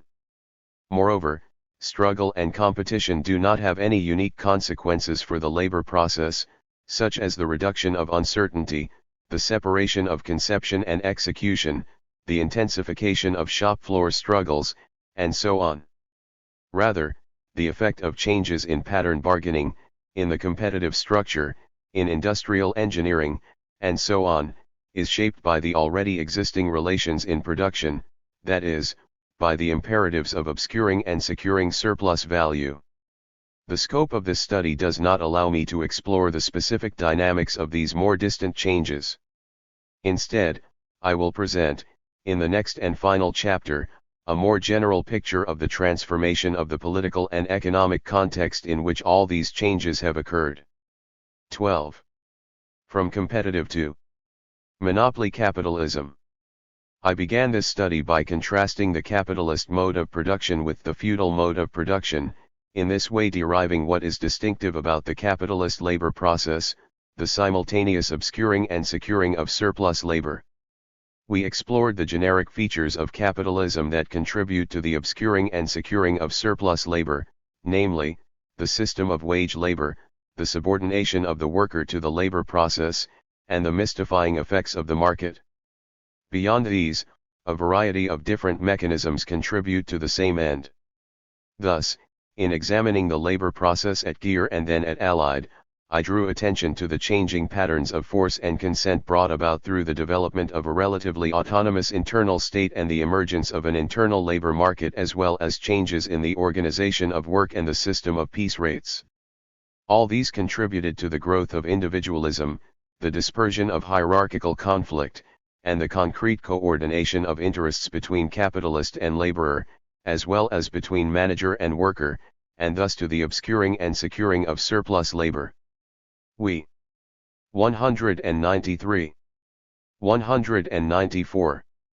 Can extrapolate the differences between Gear and Allied into two different types of capitalist labor process.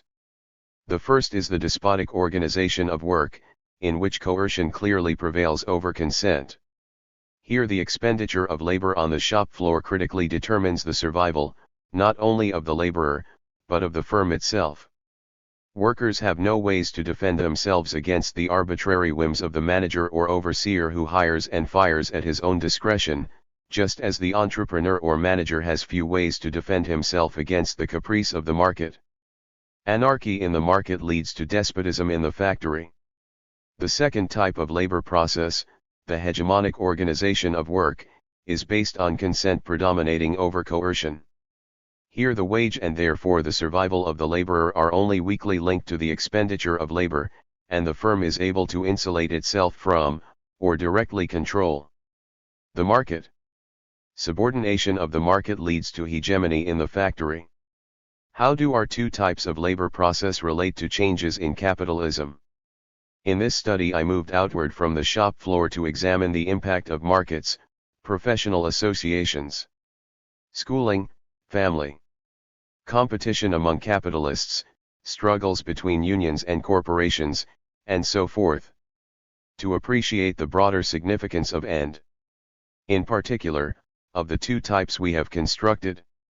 It is necessary to reverse the process by first briefly sketching the dynamics of capitalism in the advanced nations. Only then is it possible to return to the labor process and understand its transformation as part of an ensemble of changes in capitalist societies. I will first trace out the rudiments of Marx's theory of the development of capitalism. As I stated in Chapter 11, there are two motors of capitalistic development, struggle and competition. In order to survive as capitalists in a perfect market, capitalists must compete with one another in the search for profit. They do this, according to Marx, by increasing unpaid labor, either in absolute terms through the extension of the working day or, when this is no longer possible, through increasing relative surplus value. That is, through reducing the amount of the working day spent on producing the wage equivalent. This reduction in necessary labor can be accomplished by 195. Reducing real wages or by increasing productivity and the wage goods sector so that the amount of labor necessary to produce the wage equivalent falls. While both of these methods produce lasting gains for individual capitalists, the more normal way to increase unpaid labor is through temporary competitive gains. By intensifying or mechanizing the work process, an individual capitalist can increase his profit but only until his competitors catch up. There are three consequences for the capitalist class of this competitive innovation on the part of the individual capitalist. The first is intensification of class struggle between capital and labor. Second, when all the capitalists have adopted the new machine, pioneered by one capitalist, then, in terms of unpaid labor, all the capitalists are back where they began, but the rate of profit, that is, the surplus value regarded as a proportion of the wages, instruments of production, and raw materials used up has fallen. Third, the continual expansion of production, with either falling or constant wages, leads to crises of overproduction, which force capitalists to cut back production and render their capital idle. In short, the market forces individual capitalists to innovate and gain competitive advantages over one another, but, when they do so, they threaten their own existence as a class by intensifying class struggle, bringing down the rate of profit, and creating crises of overproduction. That is, compelled to pursue their individual interests on pain of survival, they undermine their common interest in the survival of capitalism. The logic of Marx's analysis led him to anticipate the overthrow of competitive capitalism. In this, of course, he was correct. However, in identifying the overthrow of competitive capitalism with the overthrow of capitalism and the inauguration of socialism, he was incorrect. As it turned out, competitive capitalism was pregnant not with socialism but with a new form of capitalism, monopoly capitalism, in which the patterns of struggle and competition have been transformed.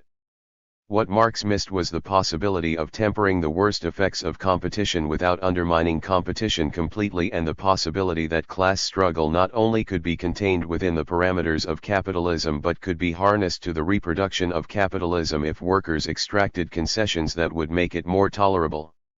Class struggle was not the gravedigger of capitalism but its savior. Of course, both Marx 196 and Engels were aware of the tendencies toward the preemption of the market through the emergence of joint stock companies, trusts, cartels, and even nationalization. They also recognized the possibility of repressing struggles and ameliorating the conditions of the proletariat. But there were definite limits on such last-ditch attempts to save capitalism from itself. These reactive mechanisms to restructure capitalism were the death throes of capitalism, which was doomed to splutter into its revolutionary overthrow. 2. If competitive capitalism gave birth to monopoly capitalism rather than socialism, the event was by no means foreordained, and the labor was neither short nor easy. During the first 3 decades of this century, particularly in Europe, there were indeed moments when the capitalist edifice seemed to be toppling. 3. The rise of fascism was as much a sign of capitalism's weakness as of its strength. Even from the vantage point of 50 years later, it is not obvious why Marx was wrong in anticipating the overthrow of capitalism or precisely how capitalism managed to save itself. Indeed, this has been a major problem for 20th century Marxism in its various forms, and many solutions have been postulated. The very acuteness with which Marx analyzed competitive capitalism and its inevitable demise made it necessary to revise his theories when one was trying to understand, first the appearance, and then the development, of monopoly capitalism.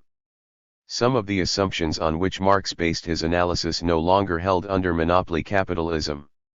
In short, with the consolidation of monopoly capitalism, history forced Marxism beyond Marx. 4. Given that Marx and Engels saw the state as protecting the common interests of the entire bourgeoisie, It is not surprising that 20th-century Marxism has spawned numerous theories of the capitalist state. They all share the view that the state is the key agency, first in handling the conflict of competitive capitalism and then in guiding capitalism into a new era.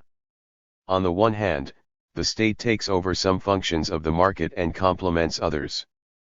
It regulates both competitive and interdependent relations among capitalists through planning, nationalization, and the provision of infrastructures, such as roads and the postal service, through antitrust legislation and fiscal policies, and through absorbing surplus in order to prevent crises of overproduction. 5. On the other hand, the state becomes involved in organizing struggles in Con. 197. Finding them within limits or repressing them so that they do not threaten capitalist relations of production. It does this by disorganizing the dominated classes, which it accomplishes by transforming relations among agents of production into relations among individuals constituted as citizens with equal rights before the law, in education and in the electoral system, or into relations among parties, races, religious groups, or language groups. In this way the apparatuses of the state appear to be above classes or autonomous with respect to classes, in that they operate according to their own logic, which cannot be arbitrarily changed at the will of any one class. Moreover, this autonomy constitutes both a real and a necessary basis for preserving the political interests of capitalists, that is, their class interest in the maintenance of the capitalist order. 4. To preserve these political interests, the state must frequently act against the capitalists' economic interests by granting concessions to other classes. In normal times the state applies coercion in a more or less legally prescribed manner and not at the immediate behest of the dominant class, but in times of crisis the state may lose its relative autonomy and become an instrument of the dominant class in the arbitrary repression of struggle. 6. In going beyond Marx to develop more sophisticated theories of the state, Marxists have paid less attention to the equally fundamental changes taking place in the enterprise. 7. The consolidation of monopoly capitalism involves not simply state intervention in the working of the market. Capitalists themselves have tried to conquer and subordinate the market to their interests. This has involved both concentration, the merger of enterprises producing similar commodities into large corporations, and centralization or vertical integration, the extension of the single enterprise into both product and supply markets. Allied's takeover of Gear clearly involved both processes. Gear was producing lift trucks and engines in a competitive market, while Allied was one of a handful of corporations that virtually controlled the production of agricultural machinery.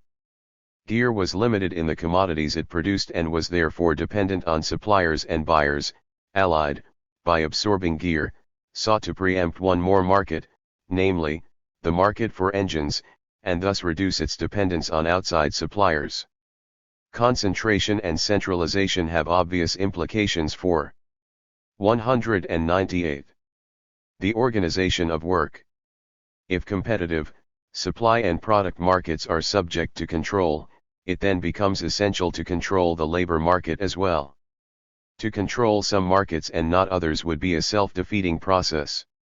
Just as Allied brought the production of engines under its management, so it also sought to bring the supply and distribution of labor under its control, through the development of an internal labor market. In addition, it sought to regularize relations between workers and managers through the grievance and collective bargaining machinery of the internal state. Just as the internal labor market, the internal state, and the global state were involved in the taming of the market, so all three were also involved in containing the struggles that threatened to overthrow competitive capitalism. Just as the global state became involved in the organization of struggles in the wider political arena, so an internal state emerged to regulate struggles within the factory. This internal state was not so much a coercive instrument of the company as it was a set of institutions that organized struggles over relations in production and, to some extent, relations of production at the level of the firm in ways that fostered the smooth running of the enterprise. 8. Thus, the internal state and the internal labor market imposed constraints on managerial discretion, institutionalized the granting of concessions, and thus concretely coordinated the interests of management and worker, capitalist and laborer, constituted workers as industrial citizens with rights and obligations, and fostered competition, individualism, and mobility. But the internal state has the effect not only of organizing struggles but also of dispersing them among enterprises. It prevents struggles from reaching beyond the enterprise and coalescing in struggles aimed at the global state. We have so far considered changes in the mechanisms for distributing people into places in the production process and for organizing struggles over relations among those places. But what can we say about the relations themselves and the activities to which they give rise? Have they changed with the transition from competitive to monopoly capitalism? Harry Braverman claims that the distinctive feature of monopoly capitalism is the destruction of skill, or what he calls the separation of conception and execution. In practice, this process of craft destruction has been an uneven one, which took 199 place as much under competitive capitalism as it has under monopoly capitalism.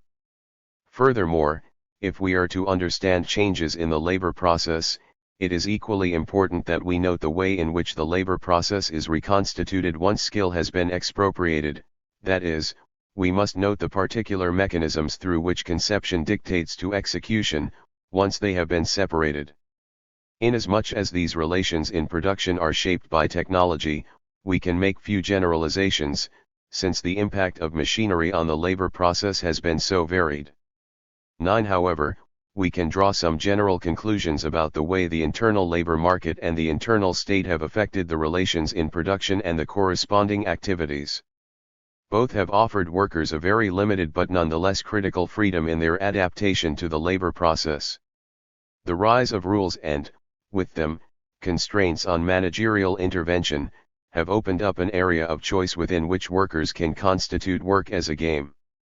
Workers are sucked into the game as a way of reducing the level of deprivation. But participation has the consequence of generating consent to the rules, which define both the conditions of choice and the limits of managerial discretion. Thus, it is not the rules themselves but the activities they circumscribe that generate consent. 10. Of course, the extent of this area of choice is affected by technological imperatives, but its existence, no matter how small, is crucial. The hegemonic organization of work does not pervade monopoly capitalism. Different sectors of advanced capitalism employ different forms of labor process, and by no means all of them have elaborated an internal state and an internal labor market like the ones developed at Allied. Not even all of the largest corporations have erected hegemonic systems, as the organization of work in agribusiness clearly demonstrates. Since the labor process in the competitive sector is by definition less well insulated from markets, one may argue that in general there is less to be gained there by introducing the internal labor market and internal state. Nor can the costs of these institutions be absorbed simply by raising prices, as they can be in the monopoly sector. On the other hand, it would be a mistake to equate the labor process in the competitive sector of monopoly capitalism with the labor process under competitive capitalism. Even where they are not unionized, competitive. 200. Industries have developed rudimentary internal labor markets, grievance procedures, and collective bargaining. In short, the labor process found in the competitive sector exhibits features of both despotic and hegemonic systems. Just as the form of the labor process is not uniform throughout monopoly capitalism or even tending in that direction, so it is not the same across all advanced countries. Thus, even in their monopoly sectors, the forms assumed by the internal state and the internal labor market in Britain are very different from the forms they assume in Japan. The forms they assume in the United States lie somewhere in between. Two Marxist theories of the state have drawn their inspiration from the formulations to be found in Marx's own writings, but the emergence of a Marxist psychology has represented a more fundamental departure. For Marx, in all pre-communist societies the social relations in which men and women are involved are indispensable and independent of their will, that is, they compel people to act in particular ways. Thus capitalists, if they were to survive as capitalists, had no alternative but to compete and to accumulate, just as workers had no alternative but to sell their labor power for a wage. Moreover, Workers were compelled to work as fast and as hard as the labor process dictated. There was no room for choice. Rationality was embedded in social relations and independent of the people who carried those relations, just as the experience of commodity fetishism was independent of psychic makeup. It was not that individuals were motivated by the pursuit of material self-interest but rather that the specific rationality of capitalism, the specific needs it produced, led people to act in particular ways. The rationality and needs generated by feudal relations led to very different types of activities. The turn to psychology was another way of explaining why Marx's anticipations were not fulfilled. The link between relations and practices was not as Marx supposed it to be. It was therefore necessary to examine the operation of psychic mechanisms to explain, first, why the proletariat did not engage in the revolutionary overthrow of capitalism and, second, why it embraced the restoration of capitalism. In its most simple form, Marxist psychology argues that it is the consciousness men and women carry with them, inculcated in different areas of life but particularly in the family. 201. And school, that shapes their response to capitalist relations. A more profound formulation is to be found in the Frankfurt School's appropriation of Freud, specifically aimed at understanding fascism and its appeal. The rise of monopoly capitalism realizes Marx's view of individuals as merely carrying out the logic of capitalist relations. But where Marx saw this as a matter of survival, the Frankfurt School presents it in explicitly psychological terms, namely, as the destruction of the autonomous ego. This does not contradict Marx's analysis but reflects the transition to monopoly capitalism. Where competitive capitalism retains an arena of resistance and class struggle, under monopoly capitalism the individual psyche is stripped of its capacity to resist the structures of capitalist domination. The family no longer nurtures the rebellious and independent individual of early capitalism. Instead, people are directly shaped by and subjugated to broader institutions, the mass media, the culture industry, and so on. The arena of subjectivity, of conscious resistance to domination, disappears, giving way to the individual as a mere object of manipulation. Monopoly capitalism has managed to shape our very character in accordance with its rationality. 12 Just as in the turn to the state, so in the turn to psychology the transformation of labor process gets left behind. In parts 3 and 4 of this study I have tried to return to Marx's original concerns by arguing that the translation of labor power into labor is conducted independently of the different psychic makeup character or consciousness that workers bring with them to the shop floor. Activities at work can be largely accounted for in terms of the organization of the labor process, the internal state, and the internal labor market. Consent is produced and reproduced on the shop floor and is not dependent on legitimacy drummed into people's heads in schools or on character formation in the family. Even in the marginal situations where imported consciousness does shape behavior, its specific impact is determined by the worker's position in the production process. Of course, productive activities and the reproduction of consent do depend on certain minimal human characteristics produced outside work and common to all workers, such as the capacity to communicate through language and the inclination to participate in socially constructed mechanisms, such as games, which compensate. 202. For loss of control over the labor process. I do not maintain that what happens outside work has no bearing on what happens at work or that individuals are shapeless pieces of clay out of which the shop floor molds laboring men and women. Rather, variations in the character and consciousness that workers bring with them to the workplace explain little about the variations in the activities that take place on the shop floor. These activities are most adequately explained by reference to a person's position in the organization of work. 8 least qualifying remarks are in order. First, I am talking here about hegemonic and despotic organizations of work. In those less well-insulated labor processes where neither despotism nor hegemony reigns, there is more room for external factors to exert influence on work behavior. Second, in times of crisis, whether local or global, when the hegemonic system breaks down, the consciousness people carry in their heads and the characters they have formed become critical in the shaping of activities. To summarize, to explain the restoration of capitalism in its monopoly form, 20th century Marxism has focused on areas that remained largely underdeveloped in Marx's own writings. At the same time, it has accepted Marx's view of the labor process and has therefore missed the significance of its transformation, in particular the ability of the factory to contain struggles and to produce consent. The state, the school, the family, culture, and the personality are not unimportant, but their importance can be assessed only by taking the transformed labor process as one's point of departure. This is particularly important in the study of crises. It is very fashionable to pinpoint some contradiction and conjure up some crisis.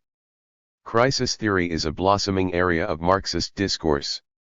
Indeed, it seems that, the more stable capitalism appears, the more we lament the gap between what is and what could be, and the more desperately we search for new crises. In this study, however, I have resisted the temptation. Instead, I have suggested that the prospects of a local crisis, that is, one emerging at the point of production, are bleak indeed. Others have persuasively argued that capitalists can buy peace in the economy only at the price of externalizing or displacing struggles into the wider political arena, where they become fiscal or legitimation crises. Unfortunately, these are abstract. 203. Crises, as much a product of the Marxist imagination as of the real world. 13. Moreover, as Marx points out, crises present opportunities to the dominant classes as well as to the dominated classes. They are the means by which capitalism is able to restore stability and save itself from itself. Nowhere is this more clear than in the crisis of transition from competitive to monopoly capitalism.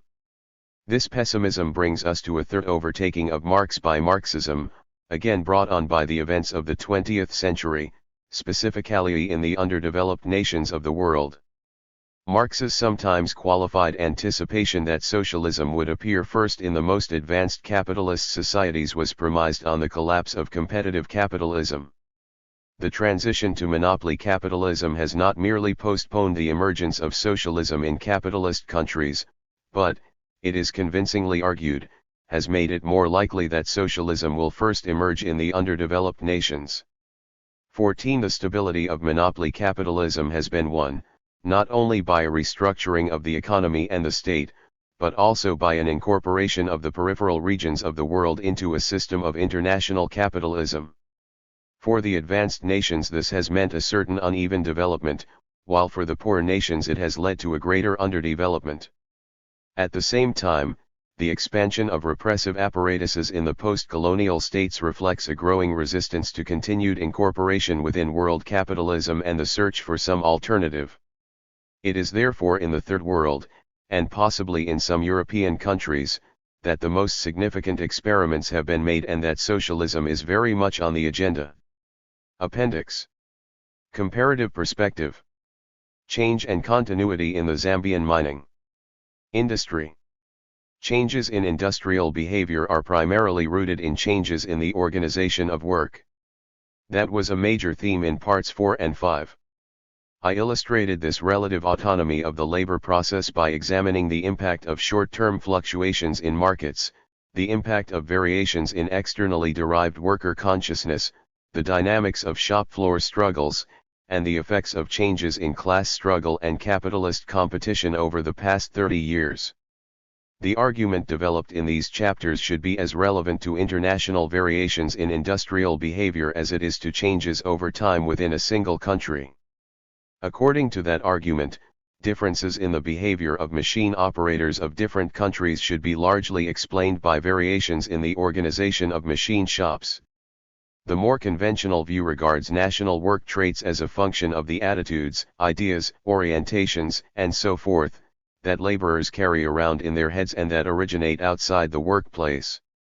Individuals are the vessels and executors of a national culture. This is the basis of development theory, workers in underdeveloped. 205. 206. Countries are tradition-oriented or bound to a set of primordial loyalties and are therefore ill-equipped to cope with the demands of the industrial order.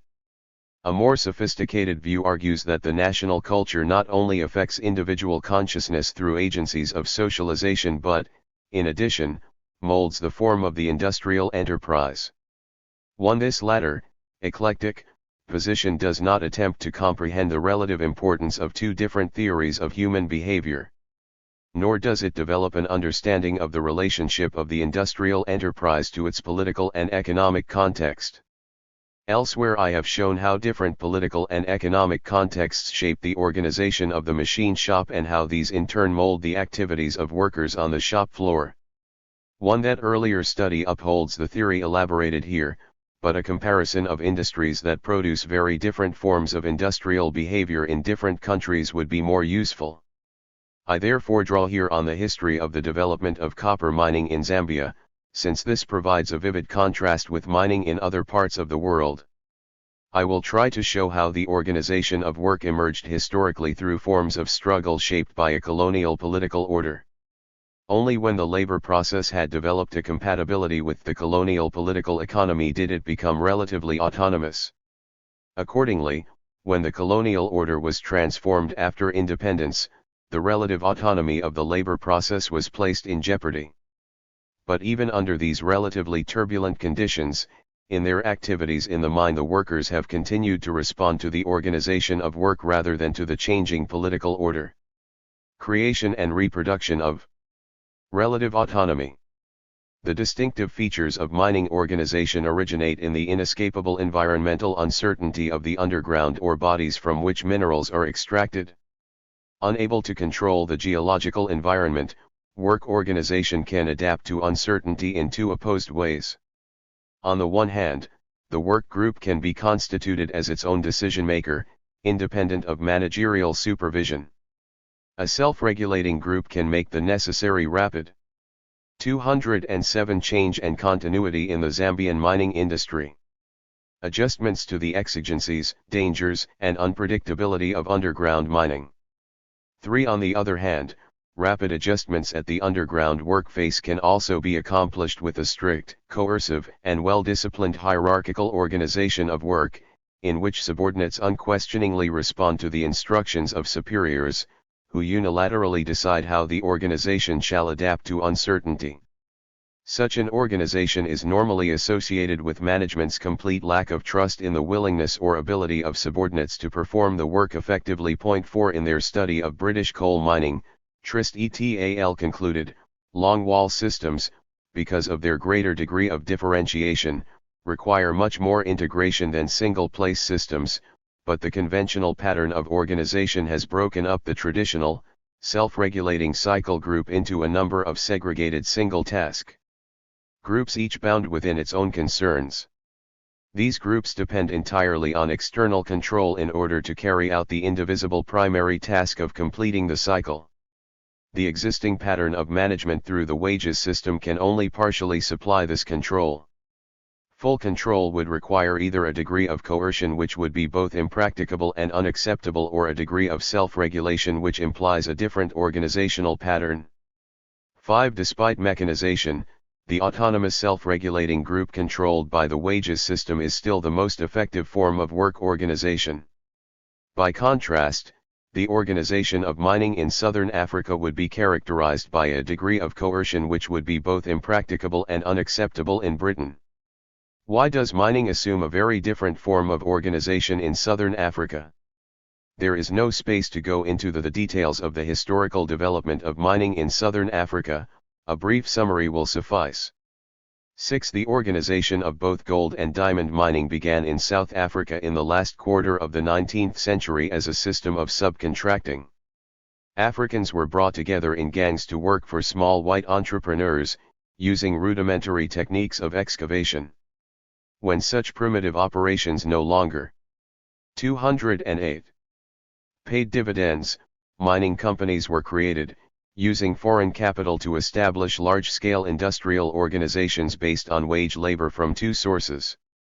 Skilled and supervisory workers were imported from Britain, while unskilled workers were recruited from the surrounding African territories. A rigid color bar separated the jobs reserved for whites from those reserved for blacks. Gangs of African labor were subordinated to the dictatorial command of a white section boss. The unrestrained coercion within the industrial organization was a continuation of the coercive mechanisms used to drive labor off the land. In South Africa, a combination of expropriation of African land and taxation forced Africans into the cash economy. The compound total institution, erected to control a worker's activities outside work while employed in the mines, secured the final subordination to the untrammeled power of a colonial political economy.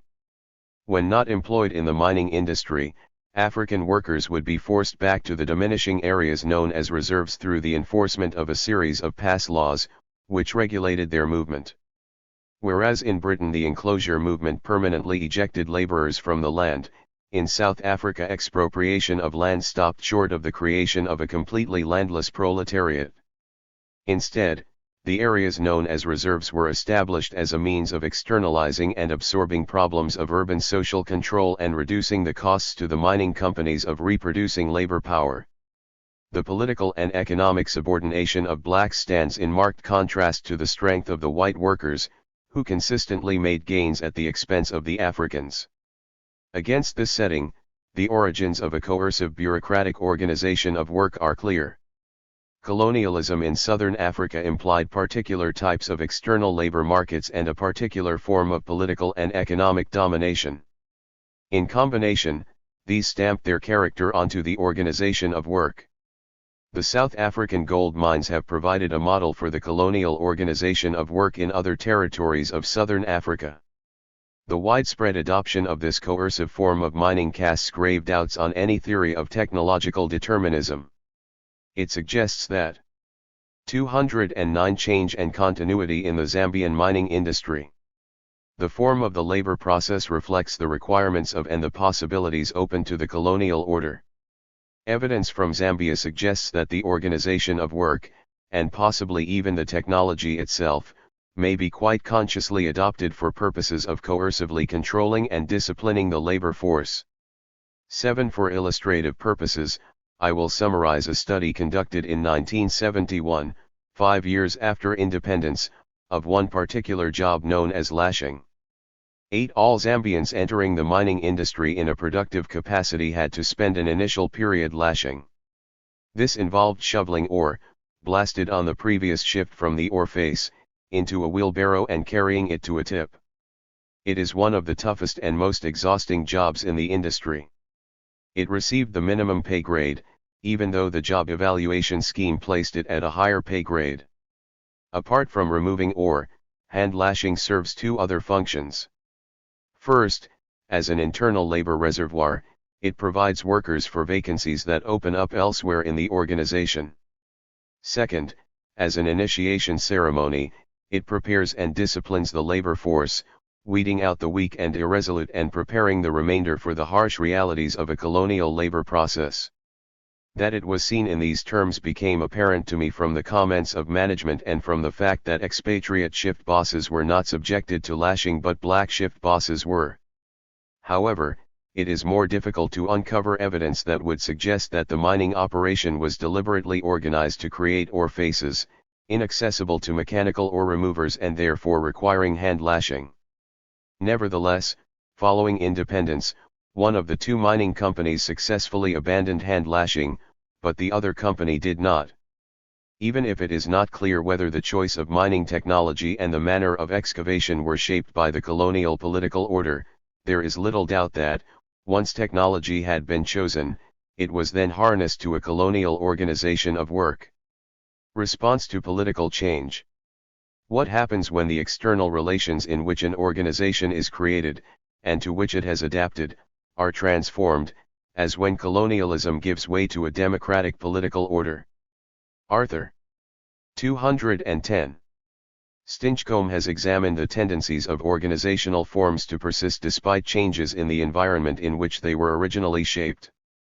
Although he does not actually discuss it, one condition for such persistence is the capacity of the organization to insulate itself from changes in the environment.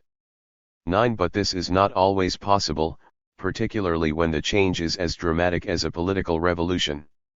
I noted, above, the elimination of hand lashing in some mines, and this may have reflected changes in the political order. A more significant change concerns the patterns of mobility within industry and the resulting organizational changes and conflicts. Again, I can only briefly summarize what I have discussed in greater detail elsewhere.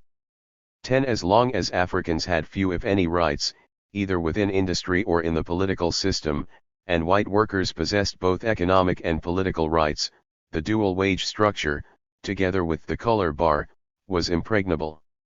When African trade unions emerged and gained strength in the 50s and the importance of migrant labor diminished, the color bar came under continuous attack, and white workers were forced to relinquish their monopoly over certain jobs.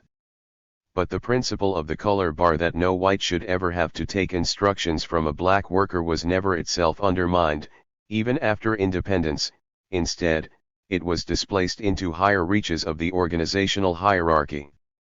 The evolution from slow African advancement before independence to the more rapid government-surveyed Zambianization after independence has posed serious organizational problems.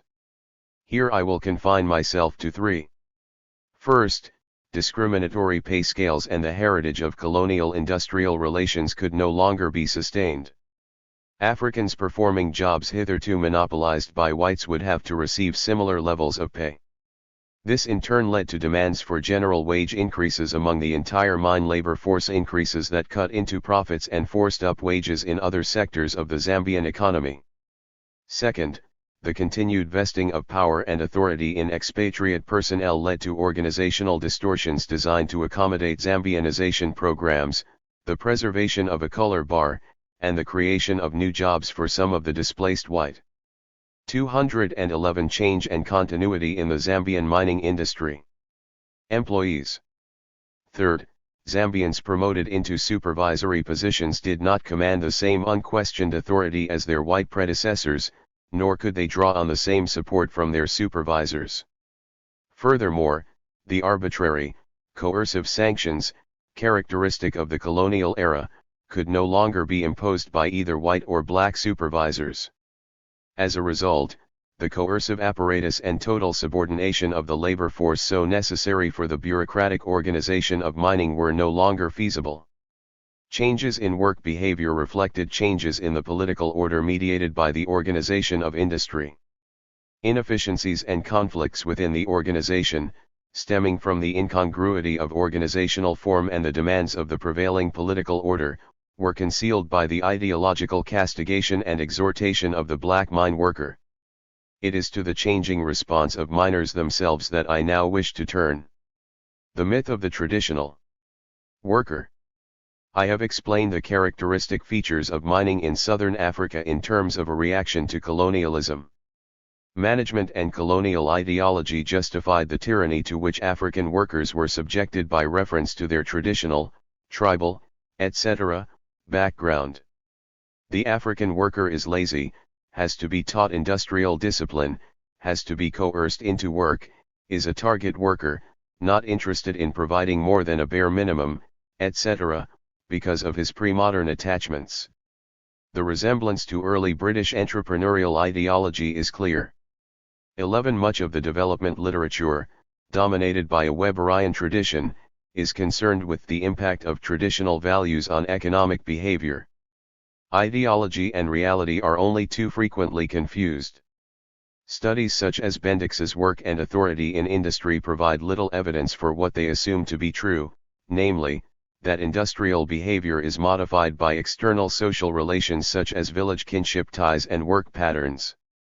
Migration and the target worker are usually explained as hangovers from tribal commitments, which lead workers. 212. Back to their rural habitat.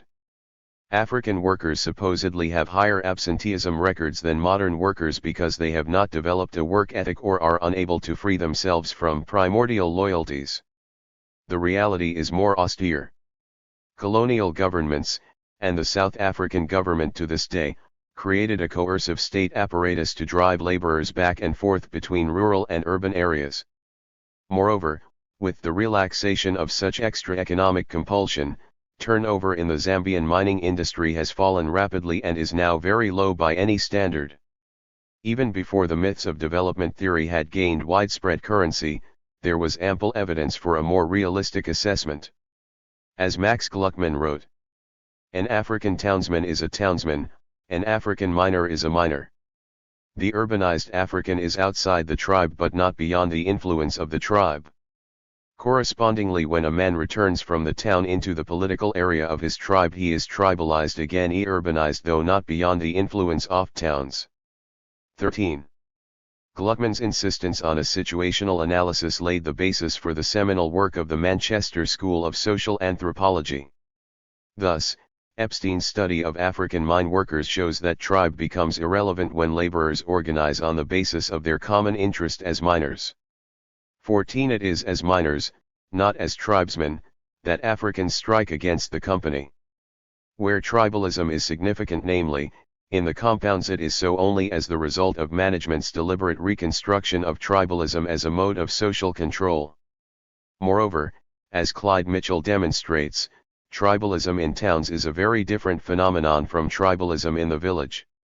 In other words, Africans, like machine operators at Gear Company and Allied Corporation, respond to the structures in which they are immediately enmeshed and in which they carry out particular sets of activities.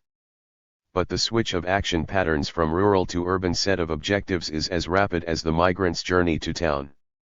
6. The impact of different and irrelevant structures is of only secondary importance. Workers' actions do not spring from cultural lags between one system of relations and another. The 213 Change and continuity in the Zambian mining industry. Values and norms of the village derive from the organization of life in the village and are not the basis for activities on the shop floor, though these activities may be couched in the idiom of village life. The myth of the traditional and indolent worker continues into the era of Zambian independence. This is not surprising, since the class structure, upon which Mana-Ariel ideology is founded, has remained largely unchanged, despite the transformation of the political system.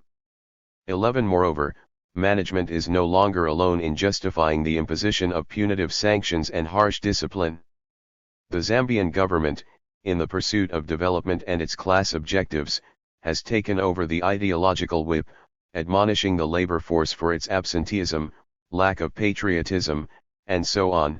It has also outlawed strikes and has co-opted and, where necessary, forced the compliance of once militant union leaders. The transformation from a colonial state, based on white supremacy, to a nation-state, based on universal suffrage, represents a consolidation of the apparatus subordinating the worker to the dominant class. In the 15 years before independence, union-led strikes occurred with some frequency in the copper mines. Since independence, they have become increasingly rare. Those that have occurred have tended to be wildcat strikes, easily ended by the intervention of the ruling party. Writing in the tradition of development theory, Robert Bates presents a different view. 8. He argues that the Zambian government failed to exact subservience from Zambian miners after independence.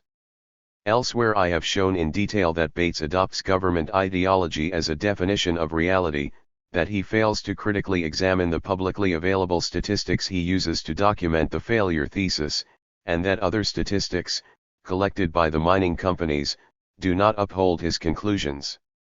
19. A careful analysis of the available information shows that the government and the ruling party have been able to exercise even greater control than the colonial government, and that Zambian mine workers are more disciplined, have better attendance records, lower turnover, fewer strikes, etc., than miners in other parts of the world. As the result of confusing ideology with reality, Bates gives uncritical credence to the myth of the indolent black worker, a myth that the government has created and used as an ideological weapon to justify its authoritarian regulation and ritual punishment of Zambian mine workers. This does not mean that mining is now more efficient than it was before independence. For reasons outlined in the previous section, greater friction and conflict at the workplace have been created by the incongruities between the work organization and the political system, the expansion of the organizational structure and increased pay for workers to accommodate the repercussions of Zambianization. Workers are caught between the contradictory demands of an organization that requires a coercive bureaucracy but, for political reasons, can no longer exercise that coercion. What creates inefficiency is not the primordial commitments of African mine workers but the structural dilemmas facing a colonial organization in a post-colonial era. What can we say about the importance of ethnic, racial, and other external allegiances within the structure of work? I have already suggested that a racially divided labor market shaped an organization of work based on the color bar principle. Once allocated to a position within the labor process, relations and activities are governed by the structure of that labor process. It was not a workers' race that shaped the relations in production, rather, these relations recreated and reproduced racism at the point of production. My own study of 4 work situations in the mines and Bruce Kapfer's study of a garment factory in Kabwe both suggest that relations among Zambian workers, though frequently couched in the idiom of other allegiances, such as ethnicity, are dictated by the organization of work. 20 Kapfer was mainly concerned with the basis of group formation and the ability of leaders to mobilize support on the shop floor. His conclusions suggest that seniority and position in the process of production are the most important factors determining the outcome of factionalism among workers and conflict between workers and management. Conclusion: managerial ideology, political exhortation, and development theory all converge to create distorted portraits of the Zambian mine worker. 215 Change and continuity in the Zambian mining industry. As unable or unwilling to adapt to the industrial order because of his primordial attachments and traditional values. In fact, mine workers demonstrated their absorption into capitalism as long ago as 1935, when they successfully organized the first major peaceful strike on the copper belt. No less than the machine operators at Gear and Allied, lashers were adept at gold bricking and quota restriction. Instead of being less disciplined, Zambian mine workers proved to be more disciplined than their comrades in other parts of the world, but again only as a consequence of the organization of the mining industry. In short, activities of Zambian workers on the shop floor, in the mines, and in the office were determined within narrow limits by the relations in production. As we discovered at Allied Corporation, ethnic and racial categories are usually important only when reproduced by the labor process itself. Otherwise, they live on as prejudices, attitudes, and, above all, as an idiom in which to couch production relations. At the same time, these relations in production were the product of a colonial order. By recreating within its own structure conditions reflecting the existing political and market arrangements, the mining industry managed to preserve the relative autonomy of the labor process. With the transformation of the political order, changes did occur, but only through the mediation of existing relations in production.